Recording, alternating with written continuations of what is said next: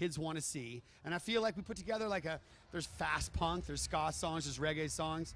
Yeah. I'm stoked. Did you ever think there would be a time in your life that you would be joining this band? No, man. No, I was just happy the first time that we opened for Goldfinger in like 2003 or 2 or whatever it was. And I was like, damn, I came home, I was like, I played with Goldfinger once. And then it happened again. And then it happened for a couple tours. And then John did our record. And it was like, you know, just milestone after milestone that I never expected. So it's not even like hitting goals, because those aren't goals that you think are obtainable. I never thought like, man, someday I want to play guitar for that band. That never crossed my mind, so it's a dream come true for me, man. Do you know I really legitimately now feel bad about calling him Phil 2 times in the interview? Oh. I'm sorry. Yeah, you're going to get it later. Like it's setting in how much. And what you know what, another thing that's fascinating is, John, you're always doing the producer stuff. Mike, you still have MXPX full-on kicking. Greek Fire is a big entity as well. New Story of the Year record, too. New Story of the Year record as well. Like, you guys are always having your hands in something, and I'm amazed by the creativity in which that you can dole out for Goldfinger and dole out for it's just unbelievable to me, the talent that you guys possess. Yeah, thank you, man. I'm so honored to have these guys. I remember when Phil joined Story of the Year halfway through album 1 when I was producing the record. You know, they were Big Blue Monkey back in the day when I first, like, it gave me a VHS cassette of all this jackass moments. It got thrown on the bus. All that, yeah. That's exactly how Right here at this venue. Right here, yeah. That's how I met the guys. And so we kind of had half the record done, and then Phil came in. And I'd never met Phil, and all of a sudden, like, he starts singing these harmonies, and he came in with the song "Sidewalks," which probably is my favorite song on the album. Oh, thanks, man. And all we did all day was talk about Sting and the Police, from like start at 10 in the morning and work till 3 in the morning, and all day, every day. And so I think, I mean, for me, Moon's one of my best friends, has been for a long time. So he was my first choice when we were like, we need a singing guitar player this time. Well, thank you. Well, thank you. I'm going to say this, and I said this to Moon earlier today.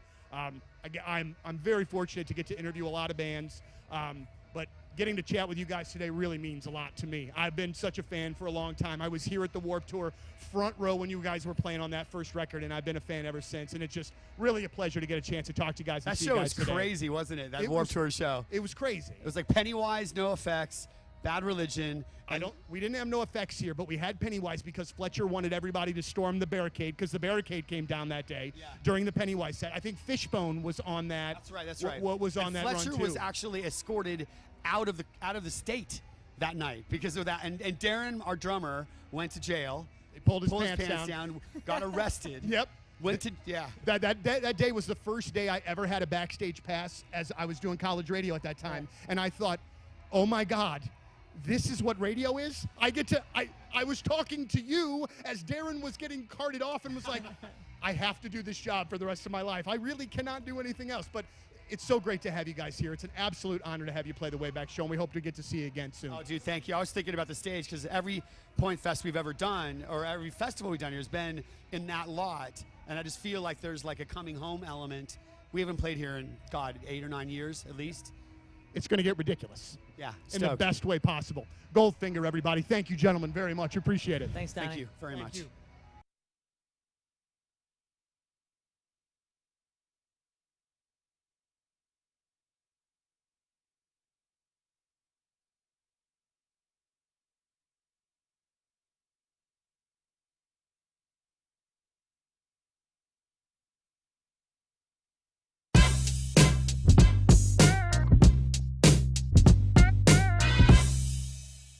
Tim, how are you, man? I'm good. How you doing? I'm doing very well, and I'm going to tell you that I did something today, and I shouldn't even bring it up. Hey, good morning, everybody. Hello, Rafe. Where are your headphones? Oh, there they are. Hi. I had them on backwards. Hey, we're all here. We're all Look here. at us. All of us. Bang. Well, we almost lost Lern last night. That's a story for a little later. Man, I almost got killed yesterday. I'm looking at your face. I'm all scratched up. All scratched up. And honestly, I can't hear out of my right ear. So this is a mess. Good times. Later. Moon is back from his European jaunt. All right. Welcome back, buddy. Thanks, man. Good to see you. Good to be seen. Fresh shirt. Yeah. Let me see those fresh tats. Oh, fresh tats. Knuckle tats, bro.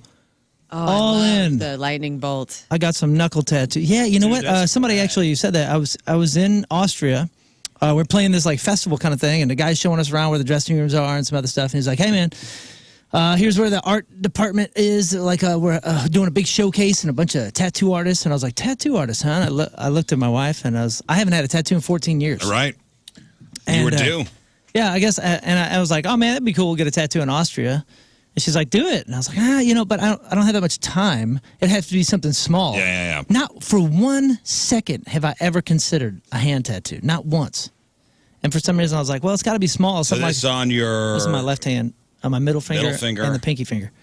And I look at it, and I was like, man, knuckle tattoos. And she goes, yeah. And that was not the answer I expected. So I was like, okay, she cool. recommended the...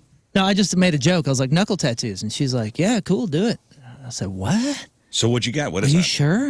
This is the 3 nails for Christ right here on the middle finger, big giant thing, and then a lightning bolt on my pinky finger. I always kind of wanted like a little lightning bolt, Right. taking care of business kind of lightning bolt. Zeus. Yeah, for Zeus. And I was like, oh, pinky, that'll be a cute little pinky tattoo, right there. And then and when I came back to the dressing room, somebody goes, "You dared get a lightning bolt in Austria? What are you, crazy? What are you thinking?" I said, and I was like, hey, well, it's Got not a that. different meaning. I was like, it's we not haven't that. had anyone ask for one of these in a while. I didn't think about it for a second. And then he said that, and I went back, and I was like, oh, man, I hope they don't look at me funny. And they're like, whatever. I have a special stencil in the back for just such an occasion. Yeah, I was like, it's not that lightning bolt, man. Holy It's moly. not 2 of them next to each other. That is So, That's crazy. I if didn't you even would have gotten think 2 about next that. to each other. Oh, come on, man. I don't think they'd have God. done it. I don't think they'd have done it. Well, I know in Germany it's illegal to have anything Nazi. Yeah, you Like, can't. what about Austria? I would imagine that's the same kind of thing. I would imagine. Yeah, like I went in through last time I was in Germany, I went to it was like a flea market in the middle of an alley. And you could see under certain things that have like a little cloth over like something, you lift it up and it was like an old heirloom with a swastika on it. Oh, really? Yeah, that's But they would like have to have really, it covered because it's illegal. It's like really illegal. Yeah, but they would have like a piece of tape over it or something, and then it was kind of in the back underneath a blanket. So people that were looking for that kind of stuff could find it, but it's like very illegal. Yeah, there are certain years that they don't talk about there. Like for what, the mid 1930s to about 1944. And was a Saved fun by the season, Bell, I the don't know college why. years. They We don't. don't talk about that either. Saved by the Bell, the college years. Yeah. It didn't happen. Never happened Never in happened. Austria. It all ended in high school. Yeah, never. 19. They just hit everybody in the back of the head. We forgot about it, huh? Yeah. It was We all were concussed. great time, though. But then I thought, oh, man, these don't heal typically very Did it well. hurt? I mean, it hurt because it's. Well, I know needles. tattoos It's hurt. needles in your fingers, but it's like 10 minutes, It's so small. But there are certain areas of your body that hurt a lot more than others. Yeah, but it's been a long time since you had a tattoo as well. The tattoos, what really hurts, it's not the needle, it's the rubbing. So if you're there for an hour and they're filling something in, it's the tattoo, it's fine, and then With the towel, paper towel. it's the constant rubbing that really hurts. So that really doesn't come into play when it's a 10-minute tattoo. So it can't hurt that bad. That's nice. Yeah, so it was fine. And you got this at a concert hall? I got this outside in a rainy festival. Boy, that's like 10 minutes. hygienic. I know. 10 minutes Yeah, before your I went mind on In a stage. foreign country. Yeah, it's good. It's Austria. They're clean. I love dude, it. I that's support cool, it. man. Yeah, I was like, No. hey, whatever. I did think about you washing your hands, though, to get back to America. I was like, you're going to have to really suds up your hands and, like, hand tattoo. That's hard because, it hurts. I just been walking around like this. Not touching anything Just like a not touching surgeon. anything. Yeah. What? Well, I mean, I Yeah. played 2 shows with this, and I never really felt it. But You yeah, want it's just knuckle bump you? There are Nah, germs right hand. everywhere. Which knuckles? left Middle and middle and left pinky. The nails are on the middle finger. Yeah. No. Yeah, okay. Careful in traffic, bud. Careful So in when you traffic. flip We're somebody sharing the off, they're gospel. getting the nails of Christ. That's right. Yeah. Damn. I haven't flipped anybody off, and Well, on the Since high off chance, school. you got to use your right hand. That would be weird, though, flipping somebody off with the Right. middle finger with the nails of Christ on Jesus it. loves you. I don't. Jesus loves you. I'm going to nail you don't. down, mofo. You cut me off again in traffic. You need Jesus. You need Jesus every time you flip. Yeah. Yeah, that's what I mean by it. Well, you start. So this was a Goldfinger European little tour, mini tour, right? So Yeah, how many well- shows? 4 or 5 shows? It was festivals, four festivals, 2 in the UK, 1 in Austria, 1 in Germany. A lot of travel. And you started off in the UK, right? Started off in London. Well, it's Hatfield, just above London. It's like this old, I think it's like a Duke's property or house or something like that. It's just a sprawling whatever. Estate. Yeah, and the weather wasn't great. Was it a private show or was it a... No, it's a slam dunk festival. It's like basically, if you can imagine what Warped was here for 20 years, slam dunk is that, but kind of bigger because they used to do 4 shows. Now it's down to 2. But it's like bigger headliners, that kind of stuff. So Yumi at 6 headlined. I know you probably don't know that band. They do okay over here. They're enormous. Right. But yeah, big giant festival. Saw all my friends, all these bands I've been playing with for 20 years. It was magnificent. The flights though weren't great. I almost missed our first flight, our St. Louis flight to, where was I going? Dallas or Atlanta? Yeah, we don't go direct here. You got to go. If you're going to Europe, you got to fly somewhere else. Yeah, I think I went to Atlanta, but There are no direct flights to Europe from. Yes, actually. Yeah, there's that one company. On our way back, we had a direct flight from Frankfurt, Germany. Oh, to here. There is a I a know St. Louis Frankfurt flight. Well, they do call it Lambert International. Yeah, that's because they There you have go. one flight to Mexico. Although they go to Mexico. Yeah, this is a Lufthansa flight, so it's not an American-based flight, but it is direct from Frankfurt to St. Louis. So on the way back, it was awesome. But that first one going over to London, we made it by maybe 5 minutes. It was one of those like running down the from one terminal to the next. Saw a whole bunch of movies, dude. I got to tell you this, Rizz. I thought about you the whole way over there. The whole way. It's like a 10-hour flight or whatever the heck it is. God. Dude, first of all, I sit down and I watch Crouching Tiger, Hidden Dragon. Haven't seen that movie Oh, yeah. in forever, but for some reason that one popped up, and I wasn't going to go down the To be honest alphabet. with you, I don't think I ever saw it. I did when it came out. It was pretty cool in theater. I know they were. King Kong had a bionic arm. Stop it. It's good. I I've wasn't seen sure. Yesterday, I wasn't sure what Godzilla I saw at Alamo Drafthouse. Okay? Yeah, there was the whole controversy. And then we had Crouching listeners Tiger. emailing and saying, I was I know what laughing you about saw. that while I was doing the dishes last night, and I was like, man, he was convinced. King Kong is in it, and he has a bionic arm. Well, he saw Godzilla -1. Are you familiar with this movie? No. You'll love it. The 10-year-old is watching all these Kong movies and all the Godzillas, and I can't keep up. I don't know which one he's doing. Well, apparently this one is a Japanese import, and it's... Oh, is that the one with Mothra? They talked about Mothra Nope, coming it's back? just Godzilla. It's like set in World War II. It's got a great story. It's like just coming off of them losing World War II. This guy's like a kamikaze pilot that didn't get to finish his mission, and it's all kinds Wasn't very good at it? Well, I thought I was saw not great that. at it. We're still talking to him? Yeah. Oh, so, Kind of was a coming off a kamikaze pretty big pilot. failure, looking for a little redemption arc. so he's a that's all I'm saying. kamikaze pilot back from the war, right? And he's like being shamed by people. It's like a bad, it's an interesting thing, because Well, I was convinced I saw it at the Alamo Drafthouse, yeah. and apparently I didn't. It's a man of a certain age, I'll tell you. Well, Crouching Tiger, that's one where they dance on the tree branches, right? Yes. it's like all they're the kind of effects. floating, yeah. It's kind of like Asian Greece. It's Yes. Asian Matrix. Asian Greece, yes. Yeah. Not It's- ancient it's Greece, Matrix. Asian Greece. Asian Greece. Yeah, it's Chinese Matrix. Wait, Asian Greece, yes. Yeah. Okay. Oh, Sandy. That's Ang Lee, right? Sandy. I think so. It won the. It won the. Yeah, I know. It won the It won all- Oscar. It's one of those movies I saw little bits and pieces of it. Anyway, what else you see? Anyways, first of all, we had it's a giant. Was it a 242 or 342 as far as the plane goes? The rows. So it's a big ass plane, and we're in the exit row, and the exit row is with the door. So an exit row in the normal flights that we're used to is like this big. Yeah, right? tiny little one. This thing is huge. I got 9 feet of legroom, but That's great. I'm right next to the galley and the bathrooms. The weird thing is that's my first international flight that I didn't see any landing, takeoff, or flight. There was no windows anywhere near That's me. awesome. So it felt like I almost felt like I was in a young, like a 10-year-old's Disney ride where I just shook gently for 10 hours. I never saw anything. I was just in some sort of tubal ride. I mean, you're shutting the window anyway, right? I guess so. It's totally worth it for the extra leg room. It was amazing, but we were next to the snack galley and the bathroom, so all the bathroom lines were just right at our feet. But didn't bother me. I didn't care.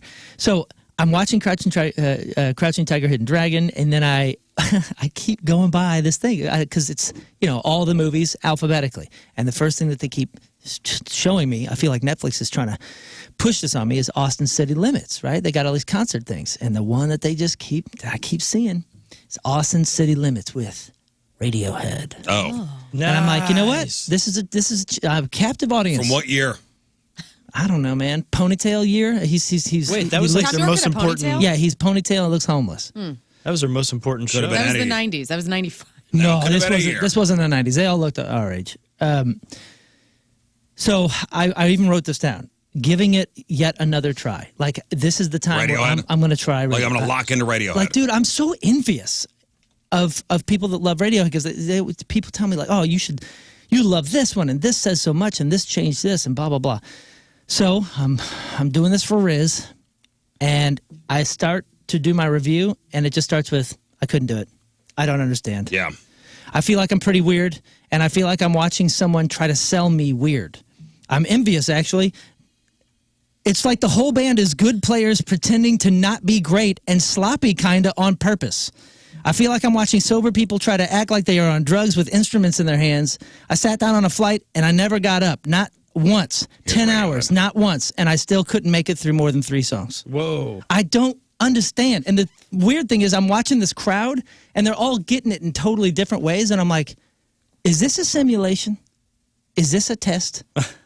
I love this song. This is fine. This is not what they were playing. Are they kind of like Fish, basically? Do you think they're like the Fish fans? This is where not it's a just- terrible song. This is fine. They have a lot of good songs that I've heard are good.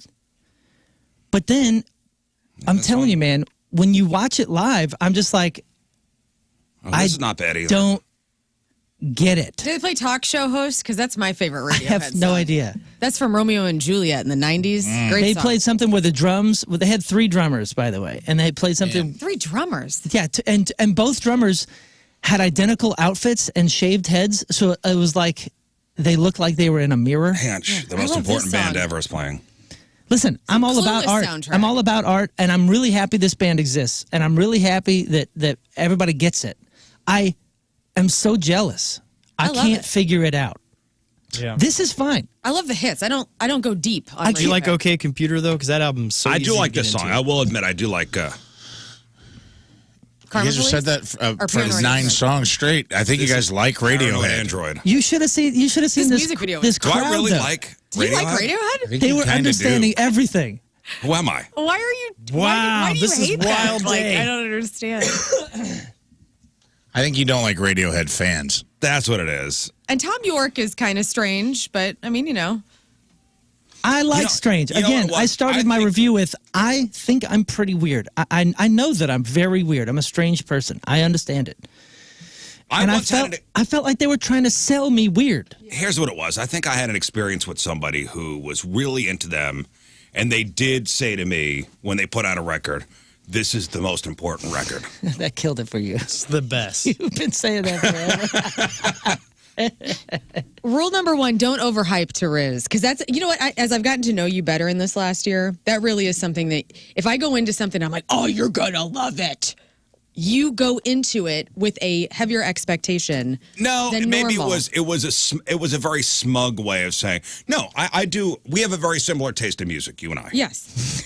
Like the stuff you can hear. This is, you don't understand the most important record they've ever put out. And I go, what the hell does that mean? I know. That's what I'm saying. I felt like I was in a simulation. Like this is proving to me I'm in the wrong place. What problem is this solving? Oh, I wish you could watch this. I'm going to find the Austin City Limits Radiohead and send it to you because you can't make it 6 minutes. You can't. I want it, and I want it. I want it so badly, and I couldn't take it. And it was, because I said to this person, and we all do know this person actually. I go, what does that mean? This is important. And this person got very offended and very upset with me because I just didn't get it. I go, you are out of your mind. It's okay to not like him, but it sounds like you do kind of like him. So, and that's okay too. I like weird. I like when it's like when somebody's like an artist and they're lost in whatever addiction or something like that. I'm not saying I like that, but I'm saying like when the art comes out of it and you can like feel the pain or hear this or hear the weird or something like that. But I felt like those were sober people trying to act like they're on drugs. I was at Lollapalooza up in Chicago. I didn't know you went there. It was Rage Against the Machine. It was 9 Inch Nails played. And Radiohead played. Great lineup. And walked over to the Radiohead stage, watched a little bit, and went, Then walked back to the hotel. Is their stage show cool, or was it not even? No, I've seen him before, and it was and Tom York, the lead singer. He does these like spastic things and Movements? spastic movements. And you hear it in the crowd. This is so important.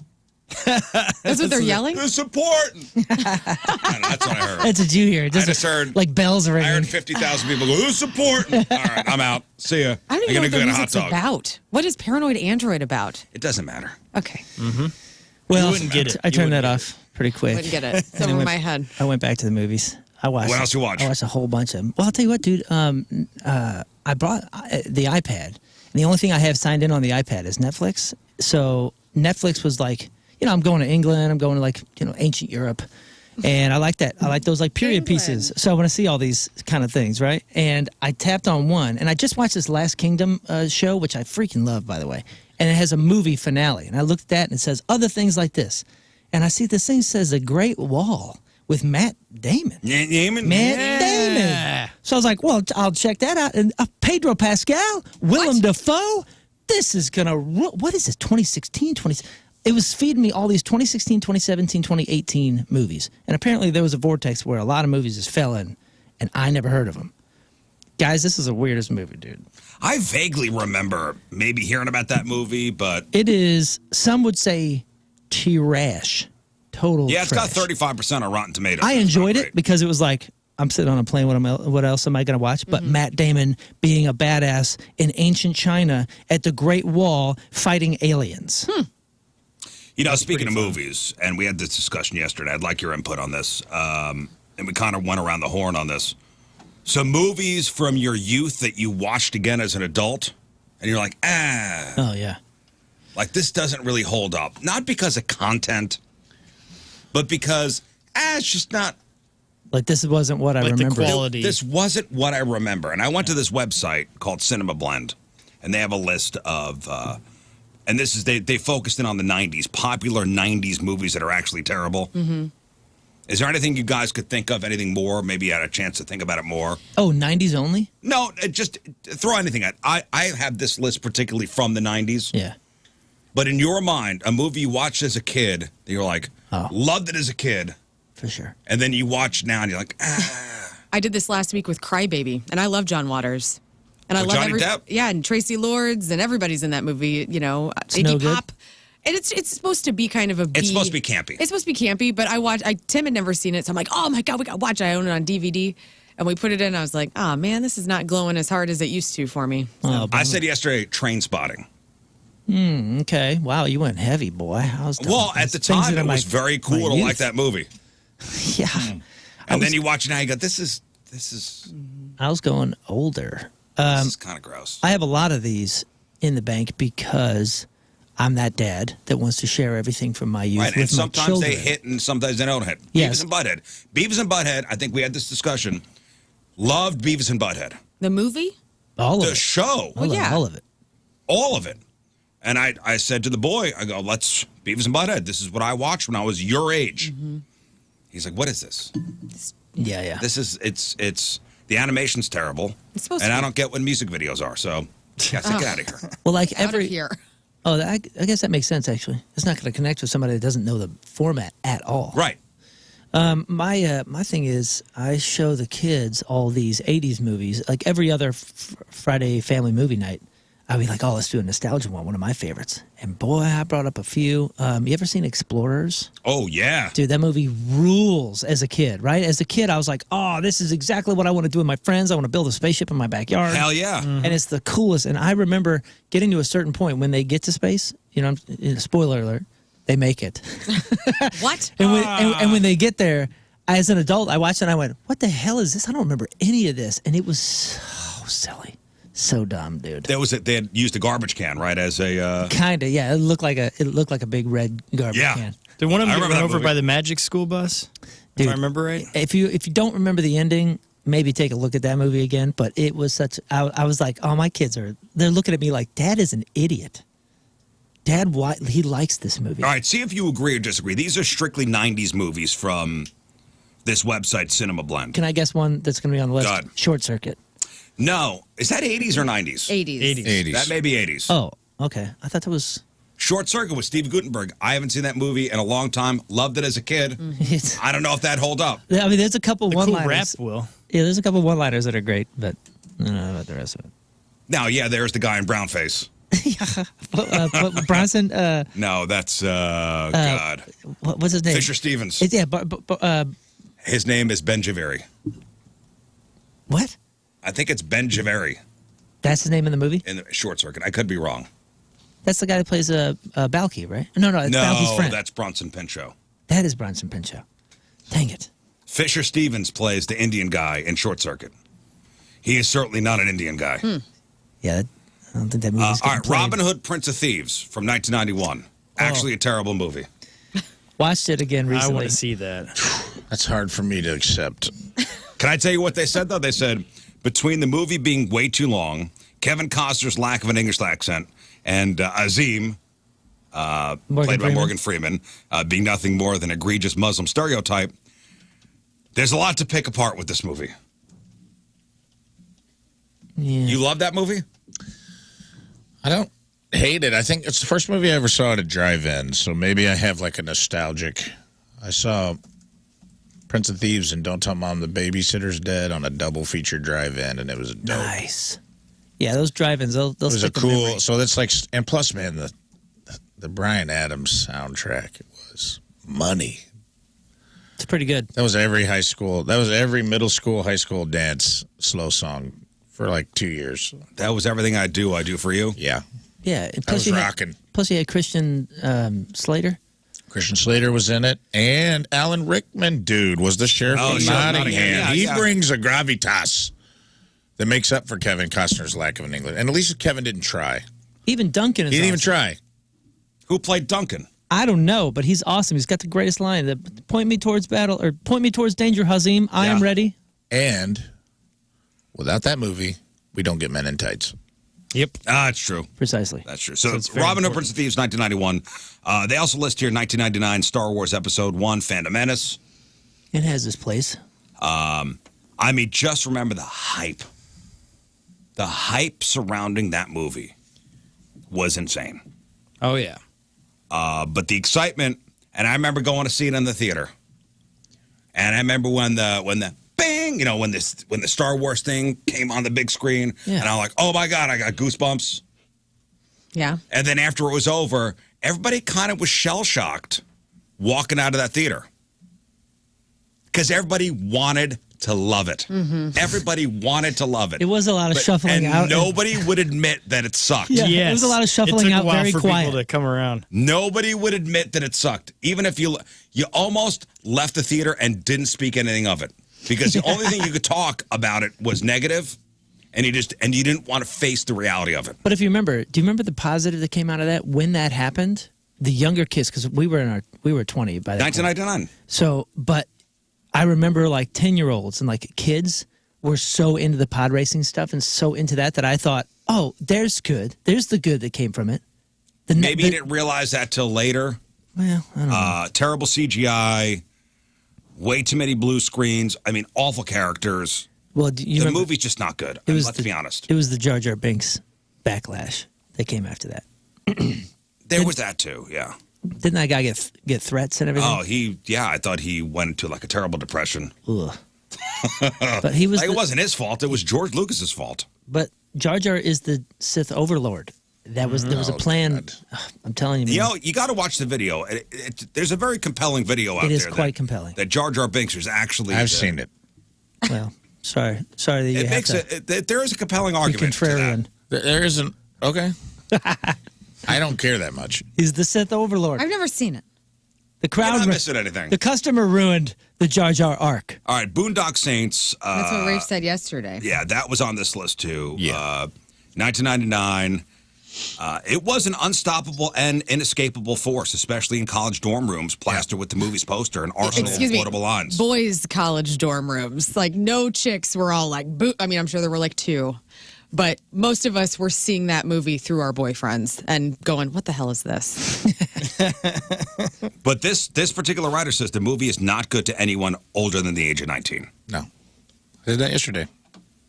It's pretty wild.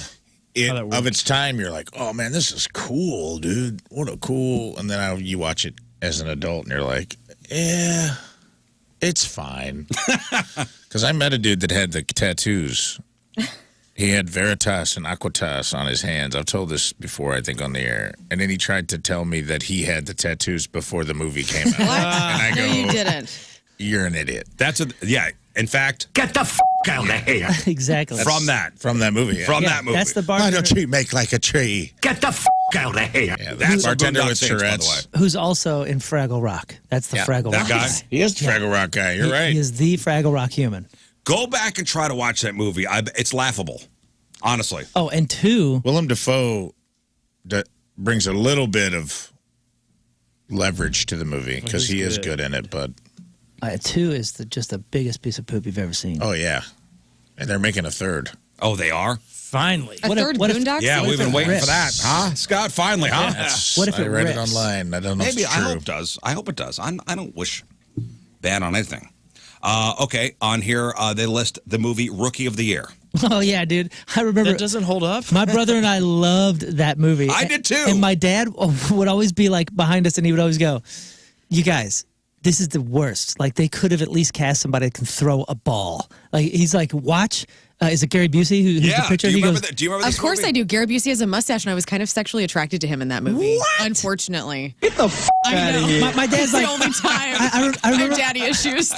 I remember my dad crashing out on that movie going, they got a 50-year-old Gary Busey throwing like a 3-year-old trying to You make have this a to. professional baseball player. Oh, God, dude. Such crap. By the way, the actor, what's his name? The kid from Henry Rowengartner? Yeah, he was. Yeah, Rosenbagger. He was at Punk Rock Disney. He was at What? he was at the show. Yeah. Here? What? Yeah. He lives here? No, he was on Why tour. was he there? He was on tour. He was playing off Broadway, and he What do came. you mean he's playing off Wait a minute, Broadway? the hot guy from American Pie was here? He's in a band. Thomas Ian Nichols? Yes, that's it. Three names. He was playing off Broadway, so he came to our 3 p.m. show. You buried that lead, dude. Yeah. Sorry, man. I didn't want to get accused of name dropping. Thomas Ian Nichols, huh? He's in a band? Yeah. Had no clue. Apparently, pretty cool too. Huh. He Anyway. he knows. I think he knows Tim Covey, so that's why he came. Well, to the show. Rookie of the Year is a great movie to watch when you're a kid. Total trash. Revisiting the popular 1993 sports comedy as an adult is a terrible way to spend a couple hours. With abandoned subplots like the part where Henry sold to the Yankees but the trade is never mentioned again, head-scratching leaps in logic in terms of baseball, and lazy editing in the final game, the movie is no world champ. So says this writer. Yeah, it's a piece of poop. What's the other one that came out exactly the same time? Angels in the Outfield? Yeah, that one was holds with Tony up. Danza. That holds up. What? That's a classic. Mortal Kombat 1995. Oh, Awesome. yeah. Saw it 4 times in the theater. Raiden. Watch it again. So good. So good. Watch it again. There's a new one. The new one's good. That's no different Did you see than the new old one? I did. Hella violent. By the way, at Point okay. Fest, everybody had on did you see those like shade hats that were like Raiden hats? Oh, yeah, the rice patty hats? hat. Yeah. Like where'd those come from? Like where do you buy one so of those? hot Asia. right now. So hot right now. Anyway, back to you. They tried to make that Street Fighter movie in the 90s, too, and I think that was a stinker then. Yeah, wasn't Van Damme in Van that? Damme was in that. It was Van Damme and the guy from the Addams Family Hey, was I don't Bison. I don't care. Yeah, what, I don't Raul care. Julia. Raul Julia, that was his In one of his final roles, he was very sick when they were. bummer. I don't care what you say. That Mortal Kombat movie was awesome. Perfectly timed, perfectly done. It even had Terrible the bad guy. CGI. Even had the bad guy with the 6 arms, the Goru or whatever his name is. Terrible CGI, god awful line delivery, and a half-hearted attempt at capturing the magic that made the arcade game so much fun. No way. I thought it was good for the kids that were playing Mortal Kombat at the time. And if you remember right, that that soundtrack was so Yes, good. the soundtrack was good. And it launched Gravity Kills. It put a bunch of like, what do you call it? like industrial sort of music on the radar for kids like me. It did have a good soundtrack. I'll give it that. They list the movie Casper as popular 90s movies that's actually terrible. Yeah. Christina Ricci. Devon Sawa, this hot ass Casper. That was so cool with his bowl cut. Casper brought in $288 million to the global box office. Despite its success, they say Casper is a movie that is bogged down by a complicated set of rules put in place only to be broken time and time again. I don't know what that means. I never saw it. I remember when this came out, this next movie, and a lot of hype, and I'm wondering if I watch it again. It got a lot of hype for only one reason, because of the chick in the movie. The movie is Species. Oh, yeah. Natasha Henstridge. What a babe. 1995 That's so nerdy. Species. Yeah. None of us were watching it for the. None of us were watching Anything. it for the plot. Yeah. We just wanted to see her boobies. We want to see her And- scaly boobs. When she put her tongue through the back of the guy's head, Amazing. But Right? wait, there's nudity in that? Because I Scared just the hell remember out of watching you. it for the plot. I didn't Oh, yeah. see. Species from 1995 is one of those movies you were never able to watch as a kid because of the subject matter. And by the time you got around to watching it years later on some premium channel, you realized, this is just not fun or even enjoyable. It's a half-hearted sci-fi action flick that was sold by the sex appeal of the villain. That's it. Yeah. Okay. You're probably right. But I do remember that when that came out, and it was just all about Natasha Henstridge. Yeah, dude. And then she was, I think she was in another like action flick after that. And then they did Species 2 and 3, didn't they? I think they followed it up. I think it became like one of those things. Movies that kind of blew up as far as a franchise goes. The Waterboy they list here, 1998. That, I will say, when I saw that in theater, that was my least favorite Sandler film. Yeah. Up to that point. That was I've, the one. I've grown to like it much more, but I remember hating it. Yeah, it's okay. It's okay. It's got its lines, I never loved it. and that's okay. Can I add one to this list? Yeah. Face Off. With Nick Cage and John Travolta. And I love it. Don't at me. I love it. It's pure trash. I loved it. But you watch it, you go, this isn't very good. It's not. It's Like not. when they take the face off. It's not good. The technology that they use to replace face is just so god awful. And like, what happened to those Travolta and Nick Cage masks of their face skin? They should be in a museum They somewhere. should be in a Yeah, dude. museum. They are. Aren't they in Planet Hollywood? the Weight of Massive Talent or whatever? Oh, I never Pedro saw Pascal that. has It his was- guns and I think his face. That's amazing. Oh, was that mentioned in that movie? I The never whole saw it. movie is this guy's like a drug lord, but he's a Nick Cage super fan, and he's got all these like memorabilia from That's all his movies, amazing. and one of them is like the pistols from Face Off, and I think it's like rubber face. Castor Troy. That's amazing. That's awesome. Oh, is that his name in the movie? Yeah, I believe so, right? On Castor Troy. Castor Troy. Man, I never seen I That's could the eat a only peach line I for remember. hours. I'm not dogging on him or anything, but I kind of feel like most of the Travolta films should be on this list. What? Oh, and from the 90s, you mean? How dare you? Michael is a great film. There was an era. Oh, gosh, Michael. that one Phenomenon. That's number one. Phenomenon, Michael. I love Phenomenon. The trees all talk to each other. Get out of here, dude. Then he had like. Michael, It's a he's the different angel, movie. right? You're talking about a Yeah. totally different film. That's Phenomenon. Nope. Yes, it is because he can hear the- the vibration of the root system of the sequoias. Don't at me. I know this whole movie. Oh, I thought you were talking about the M. Night Shyamalan Yeah, movie where the with trees Wahlberg. kill us all. No. Which one is You that got it movie? all mixed up. What's the one with Mark Wahlberg? This or Oh, the village. For the village. no, Not the it was, Village. No, he's not the village. The Happening. The Happening, Happening. thank you, of yeah. course. I like the village. The trees are trying to kill us. I'm not kidding around, you guys. I think the trees are trying to kill us. Shut up, Mark. Thank you, Mark. I'm really happy. Is that a fir tree? I'm really happy that we actually admitted that we don't like the water boy all that much, or didn't at Hey, first. did we Yeah. just bond over our I mean, that was- hatred I of the mean, water I'll be boy? honest I think a with you, lot of don't people. love it. I think a lot of people came out like we did, but they were like, "I love that. Yeah. He's the best." No. I tell you I what. liked it. Because there were a couple of Sandler movies where it was Well, that's you funny. had to Touch like and him. go. That's Right. funny because a lot of people came out and did not like Little Nicky, and I feel like Little Nicky actually is better. Well, I the agree. second and third here's what time. this writer says. The biggest problem with Waterboy is Adam Sandler's performance and how it helped usher in a new era annoying, over-the-top characters. And Waterboy is blamed for that? Well, that was the first one that, the Bobby Boucher. That was before Little Nicky? Foosball. Yeah, because Little Nicky was 02 or 01. and then he 02. started he started in these weird characters. Well, there was the Zohan.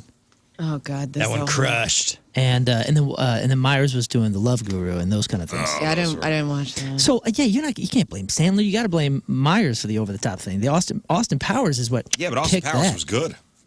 Okay, but I'm just love saying Mike that's Myers. what kicked that type of movie and But I'm glad we character all off. admit, I'm not speaking for this side of the room, Thank you. but I don't love The Waterboy. I don't love it. Yeah, I It's didn't okay. like it. I liked it. Well, that was It's funny. okay.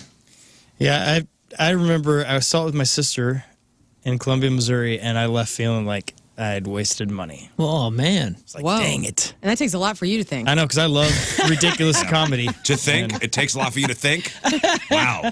No, it takes him a lot to think that he wasted money. Oh, I thought you meant it takes him a lot to think. Period. That big of an a-hole. That could have been the most I savage love your thing brain, you've King ever, Scott. ever said. I just don't. You're talking about the follow-up to a movie where he's in a bathtub going, "I'm the shampoo. I get the hair clean," and you guys are like, "That's too over the top." Don't look at me, Swan. When was Adam Sandler not over the top? Yeah, but remember, Happy Gilmore's a ridiculous movie, dude. yeah, but at least he was a normal It was character. great, kind of. sorta. I mean, Billy Madison, he was basically like a grown-up. I mean, he basically was mentally challenged in that movie. Yeah, but Billy Madison was like an extension of what we knew Sandler from SNL. Happy Gilmore was like the first, like, holy crap, this guy's a movie star. Like, we're gonna And make Waterboy comedies out of was this Movies guy. were in character. succession. It didn't bother me. That to me, that was Adam Sandler doing Adam Sandler, and he's been doing it for years. Yeah, but I think It's Happy okay. Gilmore set There were such some a bar. funny lines in there. Of course. And it There was was some very okay. quotable stuff in there. And if it comes on, Medulla oblongata. if it was on Comedy Central and it was Sunday and Yeah. I'm on my couch and I go, I'm going to stop there. I'm going to park it right there for a Yeah. second. I'll say that Happy Gilmore is one of the greatest comedies of all time. I love Happy Gilmore. I just don't see a line of demarcation between those first two films and Waterboy to me. I think we aged out of it. Gene says the Cable Guy. See, I think the Cable Guy, as I get older, gets better. Oh, really? I like it. I saw it recently. I haven't watched it in a long time. Which one? Cable Guy. Oh, yeah, Roderick. I think I like did it. not understand Cable Guy the first When time. I first saw it, I was like, didn't that get was it. not what I wanted. And then every single time I've seen it, I've gone, wow, that is much bigger film than I thought. Crazy. Yeah, it's Ben Stiller directed it. That was his first, I think. Yeah, did he direct it and write it? Don't look at me. I don't know. It was written for Farley, and Jim Carrey took over the role. And then I think it took It's took on a darker turn. I just and I wasn't think people ready. were resistant to that when it came out. Written yeah, by I wasn't Lou ready. Holtz, I wasn't Jr. ready to be challenged by a. Yeah, because you thought it was going to be a Jim, Jim Carrey Carrey. movie. Yeah, because he's Yeah. at the You peak thought it of was going to be an comedy. Ace Ventura 7. Yeah. So it's actually the opposite of the Sandler argument. He stopped playing an over the top character, and then we hated him for it. He was played still like a over the darker, top. more grounded comedic character in that, and everyone's like, "This sucks." After being Ace Ventura for 2 films, Yeah. What was his character's name? Chip? Chip, yeah. Gosh, man. I mean, that was watch it again. I mean, there's some. It's wild. It is wild. I don't want to sound so pretentious here. I don't And want to. there's such a distance between I'm gonna say him it. I'm gonna and. say it. I'm gonna Wait, say it. go. Don't hate me. There's some depth to that movie. It really is, dude. Oh. Do you think, hey, is that possibly his most important work? I hate it. I hate that I said You love that. Leslie Mann's character? Next to the Walter Mitty remake, perhaps. All right, terrible movie from the 90s, Deep Blue Sea. Oh, is that LL Cool shark? J? Yeah. Oh, no, that's dude. Samuel. Is LL Cool J in that? I thought LL that's Cool J Samuel was L. in one. Jackson. Probably one of the most ridiculous death scenes. Oh wait, is that Gina Davis as well? A medical experiment that involves taking brain tissue from sharks to cure Alzheimer's goes wrong and turns the animals into hyper-intelligent beings who don't want to reason, Yeah. but to kill. LL Cool J's in it. Oh. Michael Rappaport's in it. Deep Blue Sea, which features one of the most ridiculous Samuel L. Jackson characters and death scenes, is a forgettable paint-by-numbers monster movie that is all but forgotten to time. Yeah, that's got a star in it.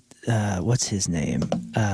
Thomas Jane. Thomas Jane. Oh, The Punisher. A guy that, yeah, when you see his face, you're like, this is an action star that I can't remember his name. It's this guy. Stellan Skarsgård's in it as well, and he always plays a bad guy. Oh, like the bad scientist? I think so. I think he's in The Girl with the Dragon Tattoo. He's like the bad guy in that. Yeah, this is the one where the shark is like in the inside tank. inside the ship. Oh, right. No. And at the death scene, it just jumps out of the water and just grabs Samuel. Yeah, and I think it gets LL Cool J in this thing too. I gotta see. I've never seen this. Oh, it's ridiculous. Just looking at the Don't. stills, it's incredible. Ridiculous. Wasted time. Mars Attacks they list on here. That's a Oh, terrible come movie. on. I mean, thought that was but awesome. it's supposed to be. It's supposed to be It's terrible. supposed to be. It's I great. disagree with that one on here. I didn't understand it, but I haven't seen it as an adult. But people said that was great. And then finally they list Vegas Vacation, What? which is probably of all the vacation movies with the Lesser. exception of. I love it. The island one. But those were like straight to Okay. video. Okay. I'm looking for some damn bait. Come on, man. There's so many That quotable one is- lines and Vegas Vacation? and what's his face is in it. What's the performer from Vegas? Wayne Wayne Newton? Newton. Wade Newton's in it. I mean, if you have Wayne Newton in a Wayniac. film, you know it's great. Right. You can't stop that. Did you say Waniac? Yeah, that's what what's her face has on her boots. Ellen. Waniac. Ellen's got Waniac. She's got that gold outfit on with the cowboy hat. my God. It Adorable. had its moment. It had its moment. Yeah. I And thought at it was the great. end, where the guy gives all of his money to the family, and he dies at the casino. Oh, So Joe good. Flaherty. Yes. Who just actually recently passed away. See, I'll tell you But what. when he goes and to the his son casino won all where it's the like, cars. guess which hand? yeah, I'll take some That's of the funny. yellow. That's funny. When he That's, plays war, where it's just like plays slapjack. Yeah. They say if the 2015 Vacation reboot didn't exist, Vegas Vacation would be the worst installment in the classic National Lampoon franchise. But that's okay. There has to be a worst installment. It doesn't in a make it bad. franchise. I would argue that the vacation film with Christina Applegate, where they play the kids all grown up, that That's is the the reboot. worst. That's terrible. Vegas Vacation's not worse than that. Hey, if you want to Well, find they say if that didn't exist. I see. Okay. we did an experiment on accident in Europe. So we were in England for a few days, and then we had a couple days off in between the last England show and the first Austria show. And my wife and I took a train. Which, by the way, if you're ever going to Europe, those trains, holy crap, it's the coolest thing Is it ever. really? Oh my gosh, it's such a great system. You just take a tube down to a main station. You take that over to Paris. We went from Yeah, that's how London you're to supposed to Paris in a travel couple there. hours. Oh god, it was awesome. Nice. So my wife and I went to Paris, and if you really want to know if you love a movie, watch it in a foreign language. I watched probably 2 or 3 movies in French, and I watched Forrest Gump in German because, like, every place that we stayed, there was no English on the TV. There's no English on TV, and my sleep schedule is still screwed up. But it was so screwed up that I would lay down and try to go to sleep, and I go, oh god, I got to turn on the TV, and I can't watch the news because I don't know German or French, and I can't watch anything else. So I would just go until I saw a familiar movie. So I watched Forrest Gump completely in German. And the whole time I'm like, I know these lines, I know these lines. So you're like trying to stay up with the movie. Mm-hmm. That is a way to find out if you really like a movie or not. I'm sorry, Mark is right on the instant feedback. It was Sid Caesar at the end of Vegas Vacation that gives his money away. Yeah. Excuse me. Sid Yeah. Caesar. What I My, thought when you said my bad. My bad, Mark. I apologize. I don't know that actor's name. But you weren't in Scotland, were you? No, we were close. We went up to the Midlands. Because while you were over there, there was a big thing that went down in Scotland. Huge. Headline: the biggest Loch Ness monster hunt ever happened over the weekend. And The news didn't get to Spearheaded me. by Moon Valjean. yeah, I knew you were going there for a reason. Dude, I'll tell you what, we did when the band was traveling together, we got into some conspiracy theory stuff, and I made my point. I said, listen, I'm down for space for any of them. I allow space for any of these things to be true except for the Loch Ness Monster. And well, one of the band members pipes up and he goes, why, man? Why? Why would you discount the chances? And I said, well, dude, like, where are you beginning with this? And he goes, have you looked into portals? That was his man. lead. Now he had Now we're done. He had taken a gummy well before this, and I think that's when the gummy smacked him in the face because he goes, seriously, have you looked into portals? And I go, no, man, tell me more about portals. And he goes, Yeah. if portals exist, then the Loch Ness Monster can come and go. Yes. Yeah. So Haven't you ever seen yeah, it? There's okay. that green sewage pipe at the bottom of the lake there, and he goes through that pipe, comes Right. out a different pipe. as soon as he said that, I went, well, I can't argue with that. Well, here's what happened Now it this makes past week, and I waited actually for Moon to get back because I know you love this. the Loch You Ness love Man. of all the mythical creature sightings. You know, you got your chupacabras, you got your Sasquatch. Bigfoot. Sasquatches. Aliens, all of them. I believe all of them. This is they're all your possible. favorite. Except for this. So the Loch Ness Monster is in the news after the largest ever hunt happened this weekend. So did they find anything? No. People from all over the friggin' world traveled to Scotland for it. Teams of volunteers spread out across the lake. And the idea was to have as many eyes as possible watching every inch all at once. And what they ended up finding was nothing. Zero. What? Zero. Nessie sightings, probably because the Loch Ness Monster doesn't exist. They Or probably it all took a blinked portal. at the same time or something. Evidence has always been anecdotal. And really, it's not that old of a thing. Like that, that famous black and white photo is from 1934. And the guy who took it admitted, this is nothing. I took this photo, and it's nothing. Well, that's what the government made him say because He attached a fake head. It's a fake head on a submarine toy. So stupid. It's not even a stick. Yeah, it was like this big, too. Yeah, it's a fake head on a submarine toy. That's the famous black and white photo from 1934, the Loch Ness Monster. You know, the internet has really ruined magic for me. Like, when you're a kid and you heard wanna about the Loch believe? Ness Monster, when you were in the 80s, before anything like conspiracy theory websites existed, you just believed it. You go, oh my gosh, that is so cool that that's over there and that's happened and nobody knows anything. There's a little magic to the world. No way. It ruined lakes for me. I couldn't swim in the middle of the Well, lake. It that's a you problem. Somebody's trying to teach me skiing. I'm like, you better keep me going. It might be if there's a monster over there, it might be one here. Experts say, sightings have probably been driftwood or other animals like sturgeon or catfish and otters, or possibly a whale's junk sticking up out of the water. I don't know. Some people still believe, though, and it's a huge tourist draw. So no one in Scotland is complaining, and the legend persists. Yeah. It's great. I like a little urban legend. I think that makes life interesting. And I hate that we all have to go figure it out. As long as it's not dangerous. We had the big muddy monster. Do you remember that? No. There's like a big thing in the 90s, maybe the early aughts in 2000. There was like a Bigfoot Sasquatch, specifically to Southern Illinois. It was called the Big Muddy Monster because there was a sighting, and people were coming down there to look for this thing. There were like T-shirts and merch, and it was a big, hot, it was like a little twist on the Sasquatch. What do they call it? The Big Muddy? Big Muddy Monster That's was cool. like a kind of a Sasquatchian, a Yeti-like creature. The Southern Illinois So Sasquatch. there is something known as the Missouri Monster. What's What is that? it? No. This creature, also known as Momo, is said to inhabit the forest Oh, near yes. Louisiana, Missouri. Momo, I It's remember. described as a hairy, ape-like creature with a putrid smell. Listen, man, all of it, totally possible, Yep. except for the Loch Ness Monster. Except unless there's portals. And he was making a big argument. Hey, we don't know nothing about portals. Yeah, he said, Right? look into it, man. He was being serious. What was it called again, Rafe? Big Muddy Monster, Factor Folklore, 1973 to 2023, Southern Illinois. Ooh. Same kind of thing. Opportunity to dissect and render judgment of a tale told around campfires for decades. Towering creature with a shrill, inhumane scream, menacing glowing eyes, and a pungent stench.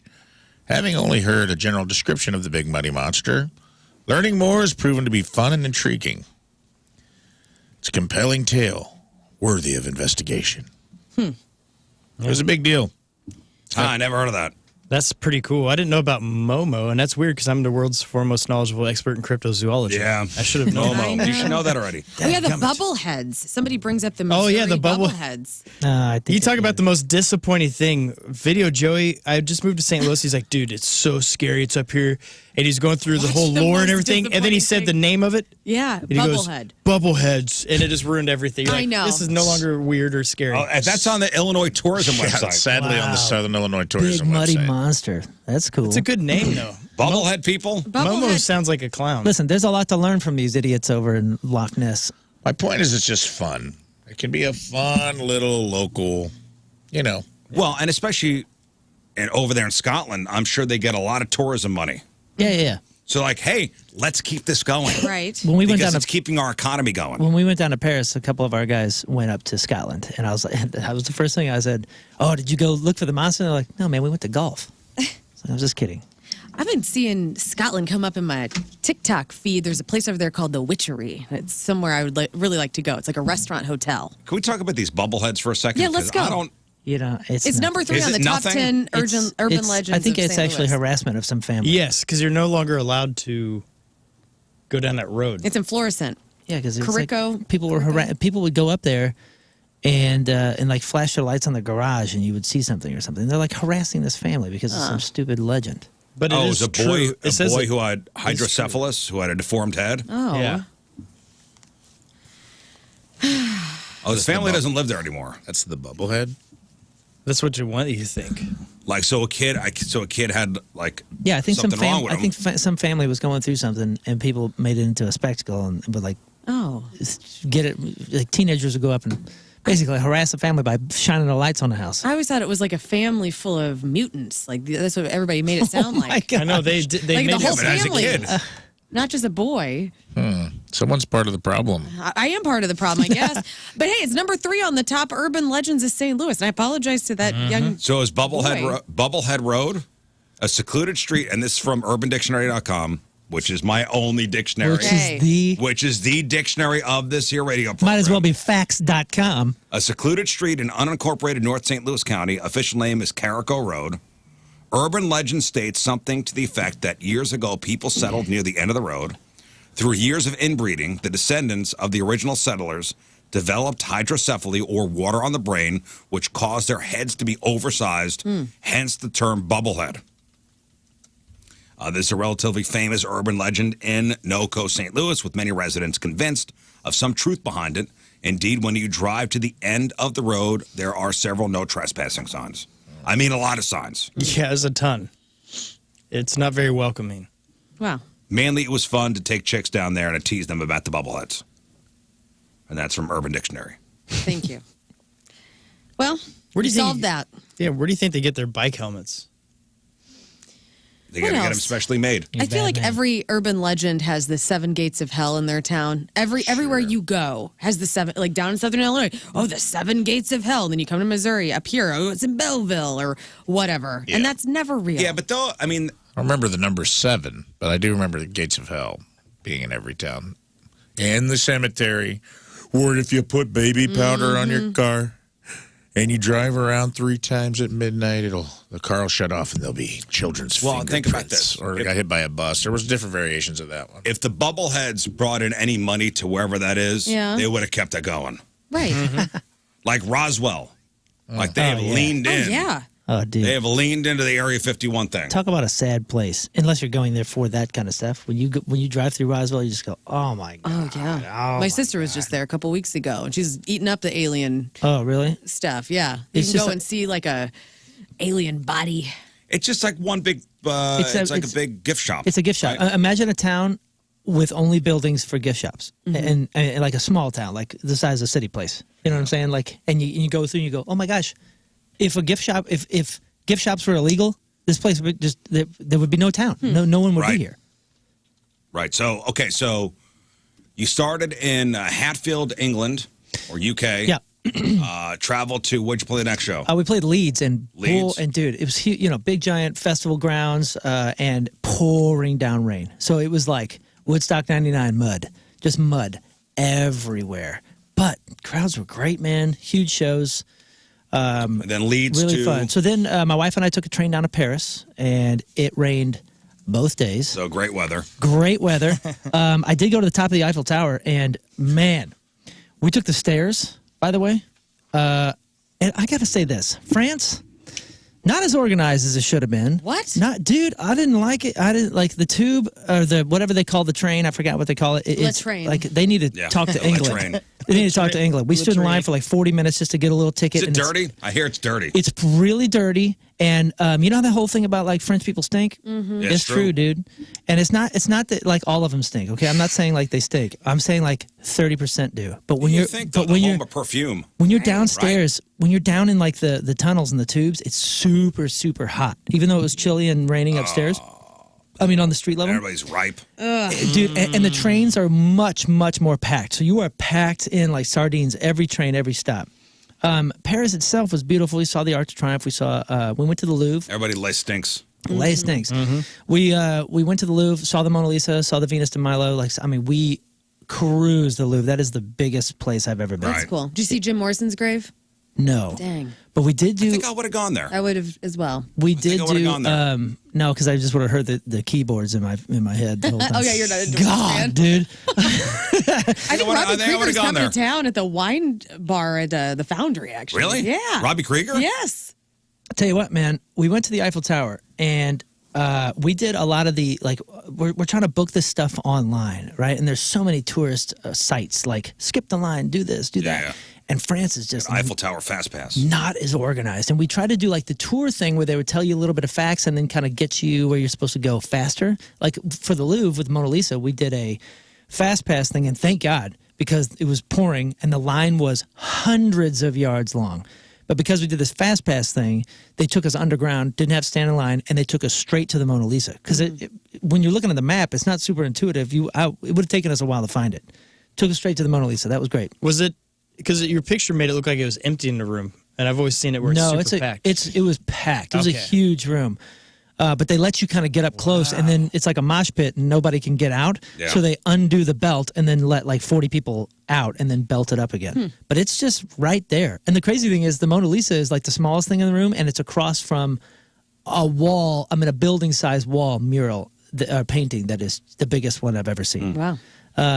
Beautiful. And it really is as captivating as you think it is. And I'm not a painting guy. I don't know what I'm talking about. But looking at it, I was like, whoa. Like, this is the most important painting ever. No, crazy. it's just like a lot of the stuff in there, you go, whoa, I get why this is so revered. Anyways, Eiffel Tower, totally raining. We waited, and as soon as we get underneath it, the top closed. What?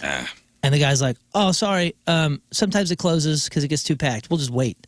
So we waited for an hour underneath it, just kind of like waiting. And then this guy's like, okay, I think it's going to be open. In the meantime, everybody's getting super restless and super pissed. And there was even a lady like, hello, when are we going? Oh. When are we? Yeah. It was She's from so America. unorganized I'll be and honest with weird. you. I think it would have been just one of those things where I saw from the outside. No, and, this is great. No way, It's no fine. way. You got to go up. So we went up the stairs instead of taking the lift, and it is 668 stairs. And it's just out in the open, and they got like a kind of a net or a cage so you can't jump. But dudes, remember I told you about that thing that I have every once in a while? It's there's a French term. It translates to call to the void. This I like jumping. I love my life. I've never been. I mean, I'm not suicidal. I'm not any of that stuff. I don't want to jump. I don't want to Felt climb. like jumping? Yes, I had such a dizzying experience when I was going up, even just to so they call it the first floor and then they call it the second floor, and then you have to take a lift to the tip top, right? But when we were going up these stairs, it is so high and so open, and it's real windy and rainy, and I had the craziest. So your inside voice was saying jump? It was saying climb over this. And I don't know if it was saying jump. I don't know what it's saying, but it was just this strange pull where I had to stare at the steps and just go one step, two step, one step, two step, because it is crazy high, dude. And you get up in that thing and you realize, whoa, this is a unique experience. Hey, what Superman movie was it when the elevator fell and he saved it? Oh, yeah. I was telling my wife about that. I was like, I've been that dreaming of Superman coming 2? here. I don't know. Yeah, because he's underneath it, and you can see Yeah. underneath the lift. That's how it is. And so we get to the second floor, and they got a restaurant up there, and they're selling the macarons and champagne. Probably croissants, all like the all the French like stuff. the stereotypical French stuff. Yeah, but it is really, really cool. And you know what was really neat is they got the Olympics coming in a month. So they're building all this Olympic stuff everywhere. You can see the rings. You can see where they're going to do it in the huge park that leads up to it. But the wild thing is they had a helicopter doing tours from whatever that huge building is next to it that's sprawling. It looks like a palace. And that thing was coming within 30 yards of the Eiffel Tower, right by our faces. So I thought that was kind of dangerous and kind of freaked me out. Then we took the ride to the top. And when I got up there, I'll fully admit, I could hardly move. My legs were kind of shaking. It was like this weird adjustment period. When you're that high? Because the wind was so intense and it was raining. But it was magic. We got some macarons at the top, and we got some lemonade. But they sell you champagne and all that. Definitely an experience I would suggest doing. But man, like, take your time. After we were up there for a while, I was totally fine. I was just like, I was dancing and doing whatever. But at first, I had just the strangest, weird pull to like climb. Man, Paris, It was There's all other right. places I'd want to go before there. Oh, yeah. The food was incredible. In Europe? Yeah. 100%. The food was amazing everywhere. Everywhere we stopped, the coffee was great. The food was good. Yeah.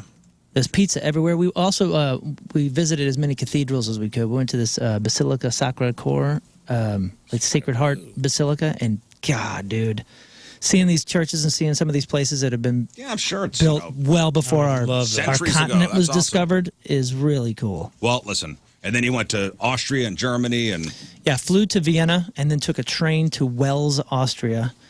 Played a really, really fun show there. Again, in the rain. It was 5 days of rain straight, and then took a bus from Wels into Germany and played Stuttgart, which is like the home of Mercedes and Porsche.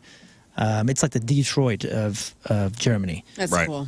Sick shows, dude. The shows were great. Fans were great. It's been 20 years since the band's been over there. Wow. well, that's good. Your videos looked awesome. I watched your wife Mal. I watched some of her videos. Just the crowd eating it up. Yeah, it was. It was great. It was a good time. Like I said, got tattooed in Austria.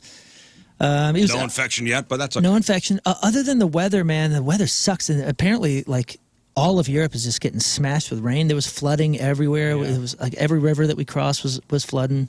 How was your guys' weather? You guys have? I heard it was a tornado. It was on. Yeah, we had bad. Good. it was, Good. It was some okay. hail on last Sunday. We lost to Taco John's in Sexton. No, are you hard. kidding? John's got destroyed I inside. didn't have the heart to tell you while you were on vacation, man. Oh ruin it for no! you. Yeah. We're down That one sucks. Taco John's. Did something hit here? Oh, we had some pretty bad hail on the Sunday Memorial Day weekend, but it was fine. Some swampy weather, sitting by the pool. We had some good it's weather, though, fine. too. It's good to be back. Let's bring up what happened to you yesterday. Oh, okay. Are you ready for this? Okay, because we did have some kind of Good, weird Bob. weather roll in. Around 5 o'clock yesterday? Yeah. Oh, really? Wait, yesterday. What was yesterday? Yesterday was Monday. Okay. You were in town. Yeah, I'm so confused. I'm still really When did you jet get back? lag. So on Sunday, so we played on Saturday in Germany, and we headlined. So we played late. It was like 10:30 when we finally went on stage. And you guys will love this. Our tour manager, he's a great guy. He's a great guy, but he forgets that everything in Europe is military time. Oh, yeah. So when we were going to get a train, he kept saying, "Oh, it'll be here at 4:30." Thank goodness it was 14:30, Right. which is 2:30. And we Oh, almost yeah. missed a train because of that. And when that happened, my wife goes, "Hey, you should check our flight," because this guy booked it and said we have a 6 p.m. flight out of Germany.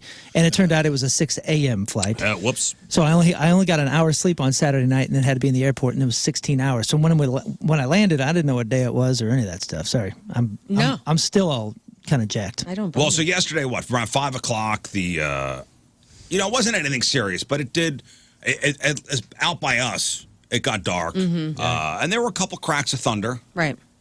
Nothing, we weren't going to get any rain or anything like that. Right. It was just kind of overcast. Right, so 5 o'clock 5 o'clock. at Lern's house, which is not far from where I live. Yeah. And I bet you we heard the same thunder. Well, so I take my cats out in the backyard and let them free roam every day. We do it twice a day, and they get to climb trees and just hang out, and it's fine. And they're very well mannered and tamed with that. And sometimes, occasionally, we'll go on the front porch, but I have a leash that I put on them, on one at a time. I cannot get past you leashing a cat. I know. Well, is that a thing? It's a thing. Do people put leashes on cats? It's kind of cool. Yes, people walk their cats sometimes. Do they?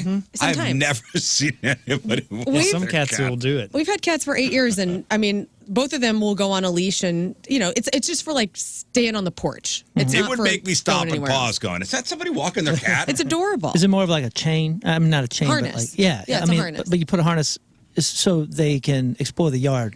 Just the front like porch. Like before Is we it built something our that deck attaches or to their our collar? No, it's a harness that goes over you their put body. a full, okay. Yeah. Full Okay. harness, okay. So yeah, and it's very I'm sure common. they love that. I had my front door open, and I have a storm door. So Willow was looking outside on the front porch, which is normal, and he starts meowing, and I'm like, "Oh, you want to go on the porch?" And I had to pick up Mr. Gray, my stray cat that I take care of, his stuff, and I was going to clean out his dishes and whatnot. So I put the harness on Willow. Again, it hadn't started storming yet. I go out on the front porch. The minute we get out there, storm door closes, all of a sudden a crack of thunder happens. Willow goes nuts. He starts freaking out. I'm holding on to the leash. He gets out of the harness. Is this a cat that normally would freak out during weather? Yeah, they don't like thunder, but they don't lose it. Like, I mean, they don't go under the bed each time. You know, it kind of depends on how crazy. But now they're outside. Now we're outside. Thunder is Way different much bigger than inside thunder. So now Willow is out of the harness.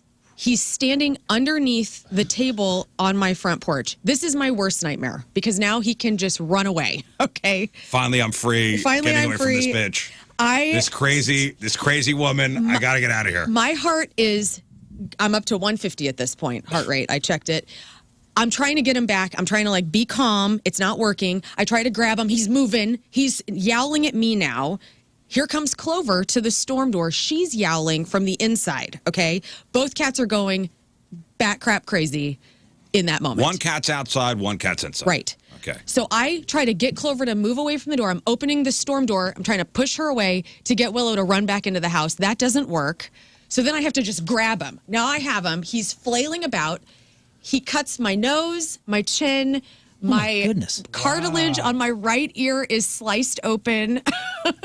Your cat beat you up. I got the crap kicked out of me yesterday by both of my cats. So this is just Willow, okay? I throw him in the house. Clover then, I don't know if she was coming to his defense. So you grab this cat. Are you holding the cat away from your body? No, I'm holding him to my body to get him to calm down. Because I have to use my whole force. Why'd you bring him towards you? Because this is my motherly instincts. So, I mean, you hold the cat far away from your body. Yeah, but you can't hold on to a cat where it's going crazy. Like, you gotta squeeze. I was squeezing. Okay. I get him in the house. I throw him into the foyer.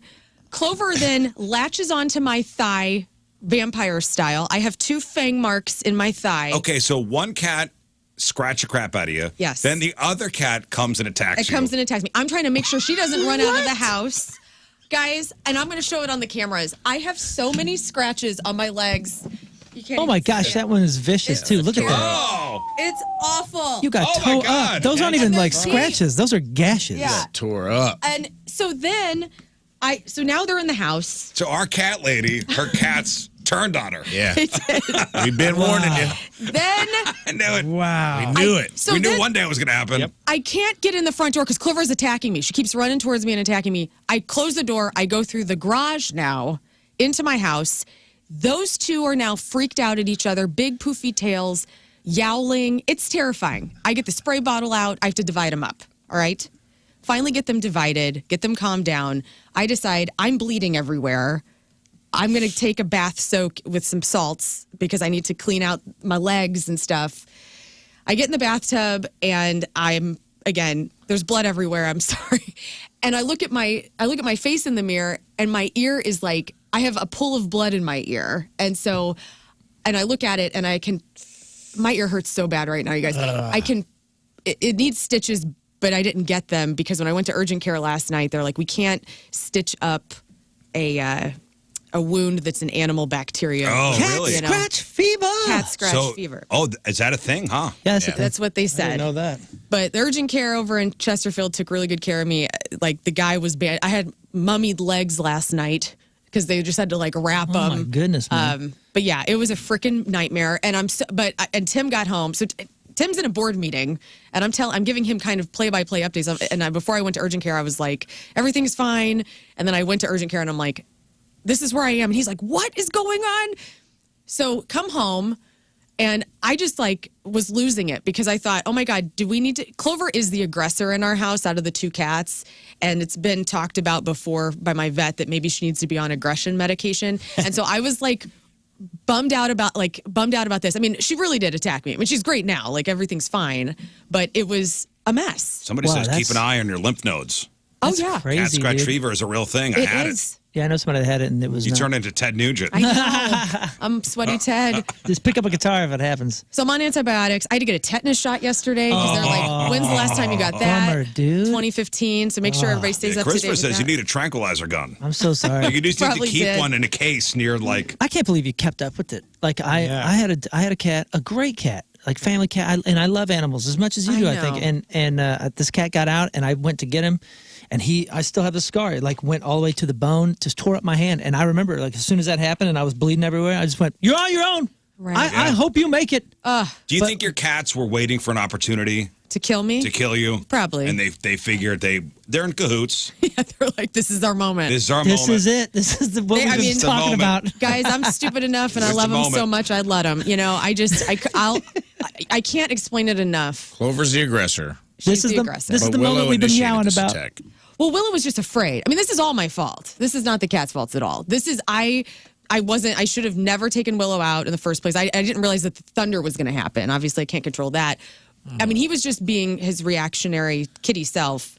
All I could think about was them running away or he running away. And my heart, I was like, oh my God. And so I just dealt with it. And I mean, I'm in some pain today, guys, like to be real. Like I feel like I got the crap kicked out of me. Well, Two cats, that's all it what's takes. a lesson to be taken away here? No more leash on the front. We're done with the leash. Done The with the leash is leash. out. Done with the leash. You're going to tell him you have ruined this for yourself. You've done this to yourself, right? Yeah. We're done with the leash. All right, listen. We're done with the segment. We got to take a break. Okay. We'll come back. We got some news. But first, and that is brought to you by Hot Shot Sports Bar and Grill, proud partner of the St. Louis Battlehawks. Find all the cookaws at hotshotsnet.com. From Peevely, Missouri, Kristen Parent is our team representative. Kristen has been a fan of the Rizz Show for many years and always looks forward to what topics will be discussed amongst the crew every morning. Her 8-year-old son, Tyler, also a huge fan of the show. Hey, Tyler. Hey, Tyler. My man. Loves Crop on Celebrities. She says her morning commute just isn't normal without listening to the Rizz Show, and she's excited to be part of Team Rizz. Well, congratulations. Kristen Parent from Peevely is our Team Rizz member of the day. Get a super sweet Team Rizz member of the day soccer jersey. Get yourself signed up 1057thepoint.com/Team Rizz.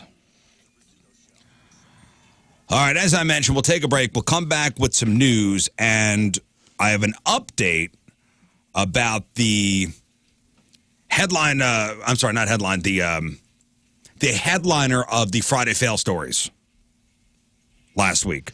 Remember the guy went to court on the driving with a suspended license appearance and was driving and was on the Zoom. Well, I have an update on that story. You weren't here. I'll fill you in, Moon. It is 7:20. It is Tuesday. Traffic and weather. Moon coming at you. Traffic is brought to you by Worldwide Technology Raceway. Check out all that they have coming up at www.raceway.com. Hey, all things are clear. That's so awesome. Your point forecast. Isolated but severe storms later. High of 85. Right now, though, it's 71 at the Point Studio.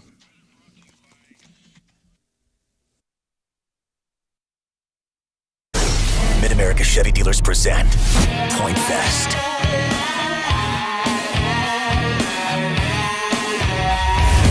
It's 105.7 The Point, everything alternative. We are backstage at Point Fest, and I have the absolute honor of being joined by Sean and Mike from Alice in Chains. Guys, how are you? Wow, how do you live up to that? Yeah, we better not suck tonight.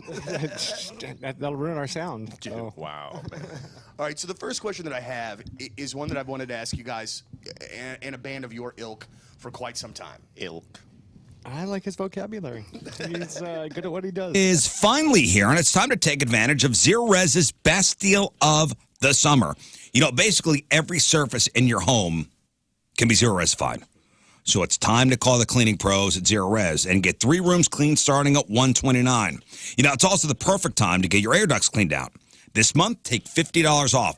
You're going to have all these people at the house this summer for barbecues and the whatnot. And the first thing they do, they walk in the house, they take a big smell, big whiff. Oh, all right. You definitely have how many dogs here? And they look at the carpets and look at all the surfaces and go, oh, this is a filthy family. First of all, don't DIY it. Don't do the deep cleaning yourself. You're just going to make it worse. Zero Res has a 4.9 rating on Google with over 5,500 reviews. Now, this deal's not going to last long. So you owe it yourself and your family. The healthier house. Schedule your appointment at ZeroResSTL.com or call 314-474-2020. For your home or your business, it's Zero Res. Spelled backward or forward, spells the same. It's Zero Res.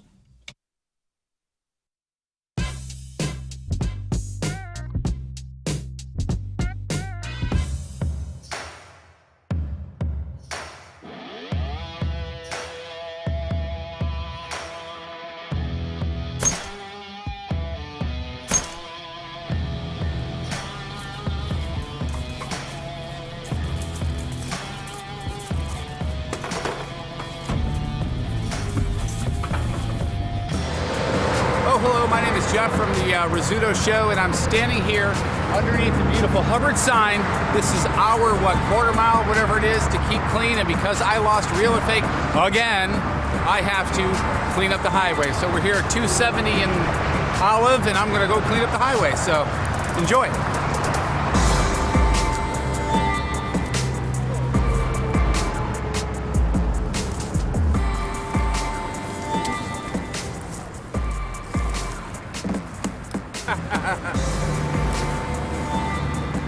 Hope they made it home okay.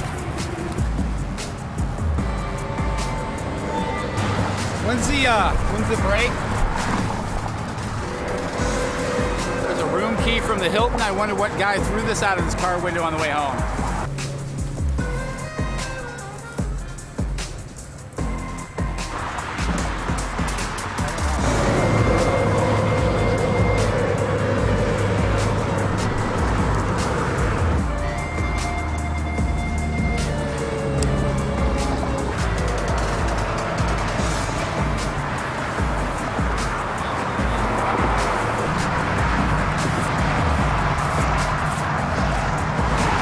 Tony Patrico.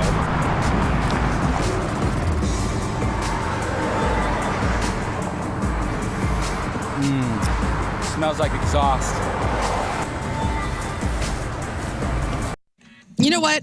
It's let's see, it's 7:23. Yesterday I got the crap kicked out of me by a couple of cats. I probably need to go over to Victory Men's Health and lay in one of those red light therapy beds because I hear it does wonders for healing your body and all sorts of benefits if you're going through something, or maybe you're just really sore, or you're like me and you have scratches all over you now. Red light therapy could be really helpful in the healing process of what you're going through. Now, Victory Men's Health, they don't just do red light therapy. They can help you with weight loss. Maybe you're trying to gain some weight. Maybe there is some vitamin deficiency action happening in your body, or maybe you have no clue and you're going, I need to find out what exactly is wrong with me. Yes. Let's all figure out what's wrong with each and every one of us. Victory Men's Health can help you with that. They do a microcellular test where they essentially test your blood and tell you what's up, hormonally too.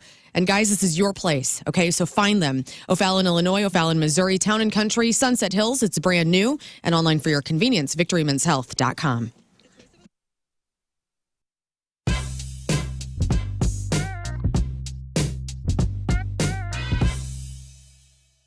How are you, good sir? It's nice to see you again.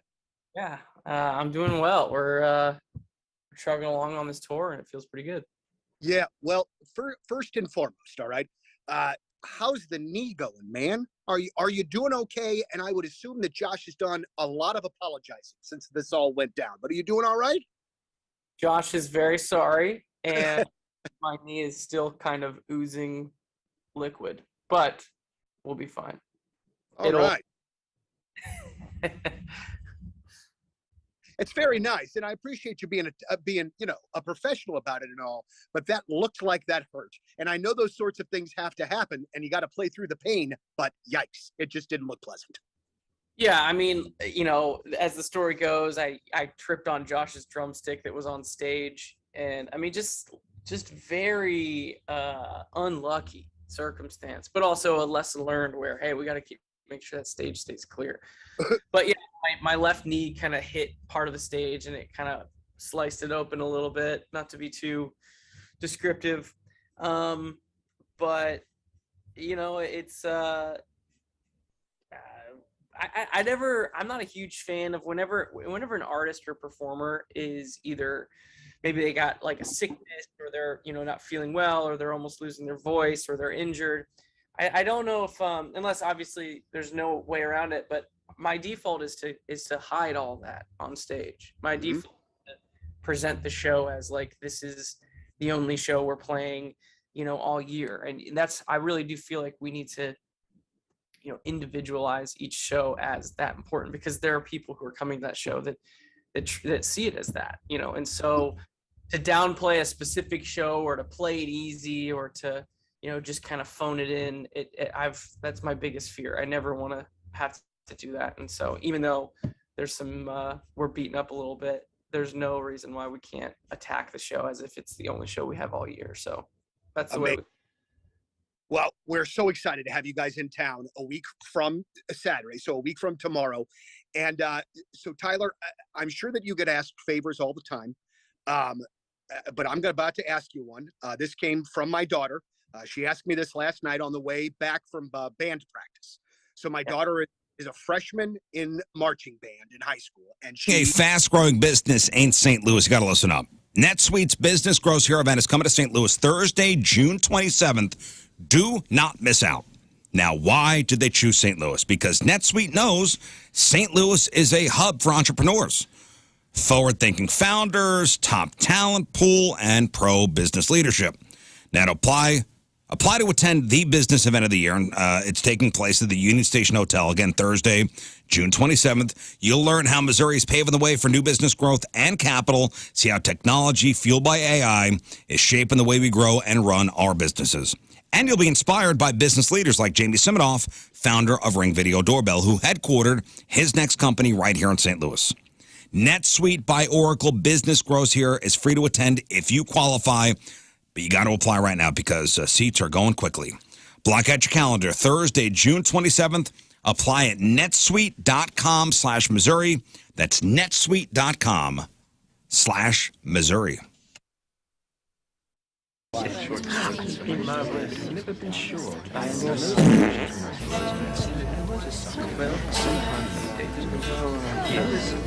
Paps, be good to your daughters. That's how you know to be good. 'Cause some will turn to mommies when others will be daughters and dads. That's how your brothers can be mothers too. That was John Mayer. Daughter. All right, welcome back to the program. Phone number 314-624-3833 or 618-398-3833. The Mick Ultra Studio Cams, 1057thepoint.com/Rizz. The socials at RizzZ Show. Your emails, RizzShow at 1057thepoint.com. Since we got the whole team together. Oh. We're going to play Do It Bitch today. Might as well. Doggone it. Why? It's the most wonderful time of the year. Because we have an opportunity. I'm All of us are very here. thin. To add. I am too, Scott, so I'm with you. I did and not you wear got jeans cuts, today. You already scratched I'm up. already messed up. It's cool. I'm She's gonna already take some. scratched up. She's It's not even fine. going to feel the pain. I know, dude. Yeah. I'm in so much pain. fun. Your pain will not. I'm not going to lose. First of all, I'm not going to lose. Exactly right. I'm going to try my hardest. All right, well, Do It Bitch. Have a chance to win some great prizes, including tickets to go see Green Day. We got tickets to go see Rob Zombie and Alice Cooper.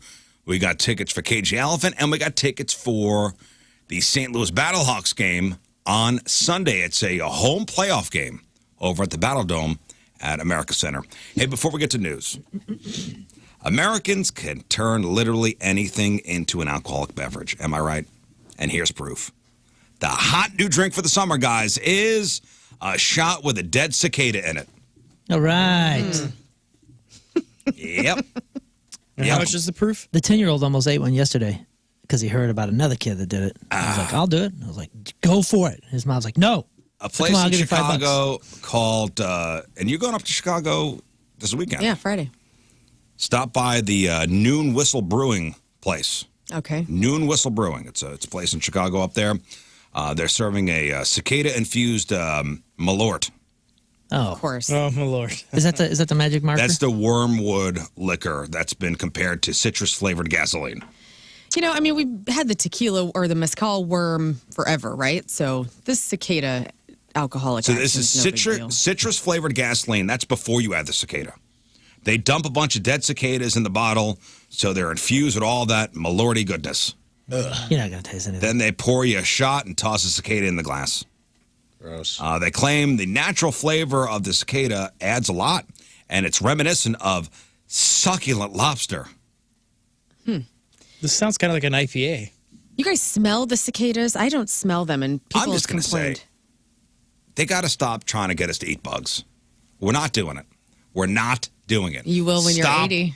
Stop Till you have to. trying to push the whole you got to eat insects thing on us. It's the end of days. Stop burning our chicken factory. Stop it. We got news report, and Fox 2 did a whole thing on here's what you could make with cicadas. Stop it. Have you noticed over the past couple of years it's been a thing. They're prepping us for the doomsdays. Stop it. I'm not eating bugs. Then you'll I'm not die, doing it. 'cause there's not gonna be any in animals fact, to eat. We're not eating bugs. We're not, collectively, as a society. Oh. It's not happening. As much as you try to cram it down our throats and make it sound, oh, it's gourmet, get the hell out of here.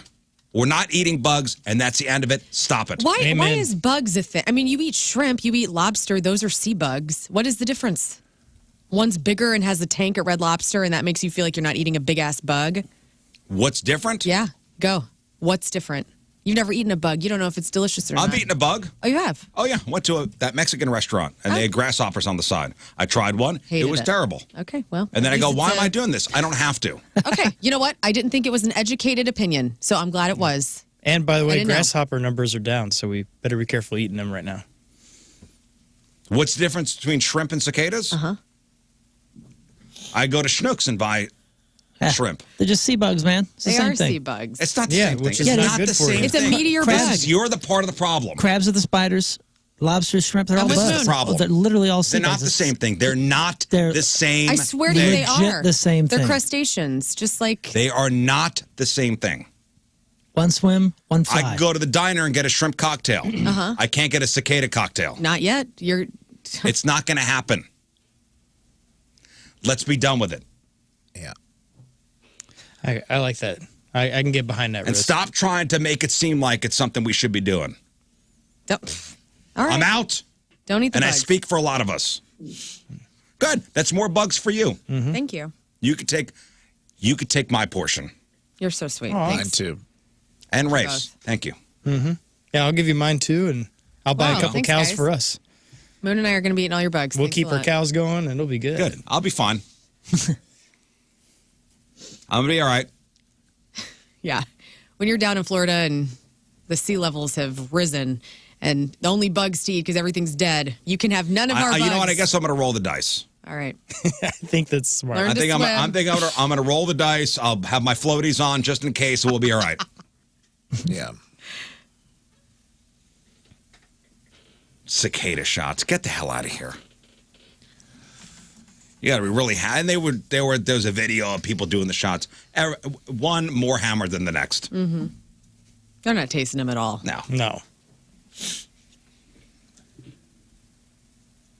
No, they're just hammered. You know, they're drunk people. That's $5 a shot. What a racket. I'm just glad that cicadas don't glow because then you'd see, you know how everybody used to tear the butts off of lightning bugs Fireflies. and put them on their face and whatnot. I'm glad that this isn't one of those types of experiences where people are smearing the bug juice all over their face. Because it's summer. Might as well. And that's what we do. That's what we do in the Midwest. That's what we do. Oh, Malort. Ugh. Chef Will had some of that stuff up at RizzShow Live. I know. It was a gel, right? It was like pig intestine gel Malort.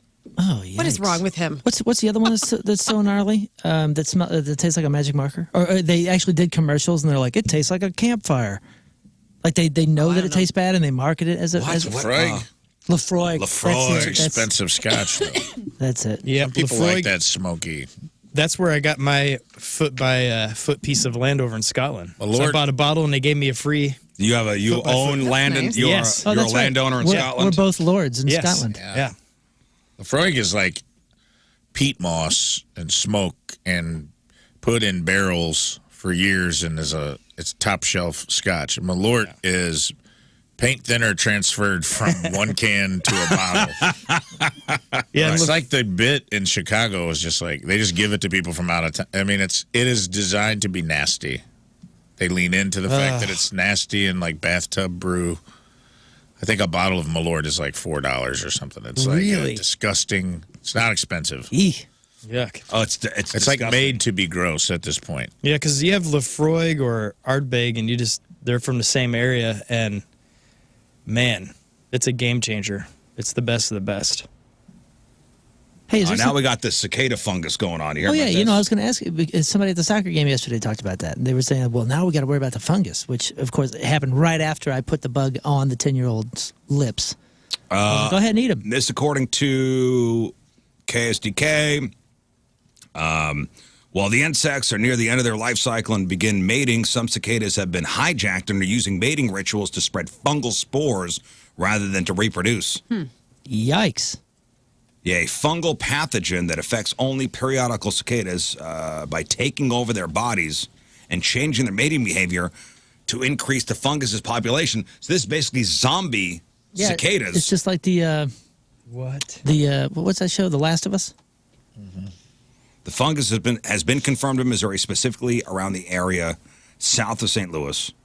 I don't know. Yeah, we're good. I think you could tell. The fungus gets zapped by all the alcohol anyway. Yeah. Just put in the. But you can see the bottom of their. It looks like it's a white pussy. Yeah. Oh, okay, so they're all molded up. Yeah. They're not normal looking anyway. Why is it bad? Why is it bad for us? No, why is it? So it's turning these cicadas into like zombies, and they're feeding on human flesh. That's what it is. Something else to worry about. We got Lern's cats turning on her. I know. Zombie cicadas. We got zombie cicadas feeding on human flesh. Loch Ness monster hiding in portals. Dude. What a world. What a world. Apparently, I'm gonna drown in Florida. Yeah. Even luck, though I'm everybody. inland. Good luck, everybody. Good luck. Let's do some news. Oh, yeah. We gonna do some news. And your news being sponsored by Energy Stars Heating and Cooling, preferred partner of Ameren, Illinois, to make your home comfortable and affordable. So while you were out in Europe, there was a story. I don't know how many people sent this to us. Oh, this is the ultimate of the Friday fails. And it was. This was a Friday fail that was a top tenner of the year.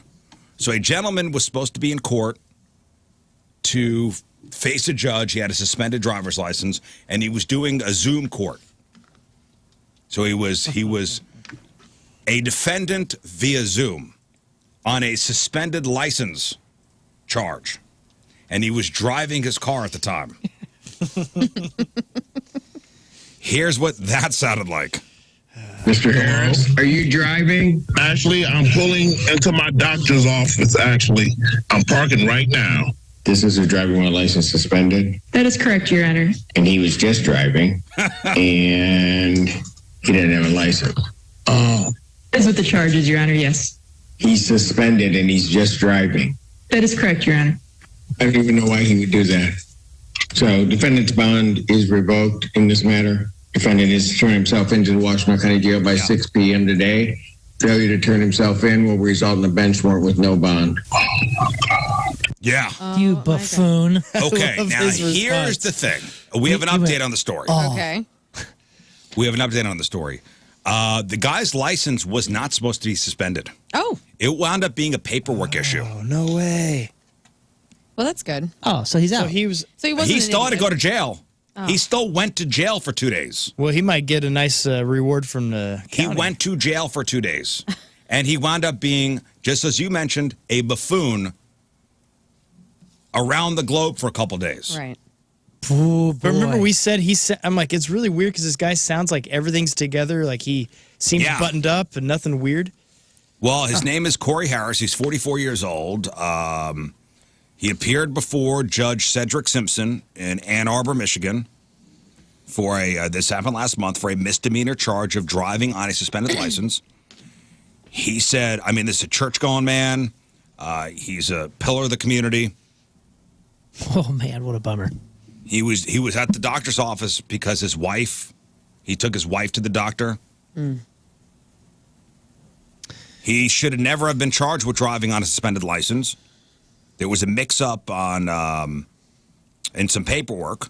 Wait a minute. Are you saying the people are jumping to judgment without knowing all of the I mean, facts? listen, this was a court case. It looked, yeah.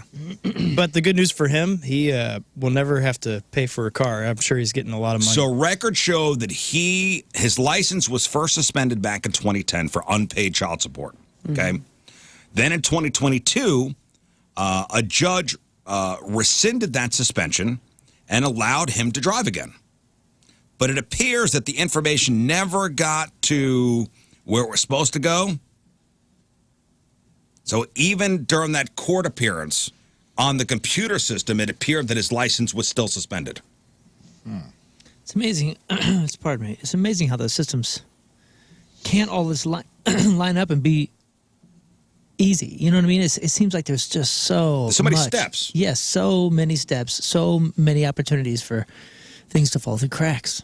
So he spent 2 days in jail. He turned himself in like the judge told him to. Right. Turned himself in, and apparently everything's worked out now. But he says always double check behind these workers because they will say they will do something and they don't do it. Wow. Well, good on him for at least, I hate that this happened and it's embarrassing. He wound up being the butt of a lot of jokes, including, our headline Friday fail story last week.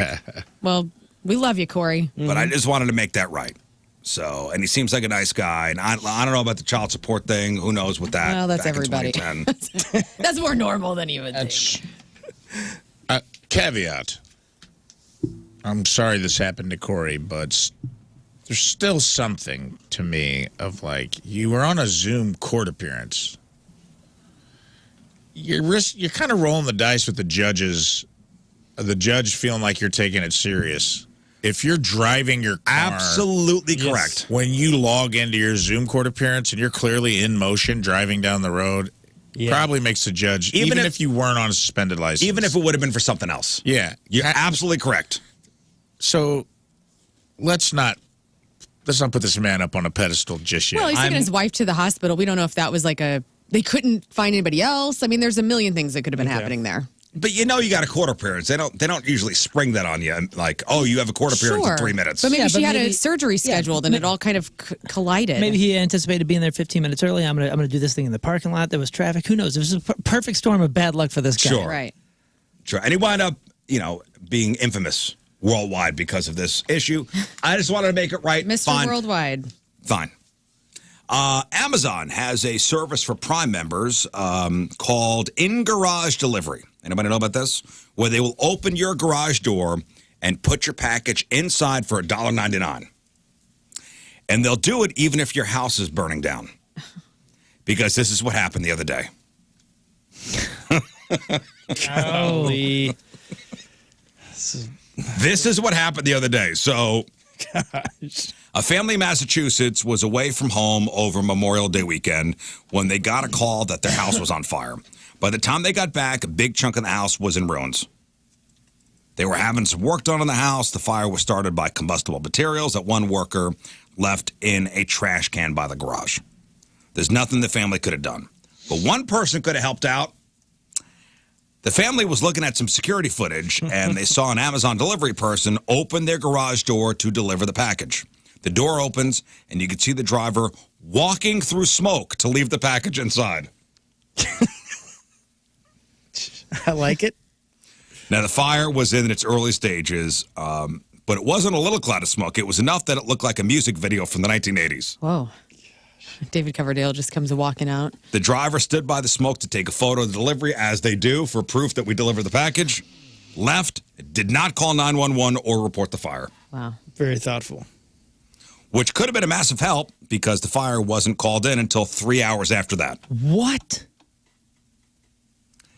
Yeah, the family complained to Amazon. Initially, the customer service managers refused to deal with it because, quote, the delivery driver didn't start the fire. It's good. That's a good argument. They had a song for that. Billy Joel did. Good customer service. Yeah. But after the video hit the internet, Amazon apologized for the family's initial interaction with their customer service team. They said they encouraged their drivers to report suspicious activity and are, quote, looking into this. And you're right. It looks like a music video when you see him come in, set it down. Now, as to the package, it was safely delivered to the garage. It was destroyed by the fire, too. I mean... Oh. That's weird. Here's the homeowner talking about it. It's a little disturbing to know that this could have been prevented. If you see a fire, maybe call 911 or the fire department before you go on to your next delivery. The customer service lady said I spoke to 2 managers and they're not willing to take your call because it wasn't their fault with the fire. And again, it wasn't to place blame. It was really more of an educational piece. Like, hey, maybe you can use this information to teach your drivers a little bit better to, if you see something, say something, especially a fire. Yeah, to teach your drivers to be human. Some commenters, just reading here, are bringing up that Amazon, they get a bad reputation when it comes to employees, suggesting that the driver may have been worried about being penalized for delaying the rest of their route. I don't know. It takes 3 seconds to call 911. Yeah, I mean, I get it. And we hear And in the past, there have been heroes that have reported fires. Yeah, I was gonna say we hear about this a lot, and we start coming down on Amazon drivers. But there's what, 1 million of them. So there's bound to be one or two that are. Maybe this person just assumed the smoke was from a burn barrel or something. I don't know. I mean, maybe would they have really stepped into the garage if they thought the house was on fire? Right. Yeah, I don't know. Yikes. Yeah, it sucks. You ever seen a house fire up close? Yes. House in our neighborhood burned down, and dude, it was. Yeah, it's devastating. horrible. Fierce. I mean, when you get near them, you're just like, whoa. I mean, it covers the whole neighborhood in that black, nasty smell. It smells like everything plastic and rubber is burning at the same time, and you're just like, oh my god. And it goes fast. My neighbor's house burned down when I was a kid. As a kid, was playing with matches. Wow. Oldest, the thing we all got warned about as kids, and you're like, nobody's burning. He was playing with those big. Oh, the sticks. The big ones that you light like a fireplace fire with, and it went up quick, man. Well, we had a family friend whose house recently burned down in New Jersey. Started on their patio somehow, and all of the furniture and the siding is plastic, and just the siding on those houses melt, and man, devastating. Gone almost instantly, out of control immediately. It's horrible. It is. It's horrible. All right, don't get on Alexa's bad side. She's apparently got a lot of pull with your kids. A new joint study by researchers in Sweden, Germany, and Australia found kids trust robots more than adults now. Yep. They had kids aged 3 to 6 watch videos of robots and humans labeling different objects and sometimes mislabeling them. They labeled items the kids knew, like a brush and a ball, but when they mislabeled less common objects than most little kids would know, when they mislabeled less common objects that most little kids wouldn't know, the kids were more likely to trust the robot and think the human was lying to them. And kids were also more forgiving of the robots when they found out they'd labeled something wrong and more likely to think the humans did it on purpose. Oh, that's the surprise. It's not a surprise to know that a kid is going to think that you're more susceptible to lying than a robot. I always think the adults are trying to screw them somehow. But the forgiveness thing, that's weird. Well, we tell kids, don't trust adults you don't know.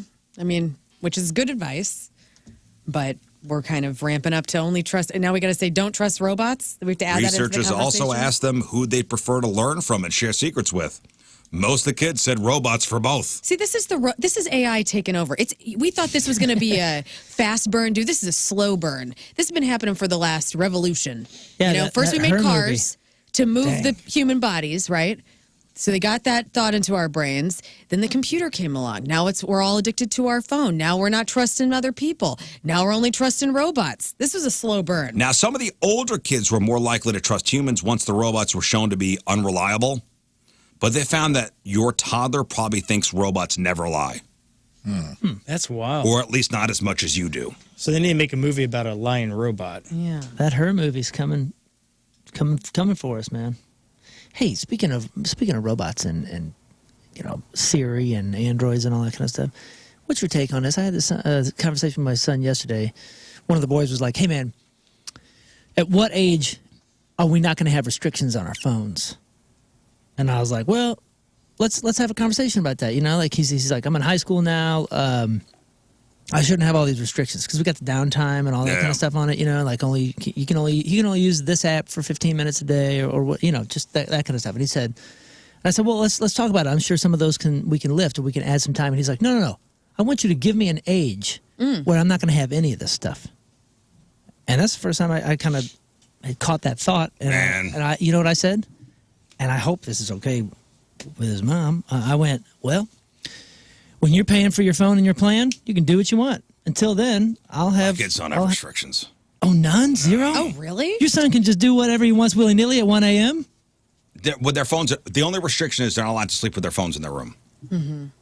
Okay. That's a restriction. That is a restriction. Their phones are... But no, it's not, because he can just leave his room at 1 a.m. and go text whoever he wants. Oh. Why is that a thing? Why are they have the whole rest of the day when they're asleep? That's the one time you don't care that the phone's near them because they're asleep. My wife's like, I don't want these, whatever Yeah, the radiation. bad radiation these phones are emanating next to their heads when they So sleep. it's not a content thing; it's a radiation. Yes. thing. Yeah, it's not a restriction. Yeah, I did see that. So he can go up there. and- I thought it was hey, you're not going to be up in your bed. Text No. girls and Doom boys scrolling. late at night. We're not going to Yeah. get into the whole you pretending to sleep and then getting your phone out and being on your phone. Yeah, at he'll 3 just o'clock walk. in the morning. He'll just walk to the basement and do it. Yeah. It was about So no Radiation. restrictions. So he could be on social media. He could be on all sorts of stuff you don't know. So could the girl, Could be, and she could be. dude. Do you look at their phones? They're great My kids. wife does. They're Okay. great kids. But I was a great kid too, and I still did things my parents I wouldn't know, let me man. he do. did pregnancy. Yeah, dude. They're teenagers. You know what I'm saying? Like they're gonna do what teenagers are supposed to do. Yeah, they're curious. They're going to start looking up everything. Oh, I know, man. Y'all are wow. It's a Wild West. The Rizzuto Wild West. That's see, if this Alexa is- doesn't trick him into murdering you first. See that? And Yeah, listen. they love it's- Alexa more than their it's parents. great Yeah, parenting. I think the Menendez brothers had no restrictions too. Yeah. Yeah, me your too. kids Which will that's be why I fine. sleep with a bulletproof vest on. Yeah. Okay, well, never Who mind wants then. to I watch guess Paw Patrol and kill their parents. I guess you don't Do you have guys to have take your your that last phones part? in the hallway? Does your- I use my phone as an alarm. right next to his Oh, so Right that next to my head. radiation doesn't underneath his matter. pillow. Yeah. I'm already gone. Does Mills have her phone in the hallway? No, it's like 4 rooms over. Already gone. I put mine in my underwear because I know the vibration will wake me up in the morning. Exactly. But your phone is The in her haptics. room. Next to my head. I don't know. All right. Listen. So no restrictions. All right. Well, then I don't know. Yeah, no restrictions. I mean, I'm it's curious. not. I'm gonna have. I have a not on the boy. I hope the girl's not listening. Turn the radio off. Like I do have like YouTube restrictions on her, and adult content Good. restrictions on her. But not on him. No. And she's never come up like, yo, why do I have restrictions and he doesn't? Right. Oh yeah, Because we these, have that yeah, discussion. okay, because Okay. these kids are constantly like, well, why does she? And I was like, well, she's older than you, and her downtime starts a little bit later. The boy's not constantly on his phone. I mean, that's My boy's not either. He's never on his phone. In fact, when I'm trying to get a hold of him, I'm like, you need to keep your phone on you. What is his biggest issue with the restriction? Is it the time? Because he wants more time on maybe like an Instagram app, or is he wanting to look up something? Like that's what I would have asked. I would have been like, what are we curious about? What are we thinking about that I we think- need access to? I don't think it actually has to do anything with the phone. I think it just has The to do with the principle? restriction. I with see. freedom. The freedom. Yeah, I think he's like, when are you going to trust me fully with my life? And I had this deep conversation with him. It was over text, and I was like, hey, listen, man. He said, you can trust me. I'm not going to do these things. And I said, son, you're one of the smartest people I know. This has nothing to do with how smart you are. We've been talking about addictions and some other stuff. I was like, you're one of the smartest people I've ever met. It has nothing to do with that. Youth comes with inexperience. And when you're my age, you'll be looking out for your son in the same way I'm looking out for you. And it has nothing to do with your intelligence. It's only about your inexperience. So understand that. We'll see which of my kids have screwed up. The one with the restrictions without. It's a great experiment. Yeah, it It's is a a good great experiment. Thank you. But I'm curious. I'm curious as to what other parents are You're doing doing it with for this. science. Yeah, it's a good question. Scientific purposes only. So you tell the girl, why? Science? When my older kids were this age, they didn't have smartphones like this. Yeah. They had a phone, but they didn't get it until they were like 15 or 16, and that was because when they were driving, I needed to be able to call you, but it didn't have all My this daughter's crap the on one it. that'll curl up on the couch and just doom scroll and scroll for hours. Yeah, my daughter as well. Which and she's the one that I'm like, you got to get off the phone. Yeah. The boy, I've never had a problem with. You know what my daughter does? Constantly is just FaceTiming with friends, and they're not even doing anything. Remember That's how we cute. used to like sit on our phones and just like sit on the phones? I guess Right. sometimes. Yeah, just talk on the That's phone. what they do with FaceTime. I Like, love that. I'll go in and I'll hang out and I'll be talking for a while, and then I'll hear like a chuckle from another part of the room. Like, what was that? Yeah. Like, Gabby's on the phone. And it's like, I what? wish I would have had And listen, FaceTime we as have a their kid. passwords. We have their passwords. Yeah. So, if I ever see there's a problem or my wife sees there's a problem, we could always go in and go check stuff out. Okay. They find ways to work around all this stuff anyway. Well, yeah, of course, but that doesn't mean that you shouldn't have any barriers. I loved being on the internet. Listen, I don't feel any shame. I don't Well, I'm feel not. any shame. No, but Nobody's neither of shaming you you, should feel I don't ashamed. feel any shame. It's autonomously you. I'm just curious as to what parents are doing when they have this kind of It's a situation. good conversation, I feel like. And I feel like it's a conversation both of your directions that many families are having. So Oh, yeah, we talk about it. And my wife, every once in a while, if she gets, wind of something or, she'll go when those phones are out in the hallway. Let's see what's going on. Well, I said that my biggest fear, dude, is you getting distracted with your phone when you're driving. So now that y'all are about to be driving, just 2 more drivers in the house, I'm just very, very, very... Yeah, listen, I'm taking the kid driving. I mean, and he's got restrictions on YouTube content.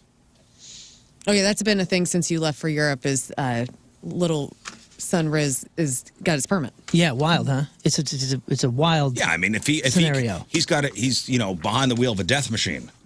Exactly right. I mean, it's... Exactly right. Serious business. Am I restricting his internet content? I don't know. Well, I'm not. But okay. Anyway, there's some legitimacy there to that, though. We have a friend that she just got out. We know a set of sisters, one older, one younger, and the youngest sister just got out of college, started a job, and she's struggling. She's been late for work. She's almost gotten fired and not doing well. And her sister was like, all she says all the time is like, I have no time. I have no time. It's too much. I've taken on too much. And they're like, but we'll watch her. She'll sit on her bed for 5 hours before it's time to go to work and just scroll on her phone with her feet up in the air. And we try, and then she's late for work. And then she's like, I have no time. I'm too busy. I'm not getting any sleep. And she's like, she won't accept that she's addicted to her phone. Right. Yeah. It's a real addiction. And that your mind is constantly doing, working when it's on that. Like you got to learn how to chill. I will say my kids are very good at putting, we never, ever have to remind them. That's good. Hey, your phone's going in the hallway.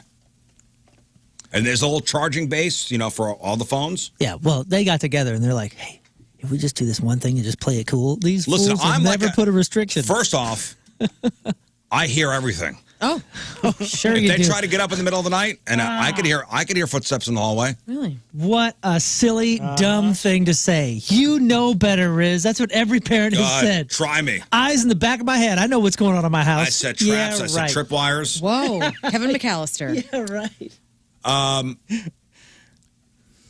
Throughout a chunk of the 20th century, we were in the midst of the Cola Wars.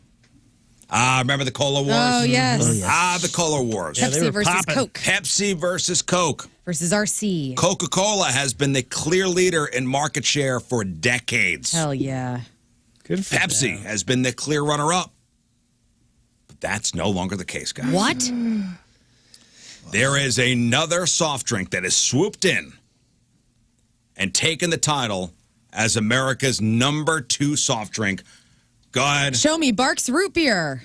Okay. No. What kind of guess is that? I don't know. Barks It's delicious. root beer. It is damn delicious is what it is. Cola or America soda? has a new #2 soft drink. Zevia. But it's not necessarily a cola. Oh, is this like a fizzy I mean, it is soda a soft water? drink. I mean, it is a soft drink. Yeah, I get that, but it could be Mountain Dew. It's one of those. Show me Perrier. Oh, it's Mountain Dew. Oh, it's not Mountain Dew. It's not I Mountain think Dew. it's Dr. Pepper. Oh, it should be. It should be. Let's go with orange. But that's been around for so long. Why would it just now have We a have a surge? new #2. That What was about my- that new one, Starry? That was one of my few addictions in my life is Dr. Pepper. But is it better than Mr. Pibb? Oh, yes. Really? Oh, yes. Mr. Pibb is a wonderful substitute in a pinch, but One's a doctor. One's a mister. And one flunked out of medical school. one has some college. One is over the age of 18. Dude, I had a cola for the first time in years and years and years in Germany. It was called Afri-Cola. It was only because of the shape of the bottle. Yeah. And it was the best thing I've had in forever. Well, it's not Afri-Cola. I tell you, that's not #2 in America now. Give me a guess. I think Rafe is right. Dr. Pepper. You going Dr. has to Pepper? be. Show me Perrier. Perrier. Yeah. I don't think that's a soft drink. It is a soft drink. I thought sir. that was water. It's water. It's a bubble sparkling water. It's Isn't sparkling that a water. soft drink? No. No, it's just a Oh, okay. Well, then hard show water. me RC Cola. RC Cola. I'm going to stick with Dr. P. Pepper. I'm going to go we'll just try here. We'll say Starry. Since it's Starry. Okay, well, Congratulations, Dr. Pepper. Hell yes. What? What has happened? Dr. Pepper has swooped in and taken the title as America's #2 soft drink. And there are 2 reasons. Prunes. I tell you what I think, are awesome. why I think and why I chose it. God. I have noticed when I go to restaurants, Diet Dr. Pepper is on the gun way more than it used to be. When I say, what diet sodas do you have? It's usually Coke Zero, Diet Dr. Pepper, Diet Coke, or vis-a-vis if it's a Pepsi restaurant. But Dr. Pepper is there on both. So a lot of restaurants, they either have a contract with Pepsi or they have a contract with Coke, but they all got Dr. P. Dr. Pepper. And the Diet Dr. P is the only... Just seeing that there's a diet that's prevalent on the gun means there's a rise. Well, Diet Dr. Pepper, from the get-go, has been the closest diet of any diet, period. Diet Dr. Pepper is the closest to the original ever. Like Diet Coke and Coke, those are 2 different sodas. Fully different flavors, different everything. Diet Dr. Pepper is the closest fake that you're ever going to get. Mm-hmm. Well, there are 2 reasons listed here. The steady decline of Pepsi over the past 20 years. I mean, Pepsi has not been... What is that, too? Because like it's a I don't better, know. it's a better, it's a It's better sweeter. single taste. Well, I was just looking up, like, what is Dr. Pepper's flavor? So it's a fruit forward with a hint of warm spices, sweet, peppery, hints of vanilla, citrus, and nuttiness. Yeah. That's Yes, what we're like drinking. vanilla prunes. Vanilla prunes. So, first off, the steady decline of Pepsi over the past 20 years and the increased popularity of Dr. Pepper, particularly thanks to TikTok and Gen Z. They are TikTok generation and Gen Z are big Dr. Pepper drinkers. Back in 2004, Dr. Pepper was tied with Sprite for 6th. Yeah, dude. Just look out, Gen Z, because I haven't had a kidney stone since I went Dr. Pepper sober. But man, when I was addicted, kidney stones, boy, kidney stones. Don't get too heavy. It's a drug. Well, Sprite is also about to pass Pepsi. Really? Yeah. How embarrassing. I don't like Pepsi. In terms of market share, Sprite is also set to surpass Pepsi in the next couple of years. You should be ashamed of yourself. How embarrassing. Gosh, that's hilarious. Oh, man. Sprite is a Coca-Cola product. Oh, it's like piss just past Pepsi. Do they make a cherry Dr. Pepper? Am I thinking? No, I think you're right. I think I do. Or they will now. Dr. There is a cherry Pepper. Dr. Pepper. Dr. Pepper is the greatest, is the single greatest tasting beverage. It is so good, On but I the haven't planet. had it since I was 12. Oh, don't do it. I'm gonna do it. It's a drug. What, Dr. Pepper? Yeah. I'm telling you, don't. Dr. Pepper has also released a lot more like fun flavors. But this ranking is just the regular versions, not even diet, the regular versions of the drinks. Not the overall company portfolio. There's a Dr. Pepper Cherry Zero Sugar. There's a Dr. Pepper Strawberries and This Cream. is just straight up Dr. Pepper. Good for them. The doctor finally has this day. The doctor's having its day. I'm trying to find the rankings, like what are the top 10? Have a ton of behind a paywall, damn it. I hate that. But Dr. Pepper is, one of the oldest soda brands, older than both Coke and Pepsi, invented in 1885 by a guy named Charles Alderton. He was a pharmacist, soda fountain operator. His syrup concoction combined 23 different flavors, cherry, vanilla, fruits, spices. It's freaking genius, man.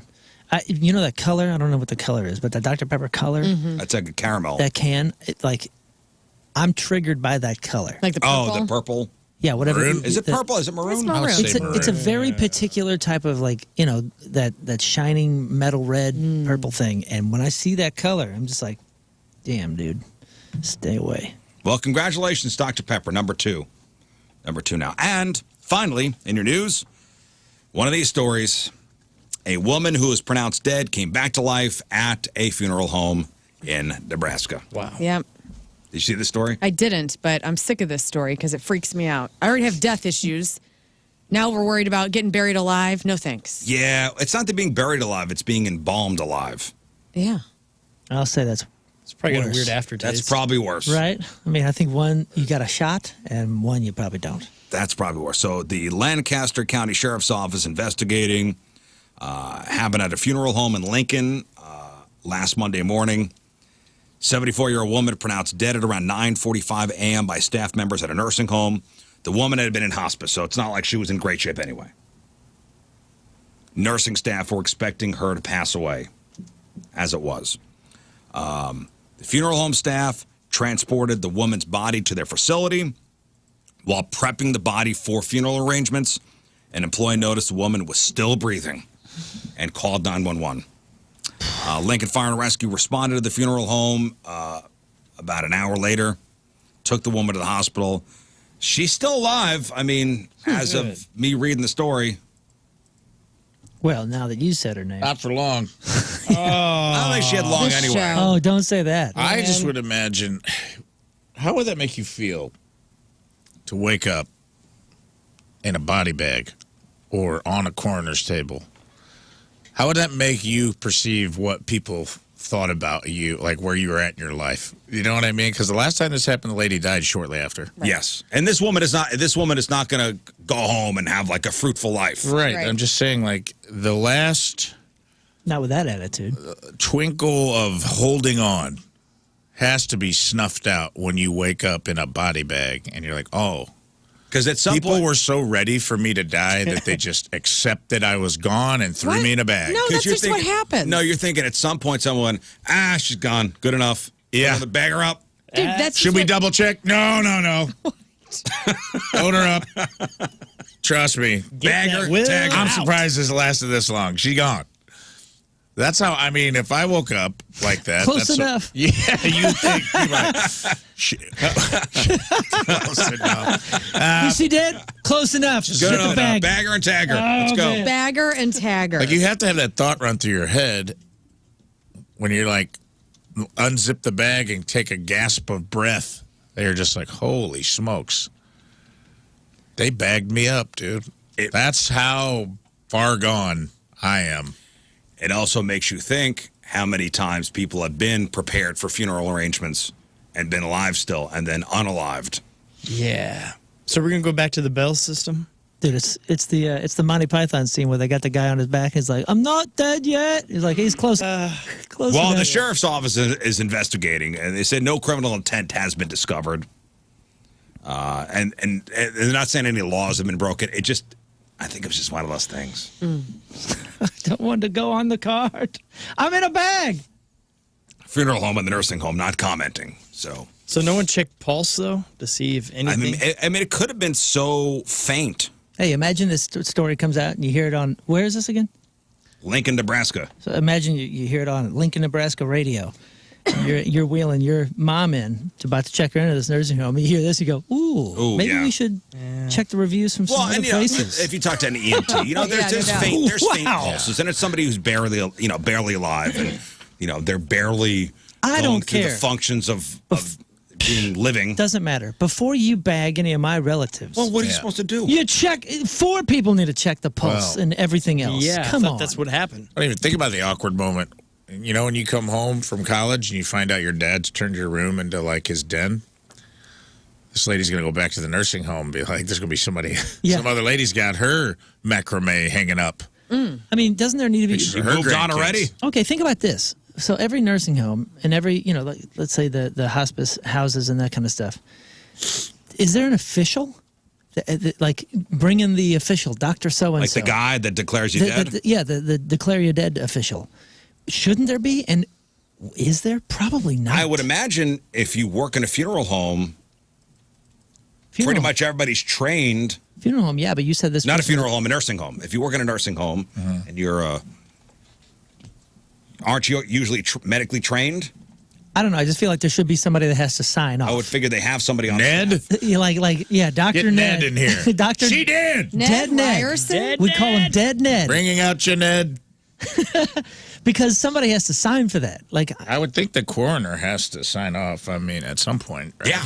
yeah, before somebody's I rolled thought into a bag. every death, the coroner had to sign off, like official time of death. Are people just slacking? I feel like we are living in the slacker times. People are just slacking Are off just left not and doing right. their jobs? Nobody's doing their damn jobs anymore. Everybody's just dialing it in. Yeah. And that's where this comes in. So that sucks.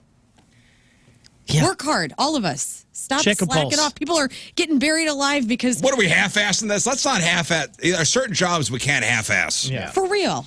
The guy who declares people dead, you can't half-ass that. No, Dead Ned needs to be on Yeah, it. you That's need to why be on it all he the needs time. to sign for it. And if you miss one, you're out. Yeah, All right, man. guys, listen. That's your news. We Thank got you. other stuff to get to. And I don't want this next thing being half-assed because we got some stuff to be given away. We're playing Do It, Bitch after the break. That's right. Whole team's back together. All right, so the Great Wheel will decide the two teams. Each team will have a gambler and a guesser. The guesser will leave the room. I'll give the gamblers a category.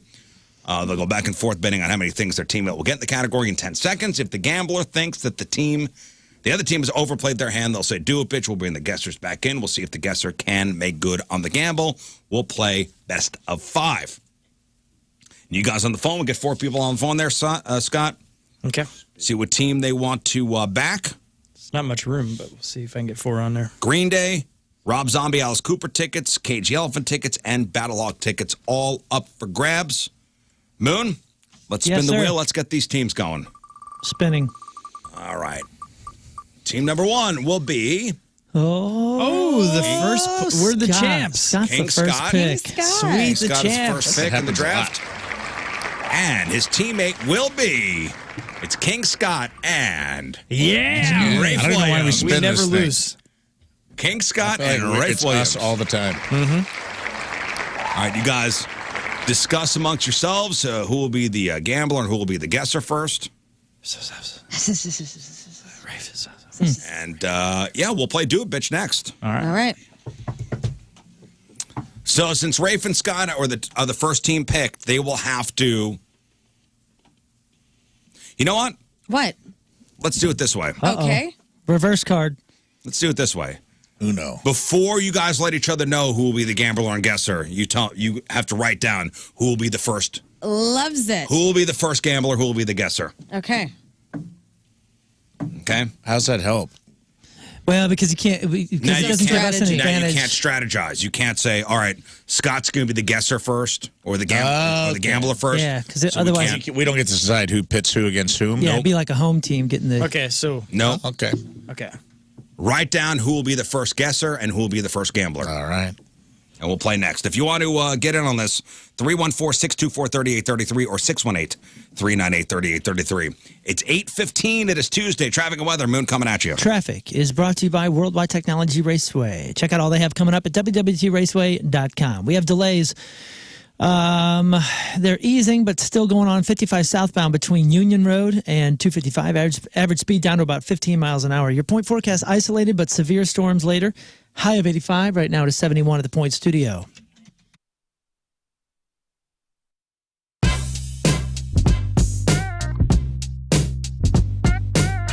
Hey, it's Jeff Britton backstage at the pageant, and Nick and Peanut from 311 gracing us with their presence yet again. Thank you guys for taking the time. Appreciate it. St. Louis absolutely freaking loves you guys. Yeah, how fast did this sell out? It sold It's out really super fast. fast. Yeah. Super We're fast. stoked. And, We heard about that. yeah, so thank you for coming in, man.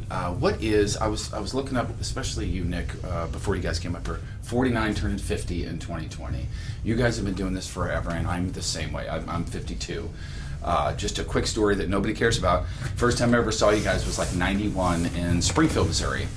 Blacktop of a parking lot of a place called the Regency Showcase. Hey, let's talk about Universal Windows Direct. Spring is here, and it's only going to get hotter starting now. So don't cool off the outside this year. Call my guys at Universal Windows Direct. They got super spacer tech that helps keep the edge of the glass warmer, holds the window seal longer, and makes windows last up to 5 times longer than any other Windows system. So your windows from Universal Windows Direct perform better and last longer. Plus, Universal Windows Direct backs it all up with a true lifetime warranty for as long as you own the home and 20 years to the next homeowner. All right? You can haunt the next homeowner with your warranty. Call Universal Windows Direct today, 314-334-2522. And for every 2 windows you buy, you get 2 free. Buy 2, get 2. Buy 4, get 4. Buy 20, get 20. You get it. There's no limit. Plus, 0% financing for 36 months. 36 months. Updating your windows with Universal Windows Direct means extra protection from the elements, consistent temp in your home, increased energy efficiency, and reduced heating and cooling costs, plus a quieter and more comfortable home. And if you tell them that I told you to call, you get an additional $250 off your next project for the last windows you'll ever need. Go to UWD.com. That's UWD.com. And like me, you will be saying, I love my windows.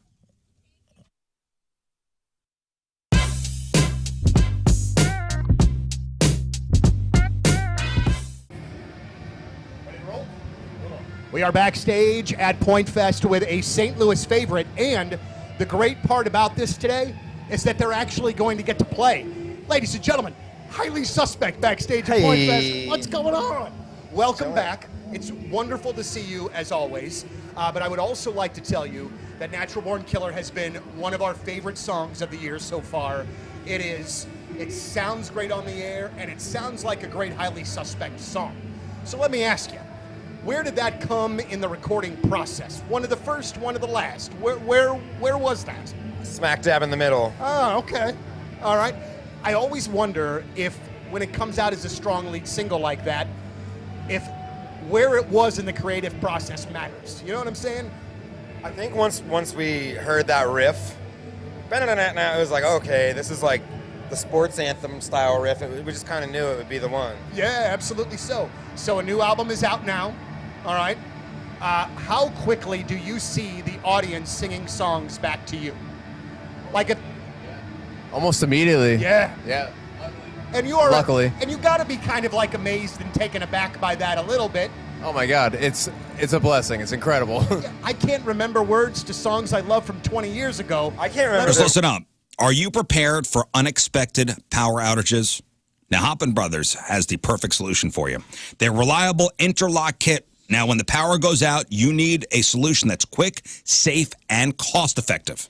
An interlock kit with Hoffman Brothers lets you use your portable generator to power your home safely and efficiently. With an interlock kit, you get the peace of mind knowing your essential appliances will keep running during an outage.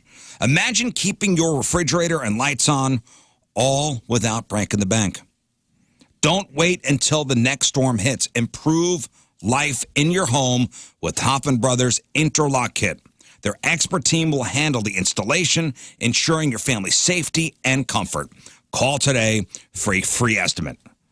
Hit them up online, HoffmanBros.com, HOFFMANN Bros.com, or simply call 314-664-3011. That's 314-664-3011. Hoffman Brothers is an independent American Standard heating and air conditioning dealer. Is our guest on the phone? There's some guy named Bert on the phone. Oh. Bert. Hopefully That's the guy who's supposed to be calling, right? Yeah, I think so. Ladies and gentlemen, the machine, Bert Kreischer on the phone. Hey, man. That was well played, gentlemen. That was well played. Well, we're expecting a call from Bert Cummings, too, so we're not sure. Oh, okay. Okay, good. You know, it's funny. I told my son yesterday, I was like, hey, I have one of my favorite comedians on the show tomorrow. He goes, awesome, you have Kevin Hart on. I go, damn it.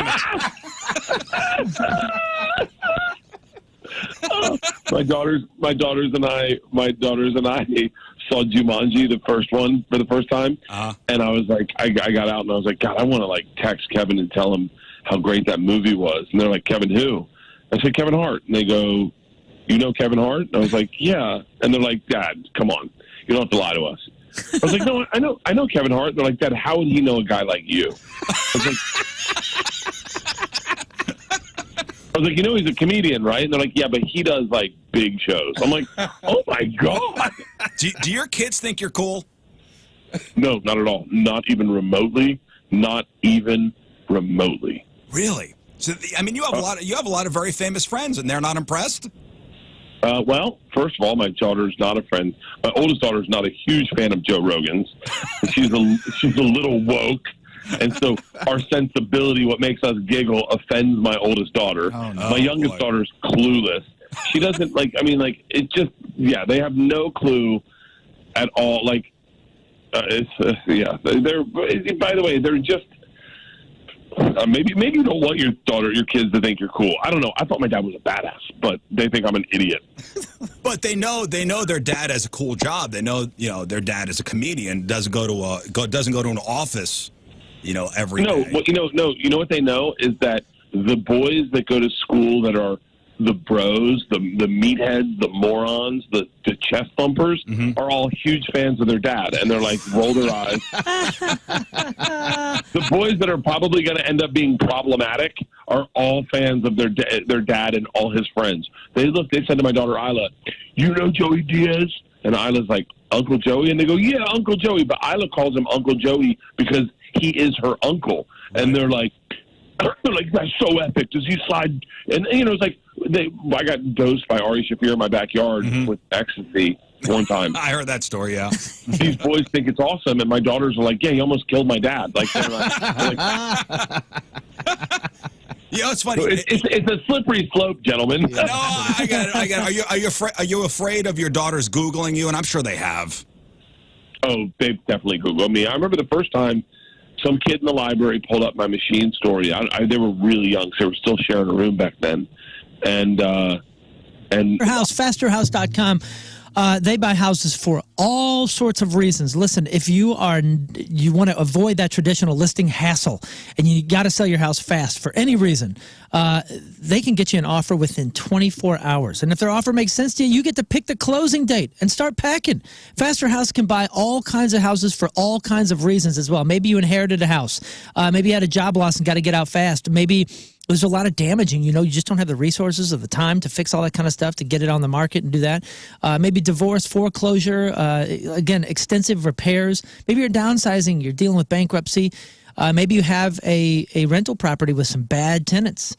Or maybe you got to relocate, retirement, health issues. I could go on and on and on. Faster House is there for you. They are the easy button when it comes to selling your house. Get a cash offer from them. The Faster House home selling solution is there for you. 0 fees to sell your house, highest off-market price. You can sell as is, and again, you can close in as little as 7 days, and you get to pick the closing date. Faster House. Check them out today. Tell them Moon sent you. fasterhouse.com.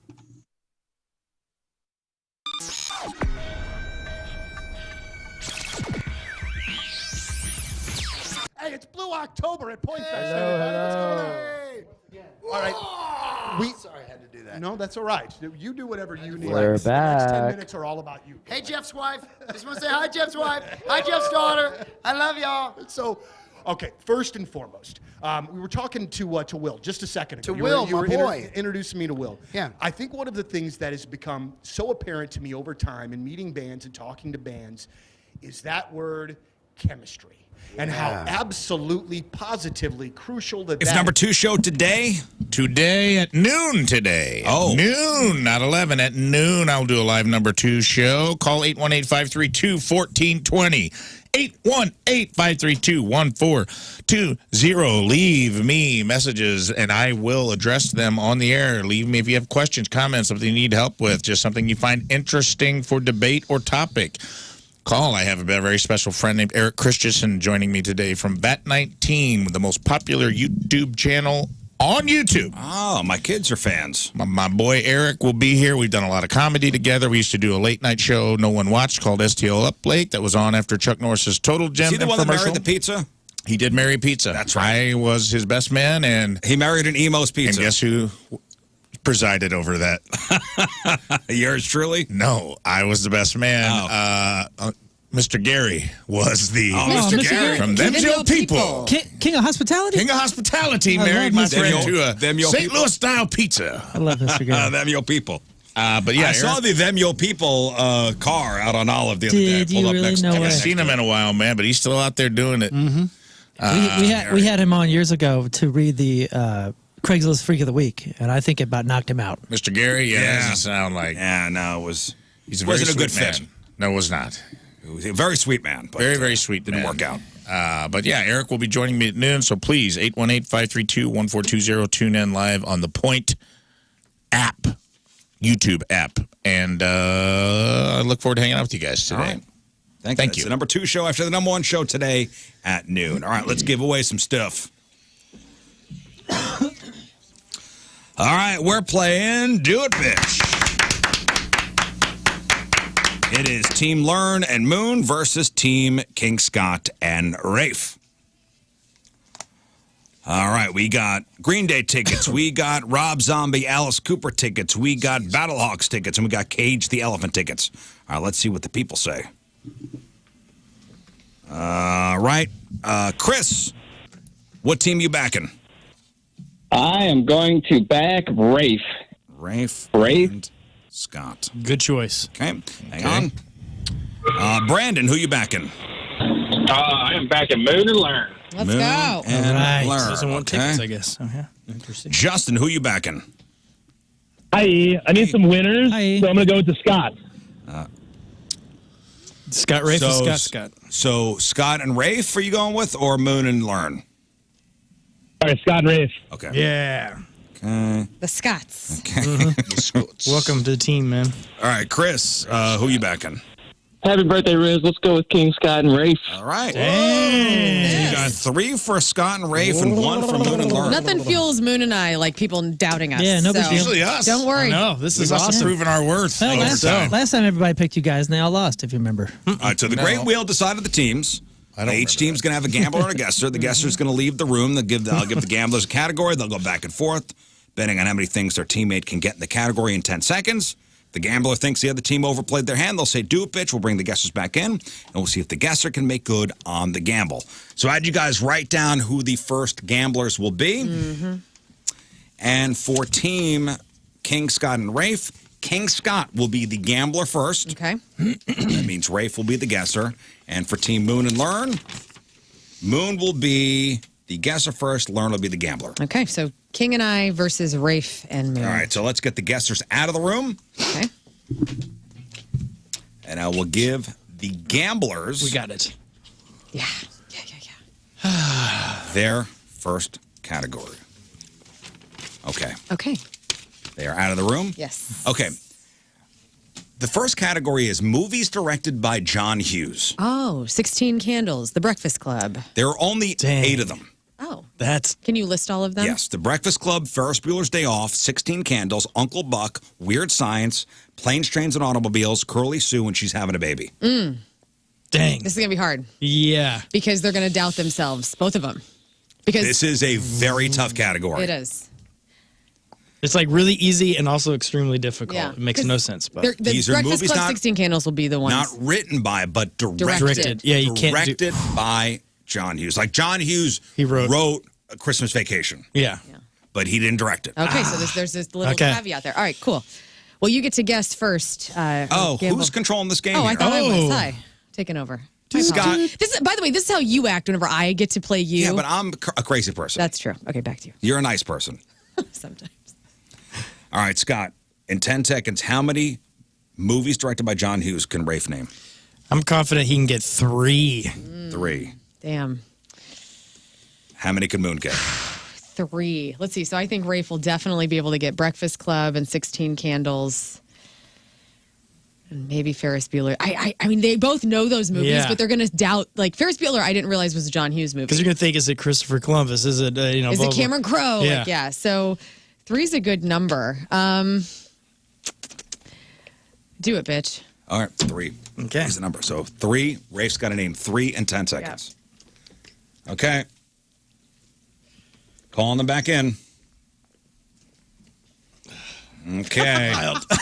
This is why this is a wild one. Oh man. This is a wild one. I will tell you guys, the number is 3. Whoa.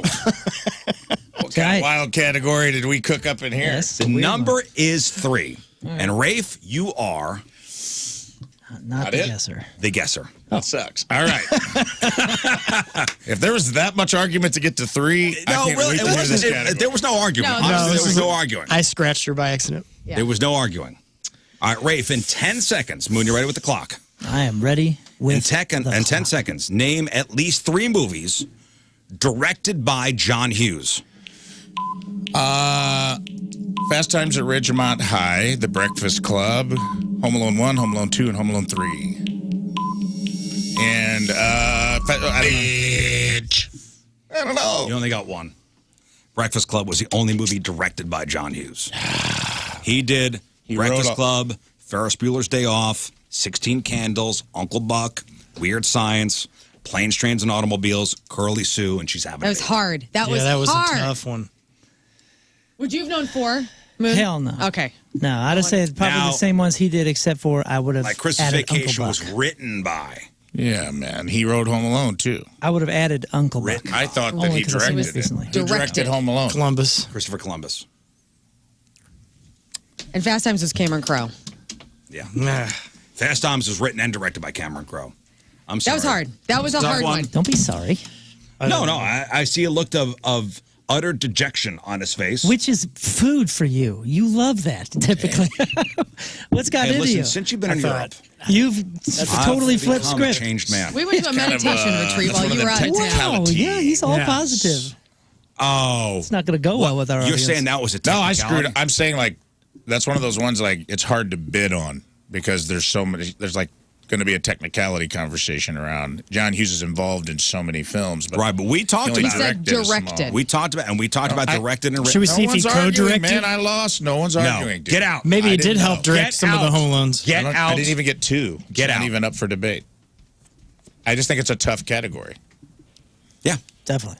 That's like being like, how many films did Steven Spielberg write? And you know what I mean? Like once you get that subcategory, Yep. your brain Okay, well, goes. listen, Learn and foo-foo. Moon are up My one. brain went fart. Okay, the next category for you gamblers is now there's a finite number in this one too. Planets in the solar system. Okay. So there's only what, 8? Yeah. Mercury, counting Venus. Pluto? Are we going to count Pluto as No, a dwarf it is planet? a dwarf planet. It's still- it's still no, 8. these are planets in the solar system. Official planets in the solar system. Do you want to count Pluto? I don't count Pluto as one. It was taken off the list. Do we count Pluto? Just tell me if we are or not up front. I would say, can we agree on let's not count Pluto because it is not officially a planet. It's fine. Okay. It is a We dwarf. just have to know to bid. It is a dwarf planet. Does not include. So there's only 8 really. There's only Mercury, Venus, Earth, Mars, Saturn, Jupiter, Neptune, and Uranus. Because I'm not going to stoop down to call it Uranus because that's not how you say it. Okay, I'm going to start with Moon. Okay. In 10 seconds, how many planets in the solar system can Learn name? 5. 5. Can Scott do 6? Yeah, You think Scott could do 6? I do. Can Learn do 7? Yes.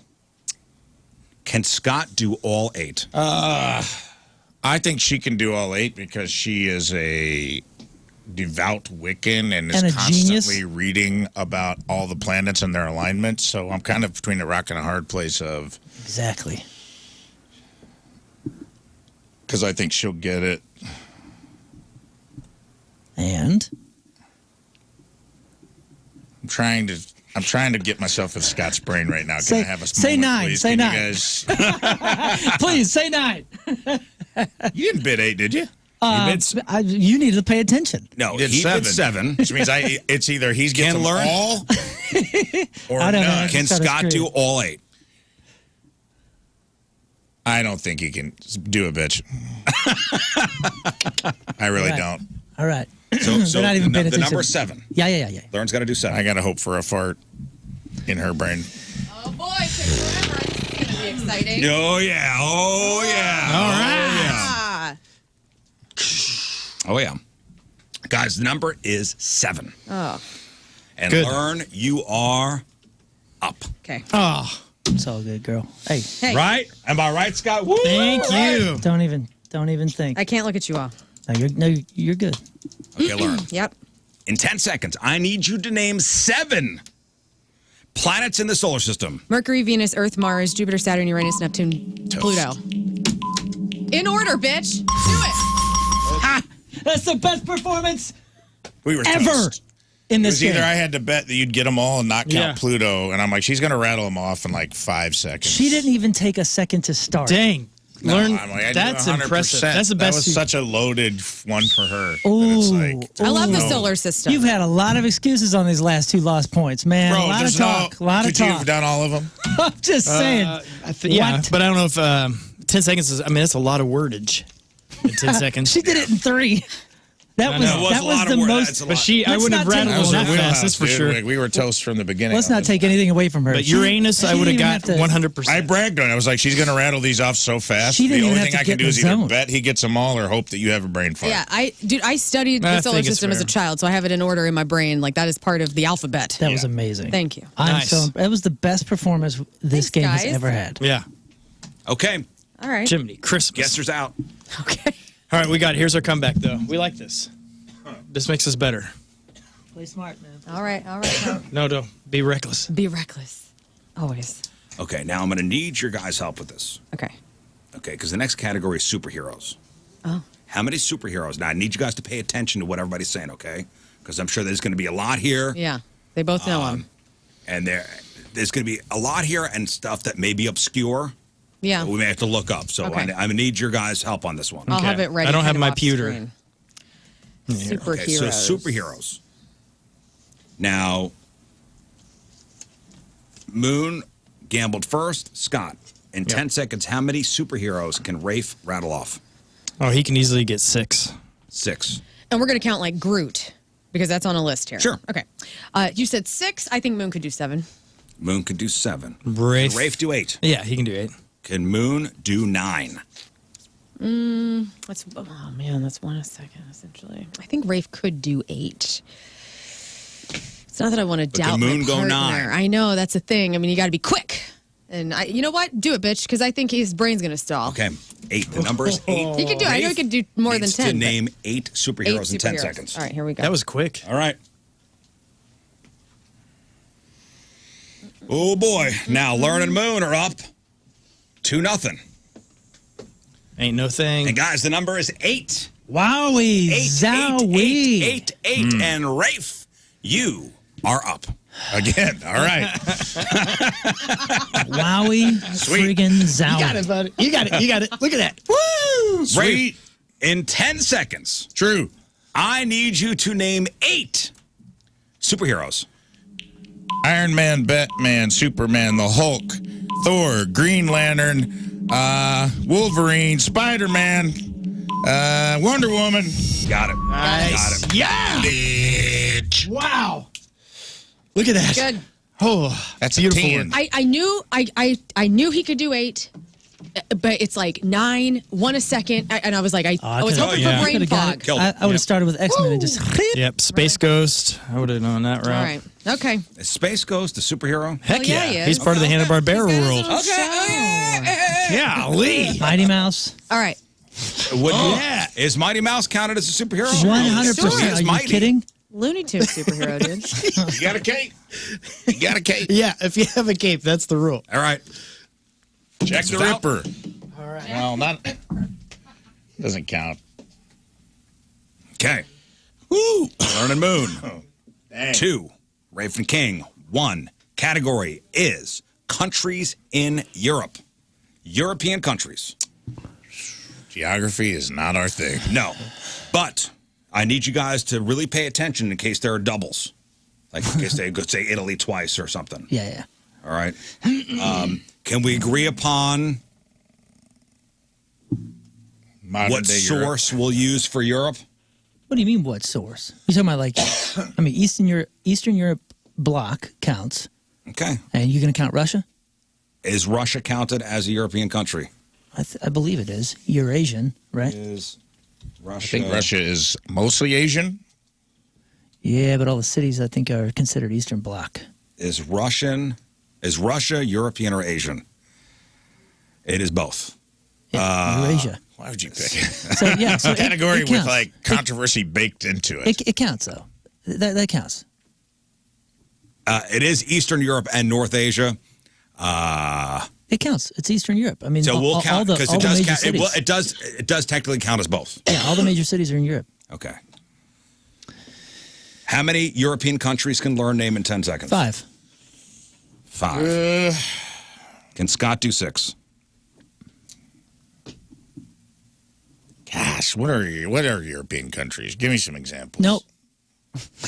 France, Why? It doesn't matter if England, Germany, Italy, Sweden, Finland.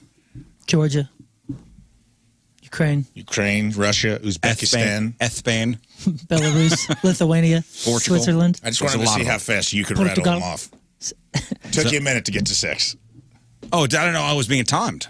I just wanted to see how they float off your tongue. Okay. Knowing the question. Can Scott name 6? Yeah, 6. Can Lern do 7?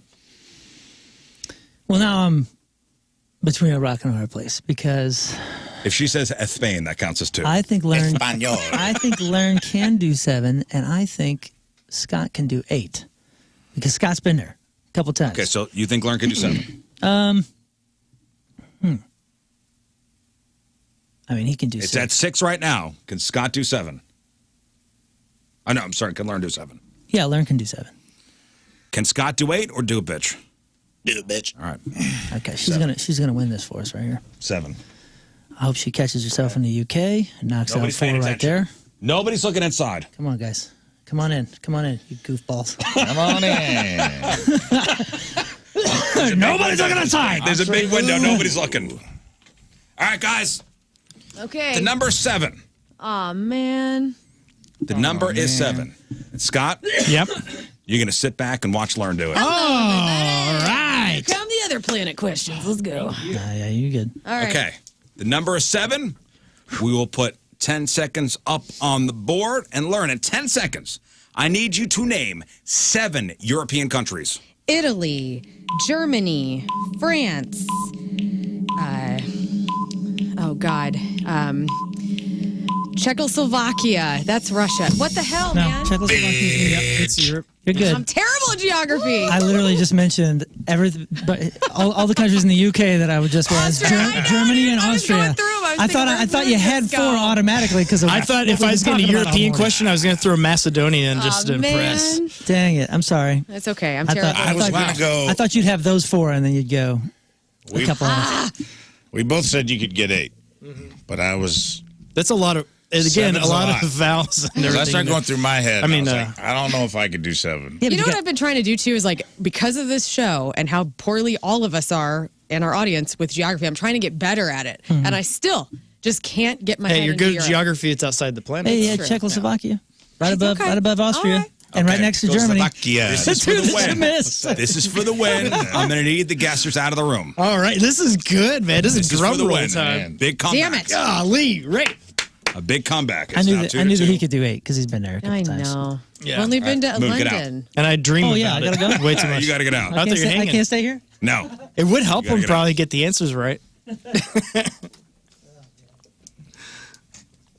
All right, guys.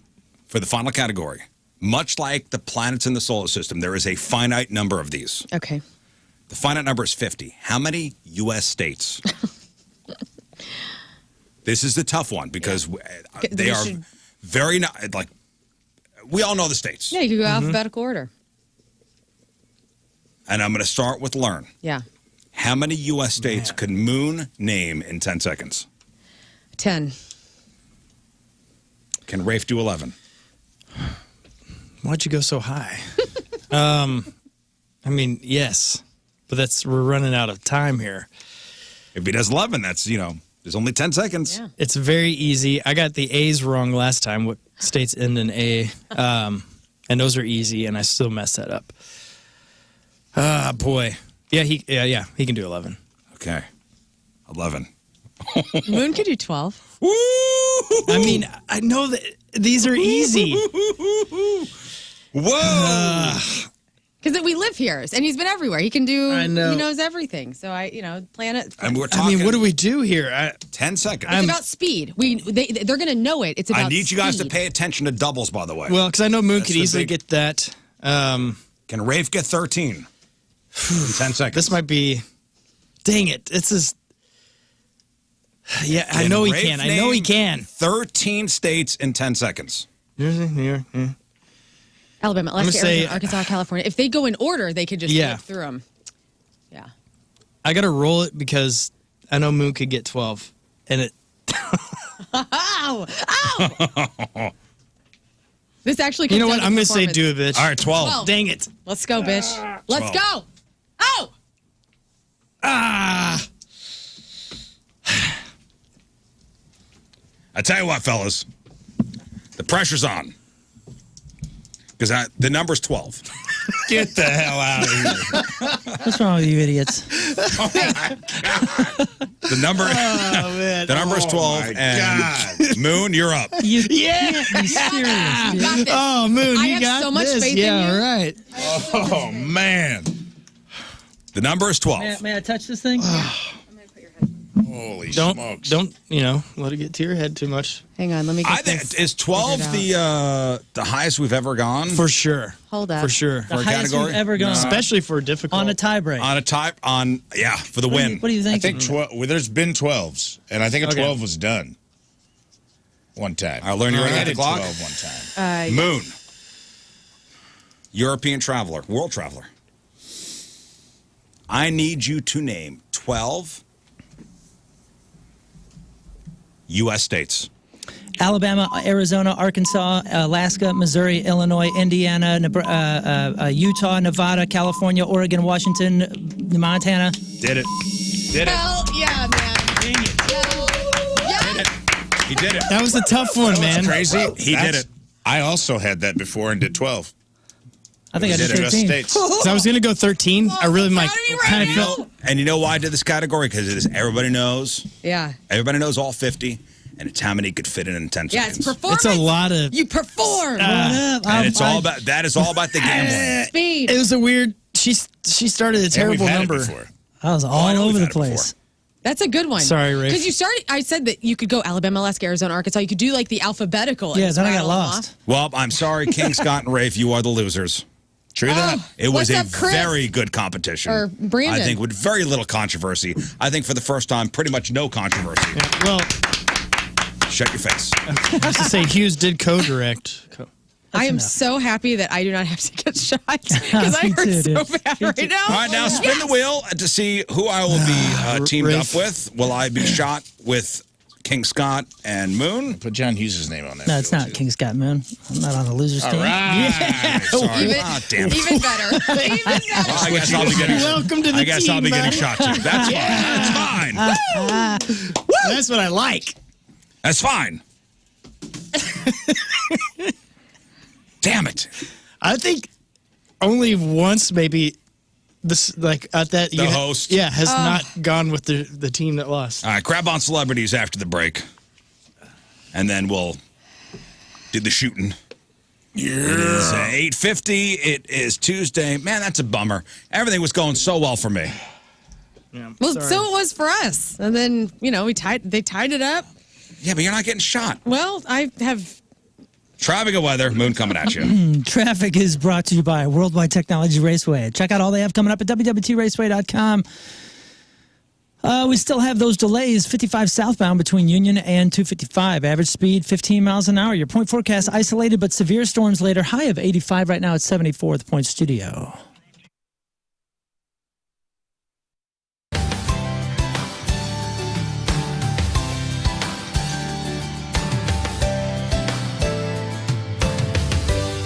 Kanye West just really sucks, too.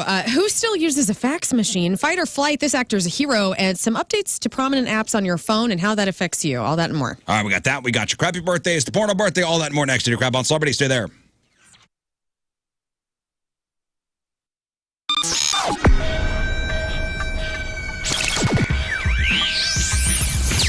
It's Rizz, it's Jeff Burton backstage at Wayback Point Fest with Vaden and Donnie from the Toadies. Good afternoon, gentlemen. How you doing? Hello, how you doing? See, this is not that bad. I mean, you guys are from Texas, so this swampiness is all right. Yes. Oh yeah, we need just fine sweaters. This is sweater weather. This is old hat for you guys. So. He took off a cardigan right before we started rolling, actually. I took off my shirt. That's my sweater. So you guys were spinning some yarns before we just went on the air here.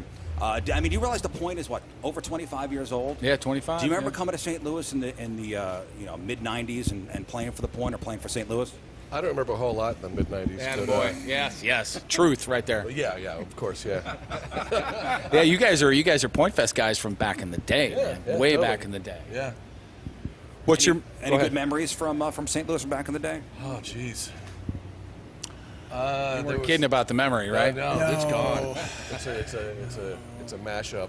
Our first time here, we went and I think my brother got his tongue stuck to the arch because it was Yes, during. that would happen. Literally, does that sound? I mean, That sounds exactly Like it could have happened? yeah, no, it did happen. It did happen. No, he put his tongue to the arch and it did get stuck. So it was like during, I think, January. So it was pretty cool. You know, maybe advice for a younger band up and coming now is maybe write everything down or document everything. Can you imagine the Toadies in the mid to late 90s and there be social media? No. No. No, thank you. No. Do you think that's a decidedly a disadvantage for bands nowadays? You know, there's no more anonymity.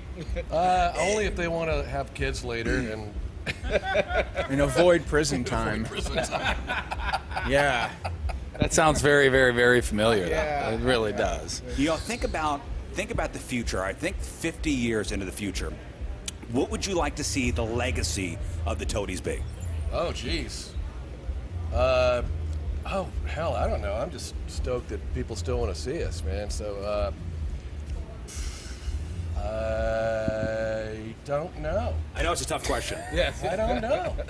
The fact that there is a legacy, even, I mean, that would be a good start, right? With my luck, I'll still be here to see it. So, Yeah, you will. All right, for 50 years from now? Do you guys nowadays, these days, when you're on the road, do you look out and see people that you know have been around for a while and you guys kind of all grew up together? You see those faces out in the Yeah, crowd? you see people all over the country that you recognize, and like last night, like there probably will be today. There's people with their kids, like little kids, which is hilarious because you got an 8-year-old killed with X's on his hands, which that's just kick ass. It's just funny. Like, I want to drink. You know, it's just like it's not gonna happen. It's a sign of good parenting, though. Yeah. Sure. Our Tire Express, 4 area locations, 4. They make it so very easy to make sure that you have the tires that you need and the wheels that you want. Smile, because they will make it easy on you, on your time budget, on your wallet, on everything. You can get a quick quote on the website, rnrtires.com. Flexible payment options. You can buy today, get the best value on today's top brand name tires and wheels. You can pay weekly or bi-weekly or monthly, whatever works for you, and everybody's approved. No credit needed. You choose the payment schedule that best fits your budget to make sure that you have the wheels that you want and the tires that you need. Again, the only part of your car that's touching the road are your tires. That's what's keeping you safe. That is your first line and last line of defense there to make sure that you're safe day in, day out, going to work, taking your kids to school or summer camp or whatever it may be. R&R offers services for all your tire and wheel needs. Everything from pro tire installation and balancing to alignments and flat tire repair. Check out all that they can do for you to make sure that you are safe and have what you need on your car. Get that quick quote on the website, rnrtires.com.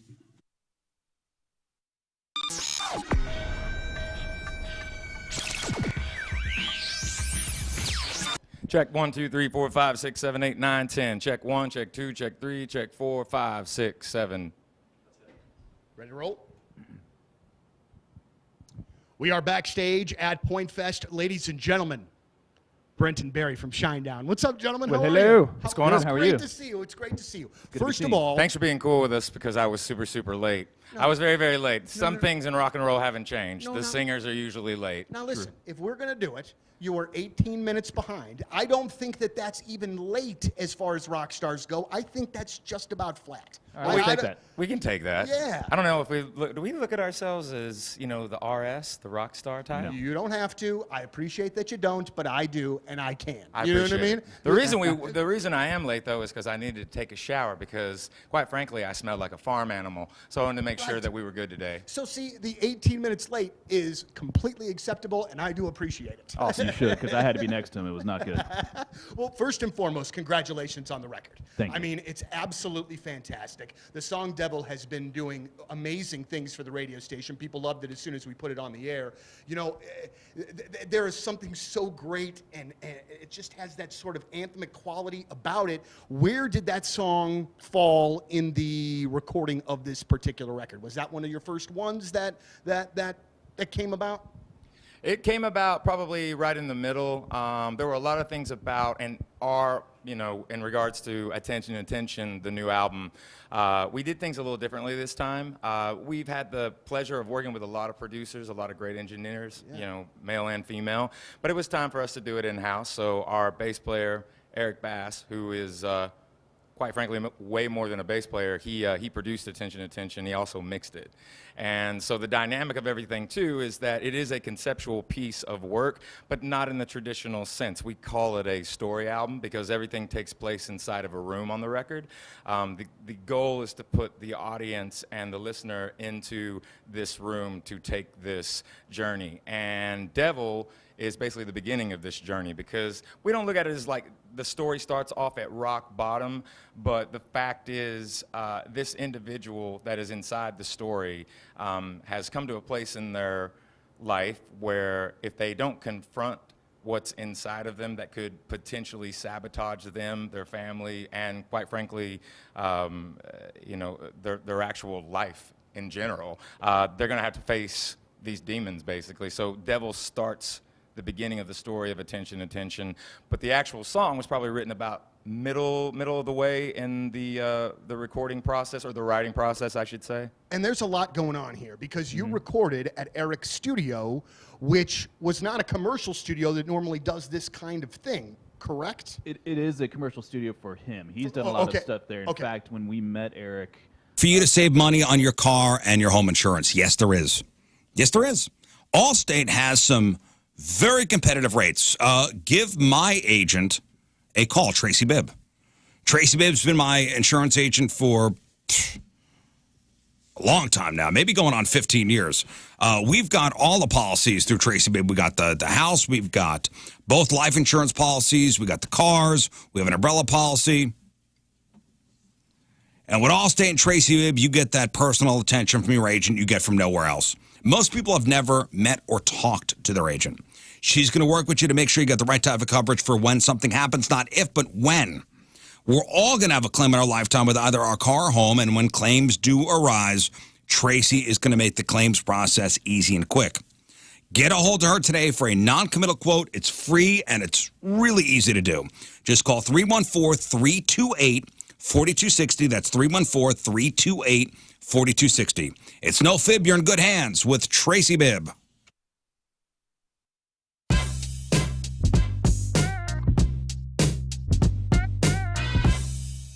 There's a big tour, big show coming to St. Louis, April the 1st over at the Chaffetz Arena. And I am very stoked for the very first time to be chatting with Co Wetzel. Co, you'll be at Chaffetz. It is the Road to El Paso Tour Part 1. And we're playing the song Creeps. And it's really nice to meet you, Co. Hey, man, I appreciate you having us on. Thank you for jamming the music, dude.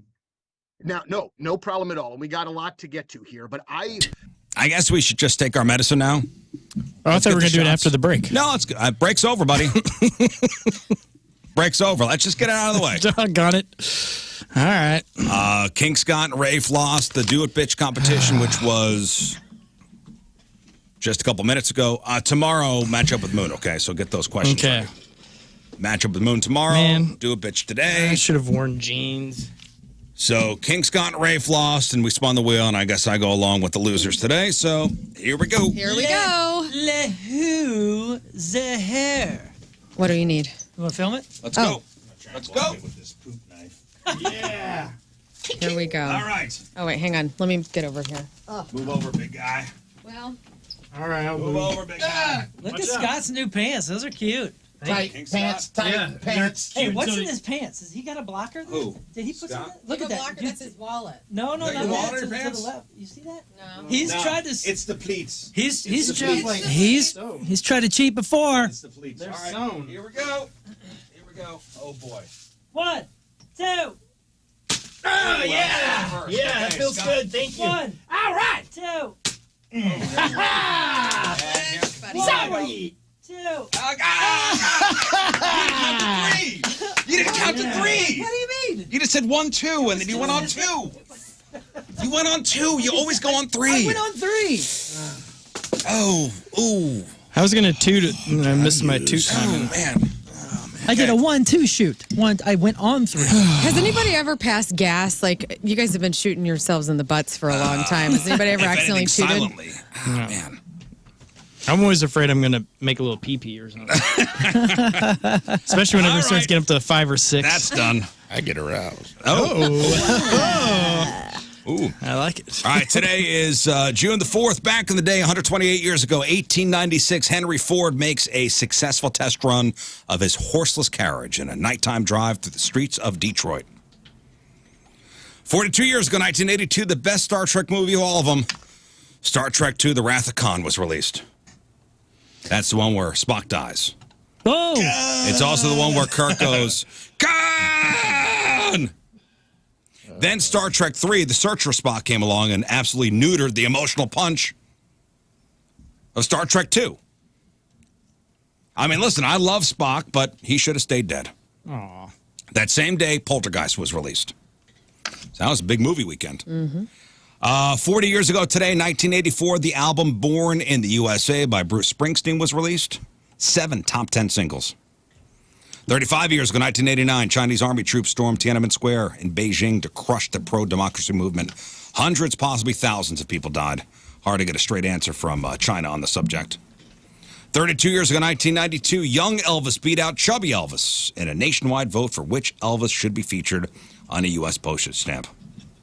28 years ago, 1996, Metallica's album Load was released. This the one, oh my God, remember they cut their hair? They cut their hair. Yeah. Such a big deal. This is when that band started getting good. Now, interesting fun fact about that record, Load. Metallica had to shorten one of the songs on Load so the album would fit into the max time available on a CD. Wow. Which song? 78 minutes, 59 seconds. CDs could only hold 78 minutes, 59 seconds of music before it starts skipping during playing. Load came out a minute too long. So Metallica wound up chopping the time off the final song on the record, which was The Outlaw Torn. Oh, man. You should hear the director's version. The director's cut? director's Oh, cut. man. Oh, my God. I mean, they cut the best minute of the record. It's actually a pretty good record, by the way. Yeah, Metallica's it Load. it got me back into him. But they cut their hair. Yep. Friends They don't cut let their other hair friends cut realize hair. that. 28 years I ago. didn't realize how gross it is when you say it how you said it. They cut their hair? No. Metallica's Load. Yeah. Yeah, it's awesome. What? By design. It's kind of gross. And 22 years ago in 2002, Avril Lavigne debuts Let It Go. That was her debut record that was released. And that's what happened back in the day.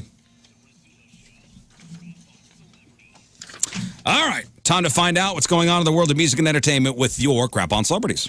Well, it's another week and another sexual assault, well, a sexual deviant type of news story, but we're not going to talk about Diddy right now. In fact, we're talking about Kanye West. Oh, Kanye. He's being sued by his ex-personal assistant who claims he fired her after sending vile sexual texts and videos. According to TMZ, the woman's name is Lern Piscicota, and she alleges that she was making $1 million as an OnlyFans model when Kanye offered her a job. She said she was promised that he was going to pay her $1 million if she deleted her OnlyFans account, which she did. What's her name? Her name is Lern Pisciotta. Spell that? Pisciotta. Okay. Lauren Pistachio. Pisciata. So soon after taking the job, all right, so Kanye offers her a job, says you have to delete your OnlyFans account. I'll pay you $1 million. Whoa. So after taking the job, Lauren claims that Kanye began sending her vulgar text messages that included all of his sexual fantasies. Plus, she says Kanye sent at least 2 videos of him having sex with a model. At that point, Lauren was allegedly promoted to chief of staff for his various companies and had a salary of $4 million a year. That he was paying her? That he was paying her. But cut to October of 2022, she claims she was fired and offered $3 million in severance, which she never received. And now she is suing for breach of contract, sexual harassment, wrongful termination, and a hostile work environment. Well, dang. So there's that. Yeah, I can see how she was making money doing OnlyFans. Yeah, she's a babe. She's a babe. Billy Corgan of Smashing Pumpkins knows a little bit about releasing long albums, and he's come to the defense of Taylor Swift. Her #1 album, the 31-tracked The Tortured Poets Department, clocks in at just over 2 hours long. And Billy Corgan tells the Irish Times, Taylor is one of the most gifted pop artists of our time. How is it a bad thing that she keeps releasing more music? I can't follow that. You can literally go to Spotify and just skip it. And then he compared the complaints to what, the latest Smashing Pumpkins project is. He says, people complained about the length of my last album Adam. And he said, I thought, well, just go make your own playlist. Just listen to the record one at a time, drag over 6 or 10 songs like you like, make your own, which is such a strange concept. Have a sense of proportionality. And it's interesting to hear people complaining about. You made too much music. You made too much music. And also, we live in a day and age where it's all about listening to the track you want to listen to and only adding that to your Spotify. I guess they're saying it's quality over quantity. I guess so. I did listen to that last Smashing Pumpkins record over this weekend. What'd you think? It's great. Adam? Yeah. Okay. It's really good. When did it come out? Like recently? Last year. Or maybe even a year and a half ago. It's been out a while, but just like, hey, man, I'm doing stuff around the house. Turn it on? I'm turning it on. Is it comparable to any previous Smashing Pumpkins albums? A lot of Billy Corgan. It's not. It's closer to Siamese Dream than. But yet a lot of experimental stuff. It's not very electronic. No, there's more. There's more. The riffs are kind of starting to come back because we were playing a single here that was real riff based, right? Yes. Off of that record. Yeah, it's good. Very good. All right. Jelly Roll and Jack White are among the acts that are going to perform at Live from Detroit, the concert at Michigan Central. That's going to happen on Thursday to mark the reopening of the station. If you're interested in this, you can watch it on Peacock live at 7 p.m. or NBC is going to air a 1-hour primetime special of highlights this Sunday. Miley Cyrus was just interviewed by W Magazine, shared a story about her godmother, Dolly Parton. And she said the main way that Dolly gets a hold of her is via fax machine. Miley said, nobody else faxes. I literally have access to my lawyer's office because the lawyer is the one who can receive the fax. So out of Miley's, entourage of people, the only person who still has a fax machine available for Dolly Parton to send her any correspondence is Miley's lawyer. I don't believe it. You don't believe it? No. I do. She said one day, Dolly... So she's faxing things. Yes, and I have an example.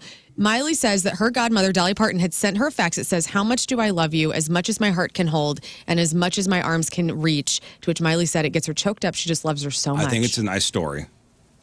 I choose to believe it. I think it's a nice story. You're telling me that faxing is easier than texting? So Dolly Parton, you can't teach Dolly to text? She's always got the gloves on.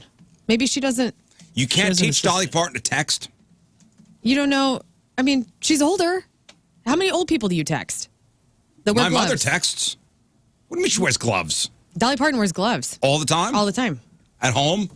I would assume, yeah. It makes her arms look more youthful. If you ever watch her She wears gloves at home. About. That's ridiculous. It's her living gloves, This story is ridiculous. Well, I don't buy it. You're not I buying don't buy it. It's a nice tale. Well, she's so well hidden without the without the public persona and all that I feel like she goes into a house. I forget what movie it is, but I feel like she goes into a house and then goes behind a secret door and goes into a tunnel, and that tunnel takes her to her actual house. And by the time she gets there, she's undone Dolly. You know what I mean? Like. And it takes everything off. Yeah, and everybody's living next to this older lady somewhere out in Nashville, and they have no idea this actually Dolly Parton because there's a tunnel underneath that house that goes to the other house. There are 0 pictures of her without a wig. Well, there's one. There's one. It's a totally different human. And it's hard to believe I don't that it's her. I want to. Honestly, she will live forever in my mind as she is. You'll think that it's fake. What you're reminding me of is, remember the 90s movie The Witches, where the kid goes in and it's a witch convention and all the witches take off their wigs and their noses grow and like they become all haggard looking. That's what I'm imagining. I know. You're thinking Dolly Parton's real life's like. All the pictures of her without makeup it's somebody else. Yeah, they say that it's not her. Yeah. I mean, but this is what they say. Are you ruining Dolly Parton for me right now? I'm not turning around. I refuse. I'm not looking to it. I'm not turning around. I can't. Lord! I can't do it. We're moving on to this. Not her. Get it together. That is her. I'm not looking at that. Listen. Look. I got a news story for you. Okay, how about this? Absolutely not. I don't think it's her. I can't do it. I can't turn around. I am not turning around right now. Come on. Your professionalism demands. There's a side-by-side. Go to the side-by-side. I can't do it. I'm not going to show the YouTube stream either, so chat don't. Absolutely not her. How could it not be? I think it's her. No. I think it's just a random woman they put next to her. That woman on the left is wearing makeup. I don't know about that, man. Nah. See, you just don't want to. I don't want to. I'm not turning around. Guys, It doesn't matter because it's not her anyway. This next story is really cool. And unfortunately, I feel like we're such a cynical society that I read the story and I go, is this real? But I want it to be. So there's this guy, an actor named Jonathan Tucker. I didn't know him. Maybe you do. He's in TVs and movies. Jonathan Tucker. He became a real-life hero this weekend. He rescued a neighbor and her kids after a home invasion. He noticed a man banging on doors in L.A. going into homes in his neighborhood. So he called the cops, and after getting off the phone with the cops, he went outside after losing sight of the guy and noticed that one of his neighbor's front doors was wide open. So he raced over there to make sure everything was okay. TMZ is reporting Jonathan went inside, found a little girl in one part of the house who he swooped up to. Then he went to another room, found her mother, and then another child in a different part of the home. Mom was completely panicked, not knowing what was going on. They found the guy who was doing all these home invasions and placed him into custody. Law enforcement sources said the man was placed on a 5150 hold. So Yeah, this guy was in Texas Chainsaw Massacre. He's in Justified. He's incredible in Justified. well, he's incredible as a human. Yeah, I like this. But he knows all these things now. He's done all these action things. Right. He's like a stud. So That's rad. his fight or flight kicked in and he ran over there. I just think that's like so it. heroic and awesome. Speaking of heroes, we are fans of American Gladiators on this show, are we not? Love it. Yeah. Who saw the documentary? Yeah, we watched yeah, that that last was year. Great. Reboot of the competition, American Gladiators, is in the works for Prime Video. There's currently a nationwide search for contestants to take on professional gladiators in the arena. The return of classic challenges like the Eliminator and Hang Tough will be there. They're also going to incorporate some new games. And if you remember, the original series ran from 1989 through 1996. As long as they have the joust and the end where they shoot the tennis balls at you, Yeah. You're I down? think it'll be all right. Actor Zachary Quinto, who you may know from American Horror Story, known for playing Spock also in the latest Star Trek film franchise, has been banned from a restaurant in Toronto for being a total D-bag. The eatery, which is called Manita, shared an Instagram story that said, Zachary Quinto, an amazing Spock, but a terrible customer, yelled at our staff like an entitled child after he didn't reply to 2 texts to inform him his table was ready. He refused to believe the empty tables in the dining room weren't available for him despite being politely informed that they were spoken for. He made our host cry and the rest of our brunch diners very uncomfortable. How do you make the host cry? Mr. Quinto, take your bad vibes somewhere else. We have many lovely celebrities join us at Manita, but you are not one of them. I understand calling out a guy for being a douchebag. But I want to know how he made the host cry. Probably screamed at her. Maybe she's a kid. You don't know. I mean, what do you mean? People cry all the time when they're yelled Spock at. is yelling at me. Spock is yelling at you. It's scary as hell, dude. Maybe he did like the Vulcan neck pinch. So when we think about Tom Hanks, one of the nicest guys ever, right? Like, just that's his. At least that's what we hope. to That's believe. what we're led to believe. And Henry Winkler, too. I feel like everybody loves the Fonz, and we hope that he's like one of the nicest guys. So this story is interesting. Henry Winkler and Tom Hanks, they've had a beef going on for more than 30 years with each other. And it dates back to 1989's comedy Turner and Hooch. Oh, yeah. So they were scouting locations in the seaside town of Carmel, California. A woman came running out of the store yelling, quote, Henry Fonz, and so excited to see Henry Winkler. And then Henry said to her, kind of just being, in my opinion from reading this, just being cordial and lovely, like, oh, and of course you know Tom Hanks. Well, apparently that offended Tom Hanks. He didn't like that. What? According to Henry Winkler's side of the story. And so Henry Winkler, he was supposed to be directing Turner and Hooch, was fired 13 days into filming. And the director of photography told Henry Winkler, I knew that this was going to happen because of that day in Carmel. So apparently how the Fonz was introducing Tom Hanks didn't go over well, and it started this beef. And then that caused Tom to get him fired from a major motion picture. Allegedly. So supposedly there was like a big, I heard about big the beef. falling out, and that he had him fired. But for something so petty? For something, I feel like that's the nicest way. And of course, you know Tom Hanks. Like, that's kind of a joke and cute. We know Tom Hanks of the last 20 I will years. always be on the side of Henry Winkler. You will? Yeah, I think so Oh too. my gosh. We know Tom Hanks of the last 20, 30 years, but who knows who he may have was been a in the dick earlier 80s in when his career. he remember he had done so many movies. He was finally starting to come up. Turner and Hooch, I think, was one of his first big paydays. Yeah. And he was young when he got famous. So who knows? Maybe knows? maybe Been if you slightly even talked to entitled. him in private now, he'd be like, "Yeah, I was a douche." Maybe. Yeah, probably. So. In People that involved. moment. I do have a dear friend who is dear friends with Henry Winkler, who says it's like the nicest guy in the world. Yeah, it's what do you hope, you know? And his character on Barry, Incredible. Gene Cousineau. Gene Cousineau. Oh, what a great! Have you watched Barry? Nah. You would love Tim did. it. It was always kind of on. I never got into it. You would really? absolutely- HBO? I thought You would love you would that. like it. Yeah. You would like it. Well, I know Rafe's a big fan of Predator, right? And I've never seen Predator, even though we have it on DVD at my house. It's one of those movies I just need to Really? watch. You have it on DVD? I know. It's not mine. Ellie Fanning will star in Badlands. It's a new movie in the Predator universe. No real details yet. A vintage toy makes history. A rocket-firing Boba Fett Star Wars action figure is now officially the world's most valuable vintage toy. Dude, and that one has the J on the back. So it's got the spring-loaded. Yeah. Oh, I know of this toy. So the toy was sold at an auction. I'm going to let you guys guess. Never released to the public because it was supposedly had a choking hazard with it. There are only 2 of these things ever, and the toys have only survived because somebody at a toy factory rescued them from a box of discarded toys deposited there for employees to take home. So this is only one of 2. How much do you think the rocket-firing Boba Fett Star Wars action figure went for at auction? $150,000. $150,000. Oh, no. No, I'm going to say $2 million. $2 I'm mil. going to say a mil. Mil. Rafe? Man, 2 in existence, a lot of nerds. $2 million seems high. A lot of nerds with money now. Yeah, that's what I'm saying. Yeah, the nerds have the money. No one's cool. Calm down, brother. I will say 1.5. You're all wrong. $525,000. Congratulations. Not a cool toy, evidently.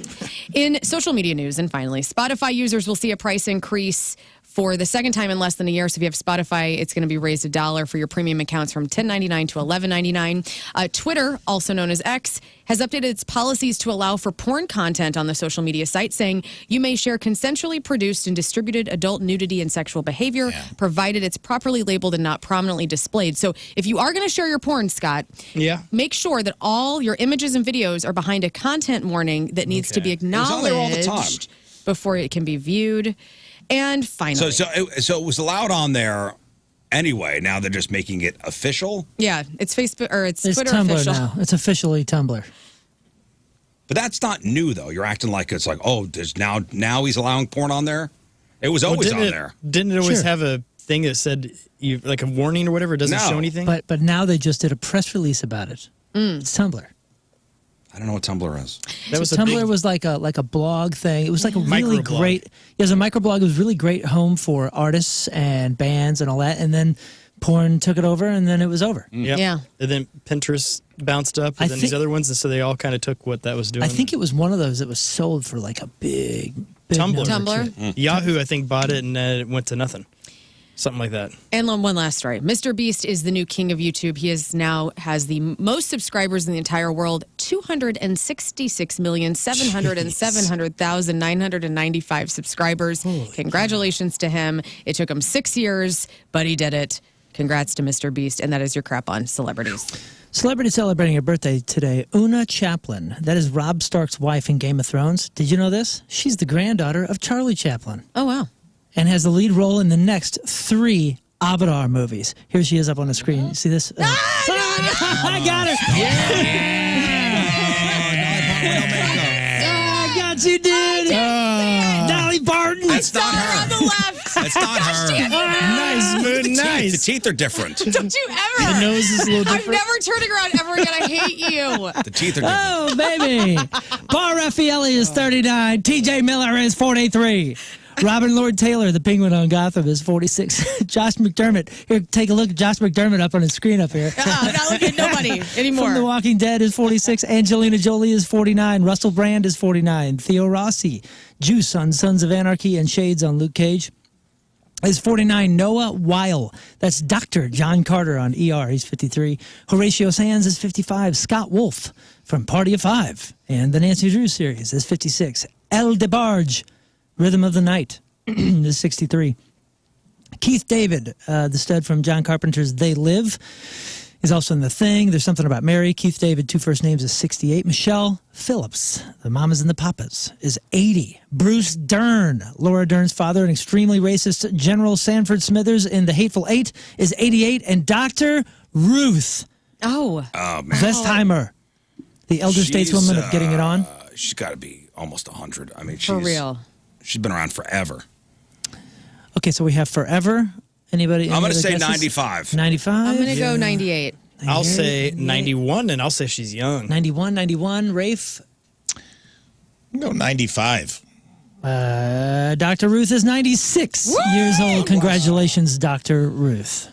Today's porno birthday, which is being brought to you by Patricia's, where fun and fantasy meet, is Holly Body. And today's birthday girl's been in 200 fine films, including The Ancient Secrets of the Kama Sutra, The Babes of Bonerville, Beaver and Buttface, Big Rack Attack, Double Decker Sandwich 2, Gazongas 1, Leave It to Cleavage, Fillmore Butts Meets the Freak, and Who Can Forget a Roll in 2007's Max World 7 Tube Steak Boogie.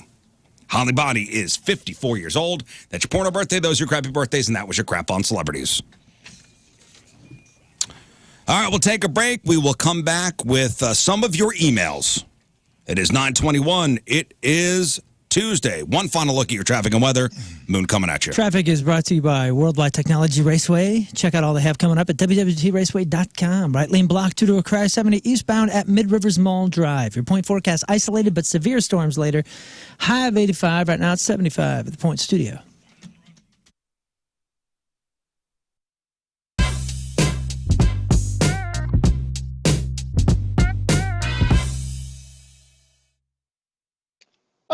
Look, here we are, a Tuesday in St. Louis, Missouri, and I am joined by Luke from the Struts. Luke, how are you, man? Thank you very much for taking the time to join us today. How's it going?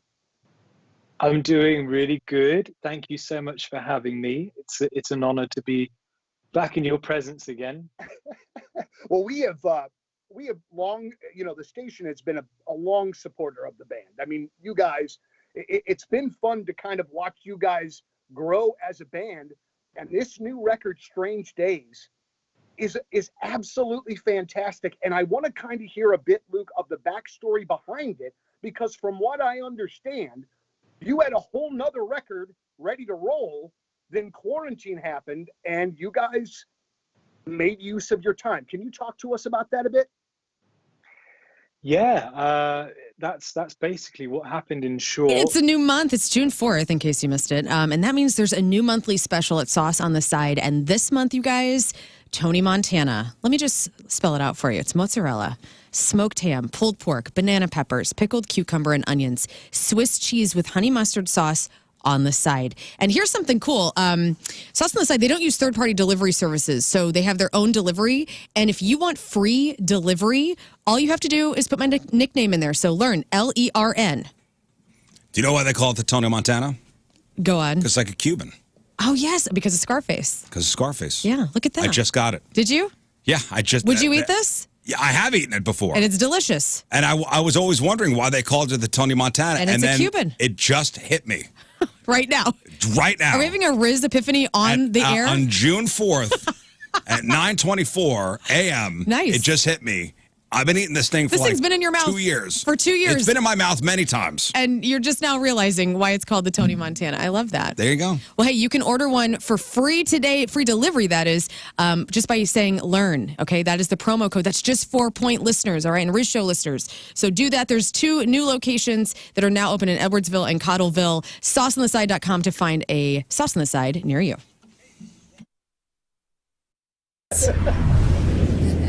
It's like Blink-182.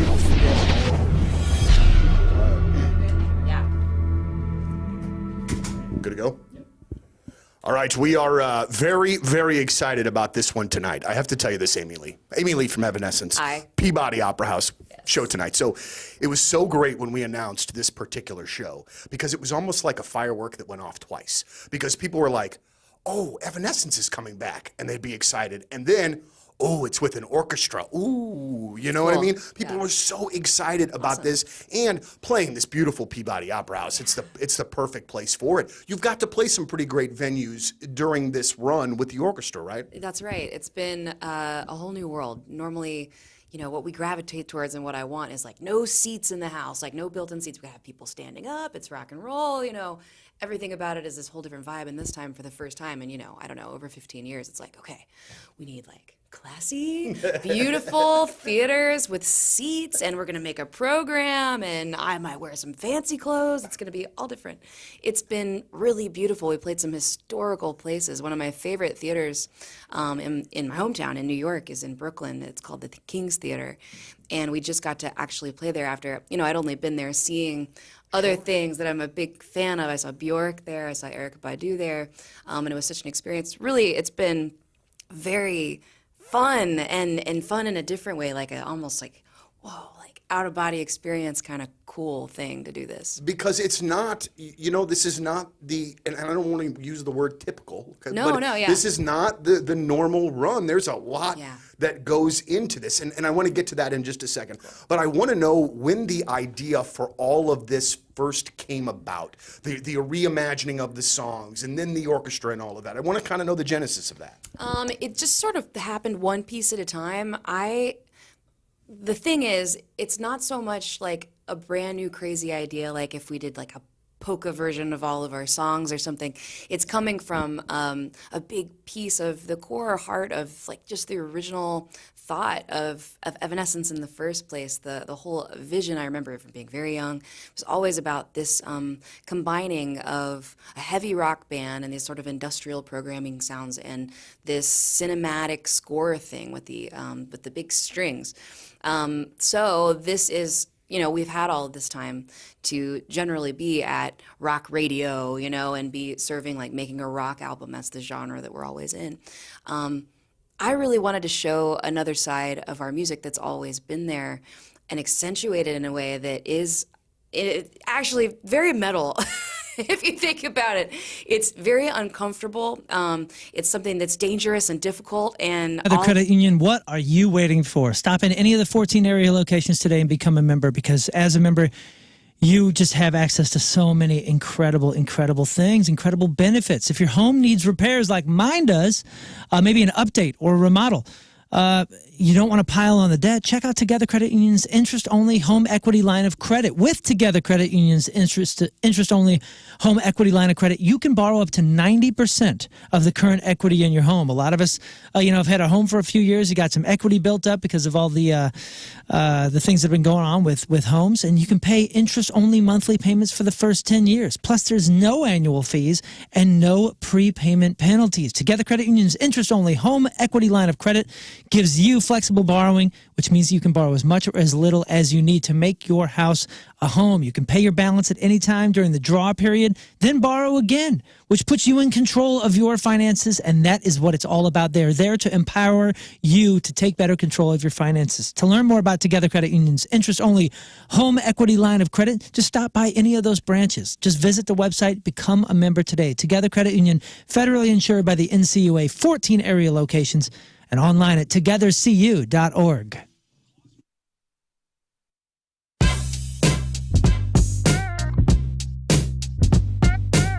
.7 The Point. AO.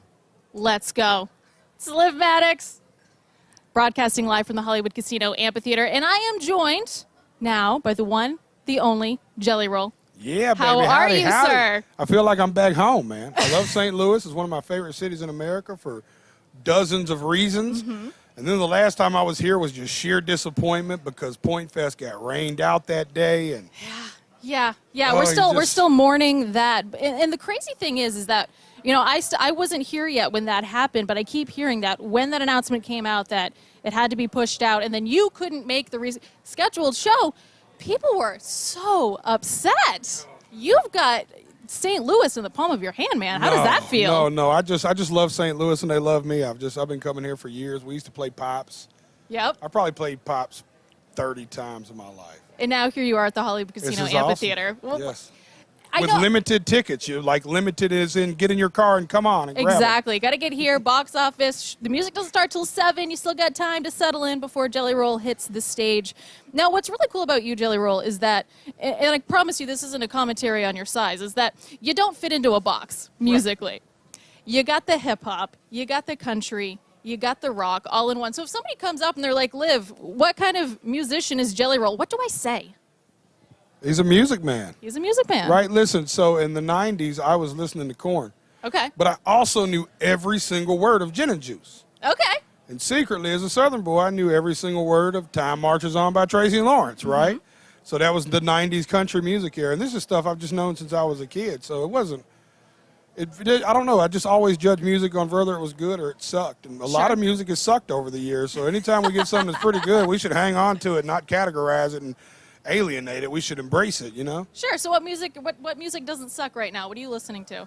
It depends. Across the board, I'm still listening. I'm stuck in the 70s. Okay. Right? Because I have a rule when I record, I don't listen to The Bath Authority, if your bath or shower is old, outdated, has mold or gross mildew or broken tiles, you got to call my friends at the Bath Authority. Now, they provide the highest quality bathroom remodeling products along with a world-class customer experience, modern durable tubs and showers are designed with an exclusive high-tech polymer liner. What the hell is that? That means it's going to be low maintenance, it's going to be resistant to mold and mildew, and it's going to be easy to clean, and it's going to last for decades. In fact, it comes with a lifetime warranty.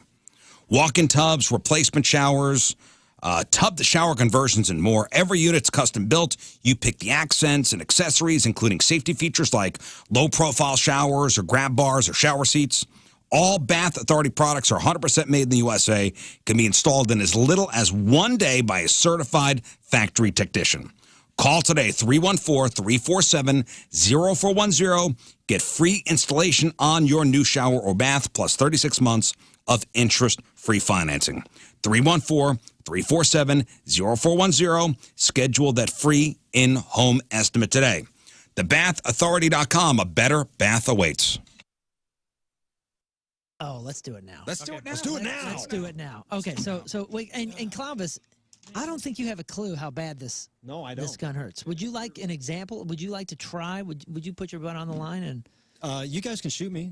Yeah. Scott, how about you shoot Clovis first? Can I take one of his shots and give him 4? Let's get to some emails. RizzShow at 1057thepoint.com. Emails are brought to you by Claus Furniture. Lowest prices guaranteed. We have something for everybody. Hey, RizzShow. Hey. And hello, Ted. Hello, I'm listening Damn. to today's podcast. This is from yesterday. And at the point where Lern talked about going out on her own to Sky Music Lounge, side note, I just moved to the West County area and so wanted to check that place out anyway. Recently, I have taken it upon myself to begin doing things alone and become even more confident/comfortable in my own skin. It started small, like going to restaurants by myself, to going to concerts alone. Let me say, I always have a great time. It's a little bit awkward at first, but so fun. By the end of the night, not only are you on your own time, but there's an opportunity to meet people. I did actually just come back from a solo trip to Sedona. Very cool. And it was beyond amazing. Learn the vortices are real. The peace and the energy I felt from the earth was surreal. Insert screw you hippie sound bit. I have attached a couple fun recommendations if you plan on going soon. I feel like I've talked about it before. I feel like you've talked about it before. Thanks for all you do. The Rizz Show is playing loud and proud in Sedona last week. Team member Matt. Well, Lern talked about yesterday. She went to. So Tim was away Saturday. You wanted to go out. You wanted to hit the town. I did. You wanted to go dancing. So she went to Sky Music Lounge by herself. Big, huge, so brave. Yes. So brave. And I want to say that was a very nice email. And I go to concerts by myself. I go out to dinner and eat by myself all the time. But I'd never gone out and danced by myself. How sad. So I know. I'm a solo lady. I'm a lone wolf. But I like this guy, and I can't wait to look at those photos and see what he did in Sedona is sick, dude. Yeah. I will not be going to Sedona alone. I will be going with my husband. Watch out for the javelinas. Would you ever go on vacation by yourself? That's a goal of vacation? mine. Yes, that's a goal of mine. I feel like I have so many women in my life who do that, and I'm always inspired by that. And I need to do that to overcome my codependency on having to have people around me all the time. So yes, I will one day. Ask me if I'll do that. Well, you could do that. Oh. They're like deserty, like wild boars. Don't care for the company. Javelinas. Yeah. No, if I'm by myself, I'm just going to stay home. Oh. No, solo vacation. You're missing out, dude. Solo vacation? Would love it. I almost went to Glacier by myself recently when Tina was on the road. I was just like, I had it. I had the Airbnb queued up. I had the flight. We had a 3-day weekend, and I was not even going to tell anybody. I was just going to get a dog sitter and head to Glacier National Park alone. We were in a big conversation in the van while we were driving in Germany, and talking about the difference between alone and lonely, because a lot of people, especially I think a lot of young people with access to all the phones and their friends and their FaceTimes and all that. Never alone. They're never alone, and therefore when they are, they're instantly lonely, and like you really got to work. I would suggest really working on being alone and not lonely, because they are not the same thing. They're not the same. And when you learn to be alone, it's some of the most introspective and beautiful parts of your life. It is, man. Get deep thoughts in. Well, and I have a real fear, and I don't know if everybody else is like this or not, but I have a real fear. You know, we all die one day. I'm so afraid of being by myself when I go. And I literally doesn't even have to be like somebody I know. I want another person near me. And I know what that's about. And so all of this is kind of self-help work that I'm doing for myself because one day I'm going to go and I need to be okay with that. I had that in my childhood. Do you? No, not anymore. But I had it in my childhood so much so I was comfortable to go to sleep if the cat was in the. Yeah, you've told me that. I was like, as long as the cat's in here, if something comes out and kills me, it'll kill you too. We'll be fine. What the hell? We're not Looney Tunes. What? I didn't say that. But now I'm good because oh God, I hate to say this after you said what you just said, but no, go. You are born and die alone. Yeah. That's okay. And that's okay. And that's yeah. Whoa, right? Whoa, don't talk to me. I know what you're saying. I'm a cowboy But it's, on a steel horse I ride. I love it. I know what you're saying, but Damn you it's all. okay. Yeah. It's okay. Yeah. No, honestly, that's something that I work on. I really do love being around people so much. And I used to be more independent when I was younger. And for whatever reason, through time, I just started becoming more codependent on people. Anyway. All right. So don't stand next to Learn if Nobody she's talk by to a me anymore. cliff. Yeah. I'll grab you. You're coming with me. We had time for one email. We got to take one final break. We'll come back, wrap her up.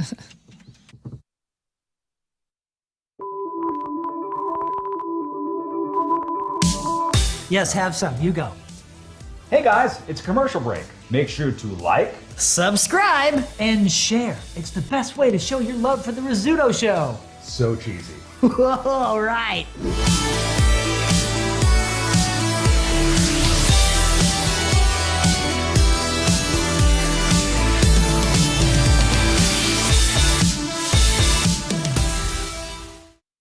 And cleaning out the garage or cleaning up the property, and you get all this scrap metal. What are you going to do? You're going to throw it out? It's going to end up in a landfill. Why don't you recycle it? Why don't you recycle it and you could make some money from that scrap metal? You'd be amazed about how much junk in your garage is worth cash at Scrap Mart. Scrap Mart Metals. Unlike the other guys, Scrap Mart is clean, it's safe, it's convenient. Locations in Valley Park, Peevely, and Jonesburg. I've been to the Valley Park location. I've been to the Jonesburg location. They're amazing. Valley Park, right at 141 and 44. You have your trailer. You drive it right onto the scales. You see how much everything weighs. They give you a receipt. You go inside. You get some money. Copper wire, brass, stainless steel, aluminum and cans, batteries, electric motors, steel cast iron. Scrap Mart offers top dollar payouts for all your scrap metals. Contractors, do yourself a favor. Go to Scrap Mart. Make it so easy and get some cash. ScrapMartMetals.com, ScrapMartMetals.com. Will there be celebrity guests on this show? Who does number 2 work for? Have you ever wondered what your boss's bathroom routine is like? Well, me neither. But we might find out today whether we like it or not on the number 2 show.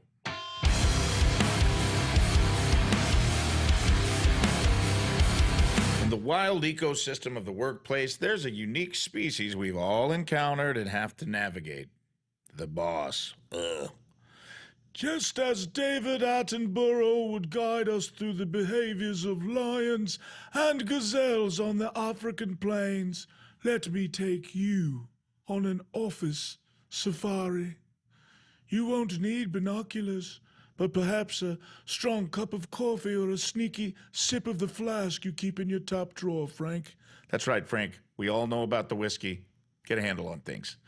From the prowling micromanager. I'll be heading out to Mountaintop Motor Company this afternoon, and I have a feeling you will too, because I'm going to tell you about a car that I'm currently driving, and I'm going to switch out, and I wish I didn't have to, and it's a 2016 Ford Taurus SHO. That's right, the SHO. Incredibly priced at only $20,000, and this thing is absolutely loaded.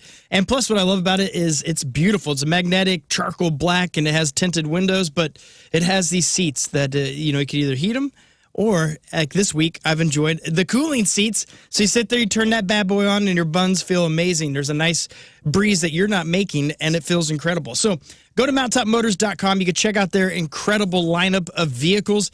And again, when I say incredible, they really are. They go across the country to bring in the absolute finest, best vehicles for us right here in St. Louis. So go to Mountaintop Motor Company. Find out why they have over 1,000 5-star reviews. It's because they are the good guys. They truly are the best of the best, and their customer service is unbeatable. It's Mountaintop Motors. Go to mountaintopmotors.com.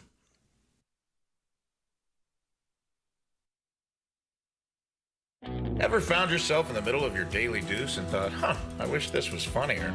Today's your lucky day. Welcome to the Number 2 Show. I'm your host, Rafe Williams, stand-up comedian, plus-size male model, and co-host of the Rizzuto Show on 105.7 The Point. What is the Number 2 Show? Well, it's me on the toilet talking to you on the toilet, just like it sounds. In each episode, we'll plunge into riveting topics that'll have you rolling in the stall with laughter, so much so that it might freak out whoever's sitting next to you. But I say, hey, lean in and make a friend. Sometimes it's just me. Other times I'll have interviews with special guests. Not now, obviously, dumbass. This is a promo. I'll also have musical performances. Ever heard of tiny desk concerts? How about tiny stall concerts? Like to see those nerds over at NPR try that. Is this a genius idea? I don't want to toot my own horn, but you're goddamn right it is. Enjoy the Number 2 Show. Don't forget to wipe.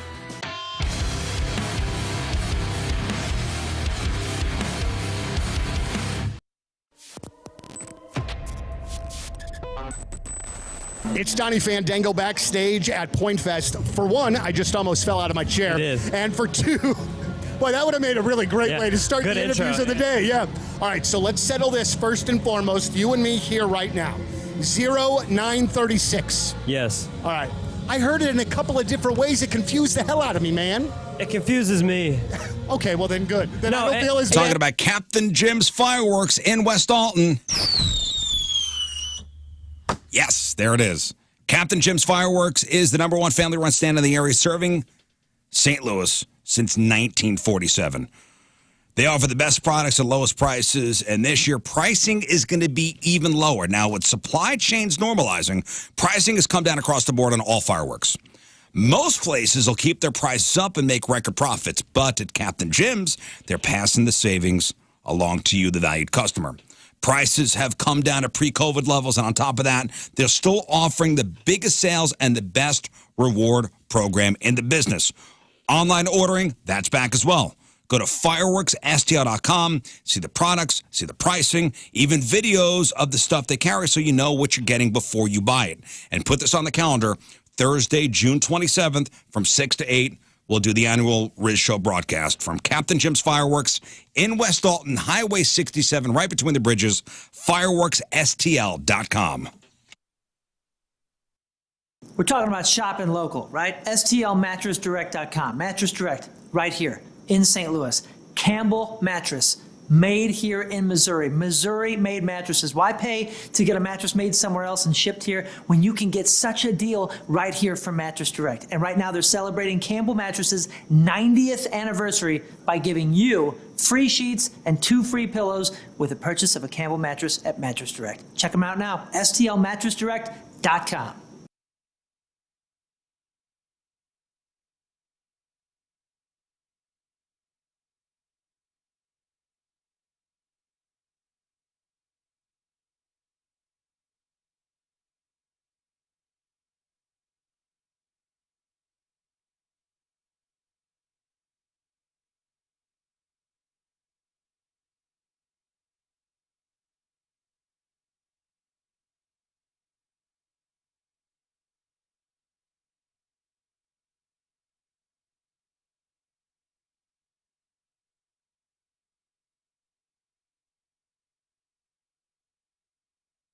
It's where fun and fantasy meet. If you're in charge of the bachelor or bachelorette party, you got to go to Patricia's for your party supplies. Looking for all those penis-shaped things. Hell, if you're looking for a dirty deck of playing cards, they got it at Patricia's. And with the warm weather, body paint, a variety of fun body paint. I don't know, paint each other. I guess that's a thing. Glow-in-the-dark body paint. Edible body paint, kissable body paint, and more. Yeah, they got it all at Patricia's. All 3 locations. St. Peter's at the Cave Springs exit on Page, 3 miles east of the Westport Plaza, and at the corner of Grand and Gravois. Sexy costumes, sexy lingerie, stiletto heels, men's and women's adult toys, male enhancers. Something for everyone. And don't be shy. Trust me, they've heard it all. They'll never judge you. For all your fun and adult toys, it's Patricia's, where fun and fantasy meet.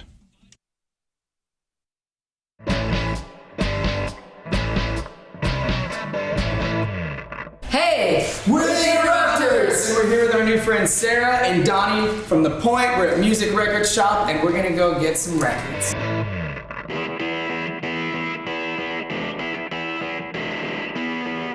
Record and ska. This record is going to change your life. It really is. This is Nightclub, Gangsters, Rudy, A Message to You, Rat Race, man, Ghost Town. So we come, Interrupters, before we come out on stage, we play Ghost Town, and it's on this. You just have to get, this is, I insist that you get that one. Okay. If you were gonna get a Ramones record, are you a fan of the Ramones? I don't know, a lot of times I hear songs and I'm like, oh yeah, I love that song. I just can't remember who it was. I Want to Be Sedated. Mm-hmm. And like Blitzkrieg Bop. Mm-hmm. So this is their second record, and it's really good. In 8th grade, I went to Catholic school.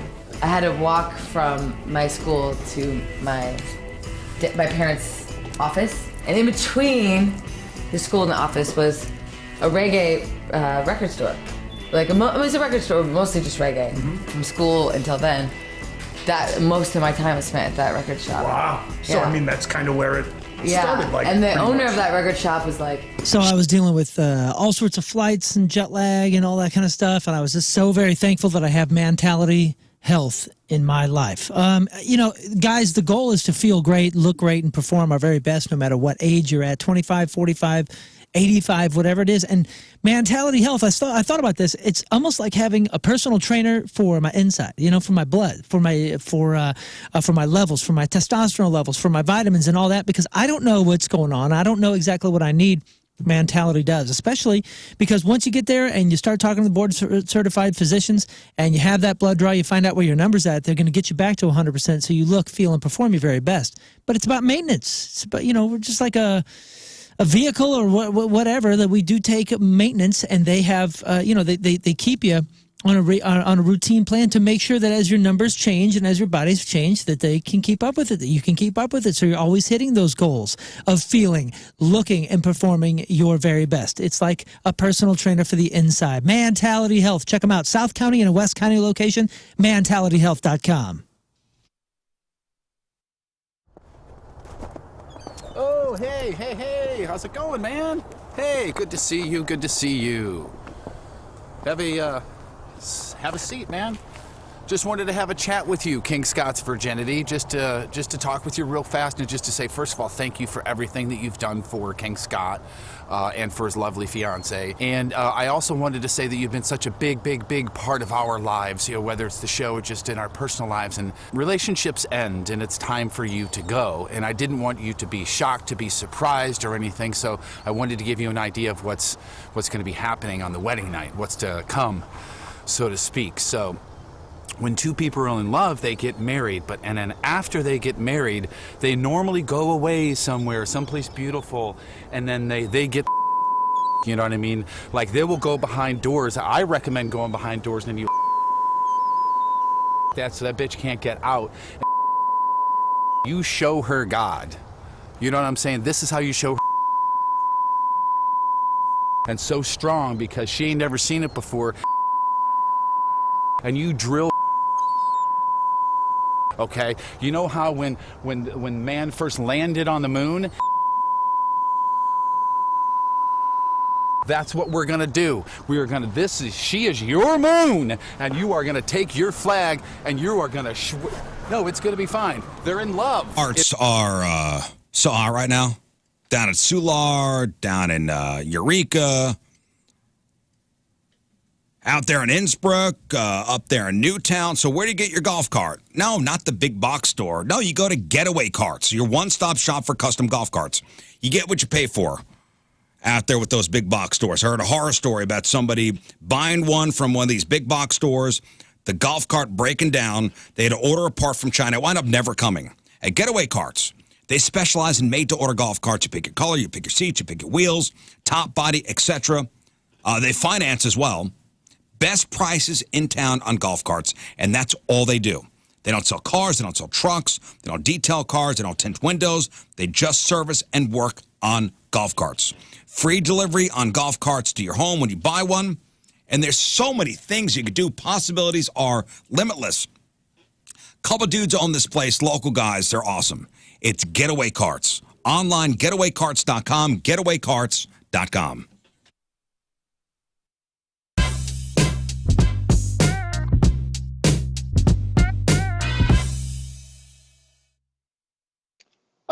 Look, here we are, a Tuesday in St. Louis, Missouri, and I am joined by Luke from the Struts. Luke, how are you, man? Thank you very much for taking the time to join us today. How's it going? I'm doing really good. Thank you so much for having me. It's an honor to be back in your presence again. Well, we have long, the station has been a long supporter of the band. I mean, you guys, it's been fun to kind of watch you guys grow as a band, and this new record, Strange Days, is absolutely fantastic. And I want to kind of hear a bit, Luke, of the backstory behind it, because from what I understand, you had a whole nother record ready to roll, then quarantine happened, and you guys made use of your time. Can you talk to us about that a bit? Yeah. Bling.com, the exclusive jeweler of the Rizz Show. Of course, engagement rings. Yep. They're bread and butter. But there's so much more. Holiday gifts, anniversary gifts. They got it. It's funny. We were in Wells, Austria, having dinner, and this gal walked over and she had this really, really thin ring. It was really pretty. My wife mentioned it, and then she asked to see my wife's ring, and she showed it, and she was like, wow, really impressed. It's a Moritz Royce ring, of course. Where'd you get this, Paris? And, well, the funny thing is, when the gal walked away, she was talking to some of the other band members, and she said, you know what, I almost got a ring just like that gal did, but I talked to John Royce, and he's like, no, with your fingers, you're going to want something a little bit bolder, a little bit wider. And she was saying, like, thank God we went to the expert who knew to say something like that so she could change, what we thought we wanted into something that she's really happy with for a lifetime. Well, it's funny. Like, where'd you get that? Paris? No, Richmond Heights, Missouri. That's right. That's where I got it. Moritz Royce Jewelry. Make an appointment. Go to ninjabling.com. They are the exclusive jeweler of the Rizz Show, Moritz Royce Jewelry, where you get the jewels, not the shaft.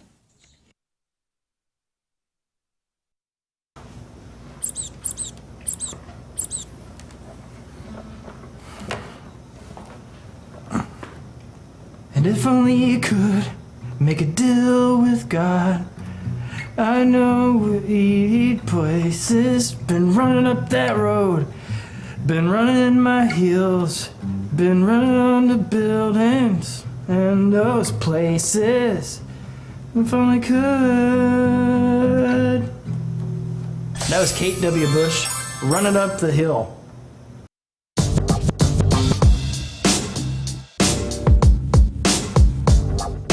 And it's Rizz. We are backstage at Point Fest, and say hi to POD. Hello, fellas. Hello. What's up? I could hear him right now saying hello. Welcome back to St. Louis. Welcome back to Point Fest. Yeah. St. Louis. St. Louis, indeed. In the house. You like it here? Oh, yeah. We've been coming here for many, many, many years. I want to say a few decades. Yeah. It's been a while. For sure. Any memories, special memories of St. Louis? It is, but it's not a good one.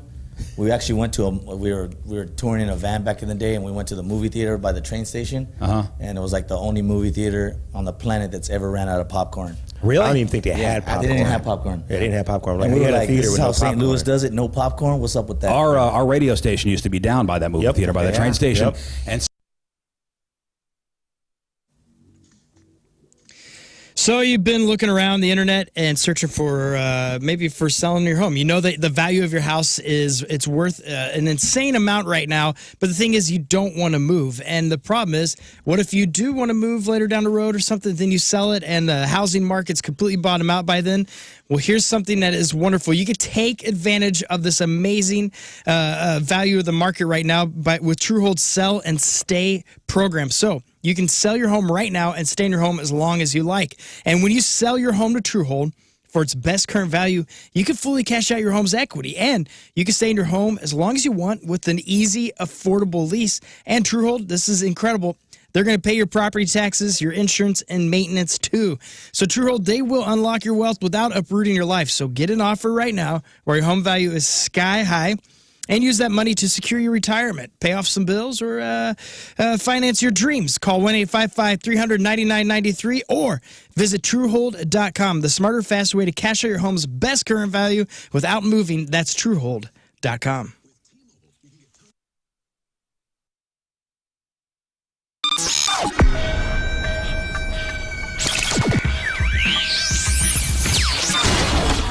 Well, here we are at the Chaffetz Arena, gigantic show tonight with the Killers, joined by Brandon and Ronnie. Gentlemen, thank you very much for your time. Really appreciate it. Yeah. I love the album. Wonderful, Wonderful is out now. It is it's such a great record. I think very much worth the wait. I want to know first things first about Jackknife Lee. That produced this record for you. I know there were a couple of other guys as well that did a track, but I want to know about a producer and what his role is with you guys and how you know he's the right one to work with you guys on something like this. Well, it's different. I mean, every producer is a very, it's a very, that word casts a very large net. Mm-hmm. They can be, there are some people that just get in a room and sit Indian style and give you vibe. And some people that, the other end of the spectrum is actually, they play with you and they're like a fifth member of the band. Jackknife was kind of everything. He sat Indian style and he played. He was everything. Yeah, he definitely took the holistic approach. Yeah, but I'm always very interested when, because that's a big thing to let somebody in. I mean, that's the innermost circle of the band. So there has to be Deck celebrating 56 years in business. If you are somebody who suffers from deck envy, call Chesterfield Fence and Deck today. Now, deck envy is your jealousy. It's quite ugly because your deck is not as good as your neighbor's deck or your friend's deck. You see them out there enjoying themselves, barbecuing, laughing it up, but you, I don't know, your railing is your railing. If you lean on it, you're going to plummet to your death. Call Chesterfield Fence and Deck. Just have them out there for an estimate, no obligation. Free project design. They'll come out. They'll take measurements. They'll show you what they have to offer in their extensive digital photo gallery of completed projects. Whether they're looking for a fence, a beautiful cedar fence, a vinyl fence, aluminum fence, steel and chain link, or, their bread and butter, the decks. The natural cedar deck, the Vecca decking, strongest deck in the industry, no maintenance. Espresso-colored, hazelnut, cayenne, and now storm. They'll match it perfect to your house. All the products are guaranteed by a 5-year labor warranty. If you mention the Rizz Show, you get 48 months interest-free financing on your next outdoor project. Chesterfield Fence and Deck online at chesterfieldfence.com. After all, who doesn't want a bigger deck?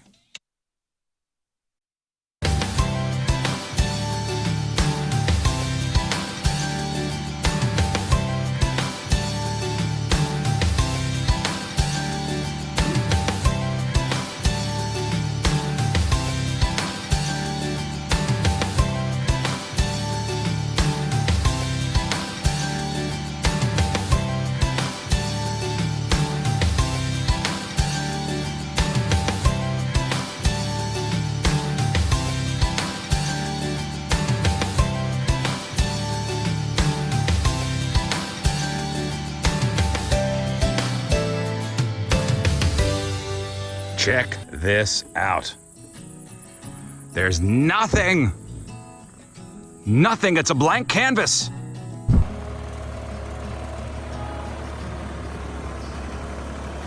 You see that? The plants are coming in nicely.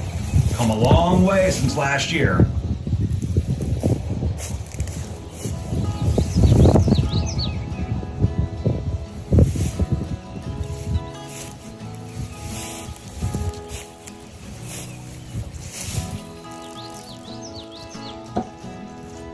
HVAC.com, ANTONSHVAC.com. This is who we use and who I'm so thankful for to make sure that my home has total indoor comfort. NATE certified technicians, 43 years plus in business with an entire company that really cares about world-class service, premier service, and making sure that everybody in our area has total indoor comfort.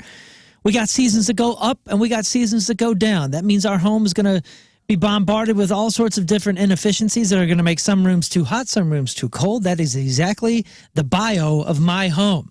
Anton's came in with an energy audit. They are energy experts. They did a full, this expansive sort of like study of my house, and within minutes found like, okay, here's Here's what's going on over here. Here's what's going on over here. This is shrunk down. It's letting the heat in on this side. They were able to give us tips right on the spot as to how to help our house improve. And then we had a couple repairs and a couple different installations. We had a new furnace put in over the winter. And man, everything has made all the difference. It's saving me money in the long run, and my home is now comfortable. Thank you, Anton's. Book your service today. Anton's Plumbing, Heating, Cooling, and Energy Experts. They do it all. AntonsHVAC.com. ANTONS.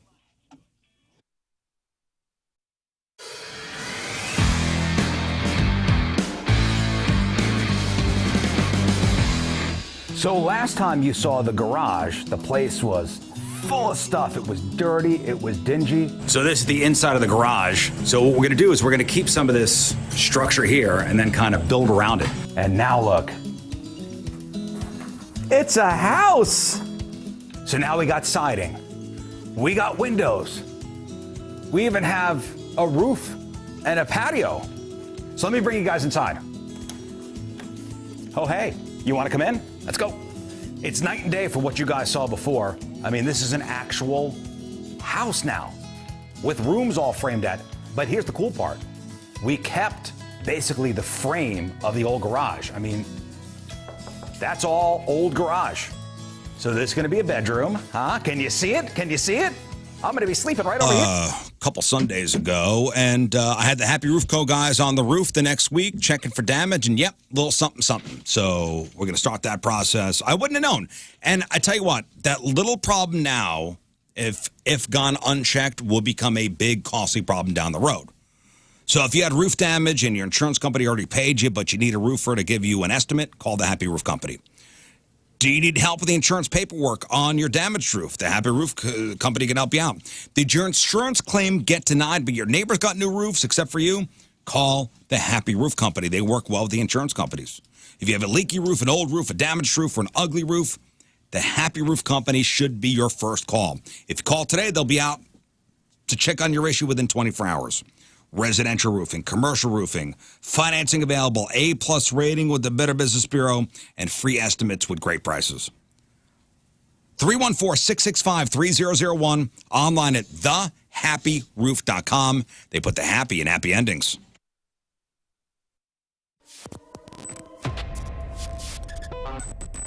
We are backstage at Point Fest, and I got to tell you. Say it again, but slower.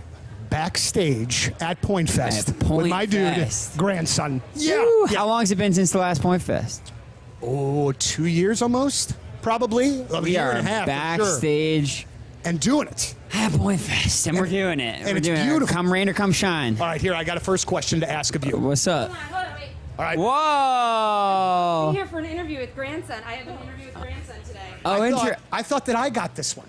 I thought this was my interview with grandson because I thought that you had gotten to interview him before, and I had never gotten the chance to interview him. My grandson. You guys had 2 years to figure this out. We sure still did, have- yeah, and we didn't. It's as if you have a grandson tattooed. Oh, can we get that? Can we get that zoomed? Look at that. Now that's commitment to the craft. It is. Requesting your local radio station. Okay, you guys. Thanks. Appreciate you. Thank you very much.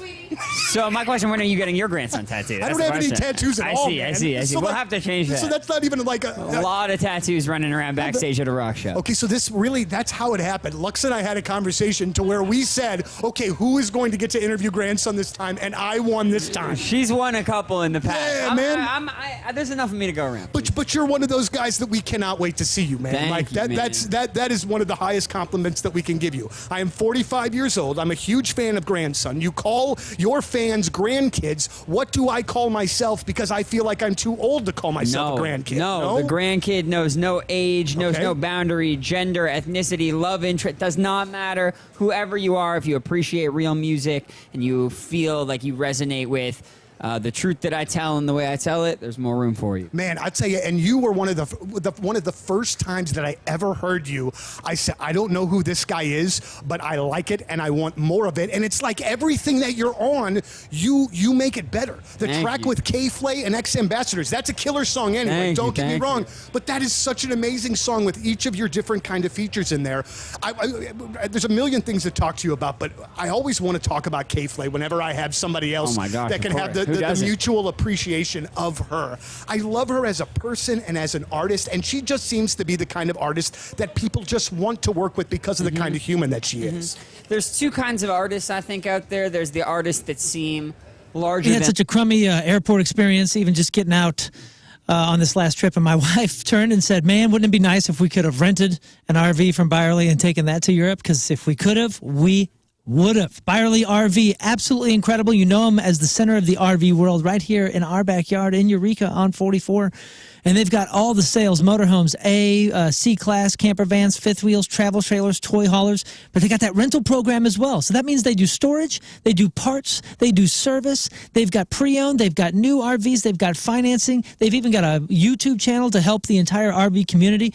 And yes, they have rentals. This is the season. Get your family in one of these rental RVs and take an adventure. Get out there, get closer to family, get closer to nature. They just want you to camp more and worry less. And you can make memories for less than $7 a day. They got this Keystone Passport available right now, these Colorados over there. Oh, it's incredible. Ask them, just say, show me what Moon rented. We rented the RS36, an Omni RS36, and it was amazing. Byerly RV. Tell them Moon sent you, ByerlyRV.com.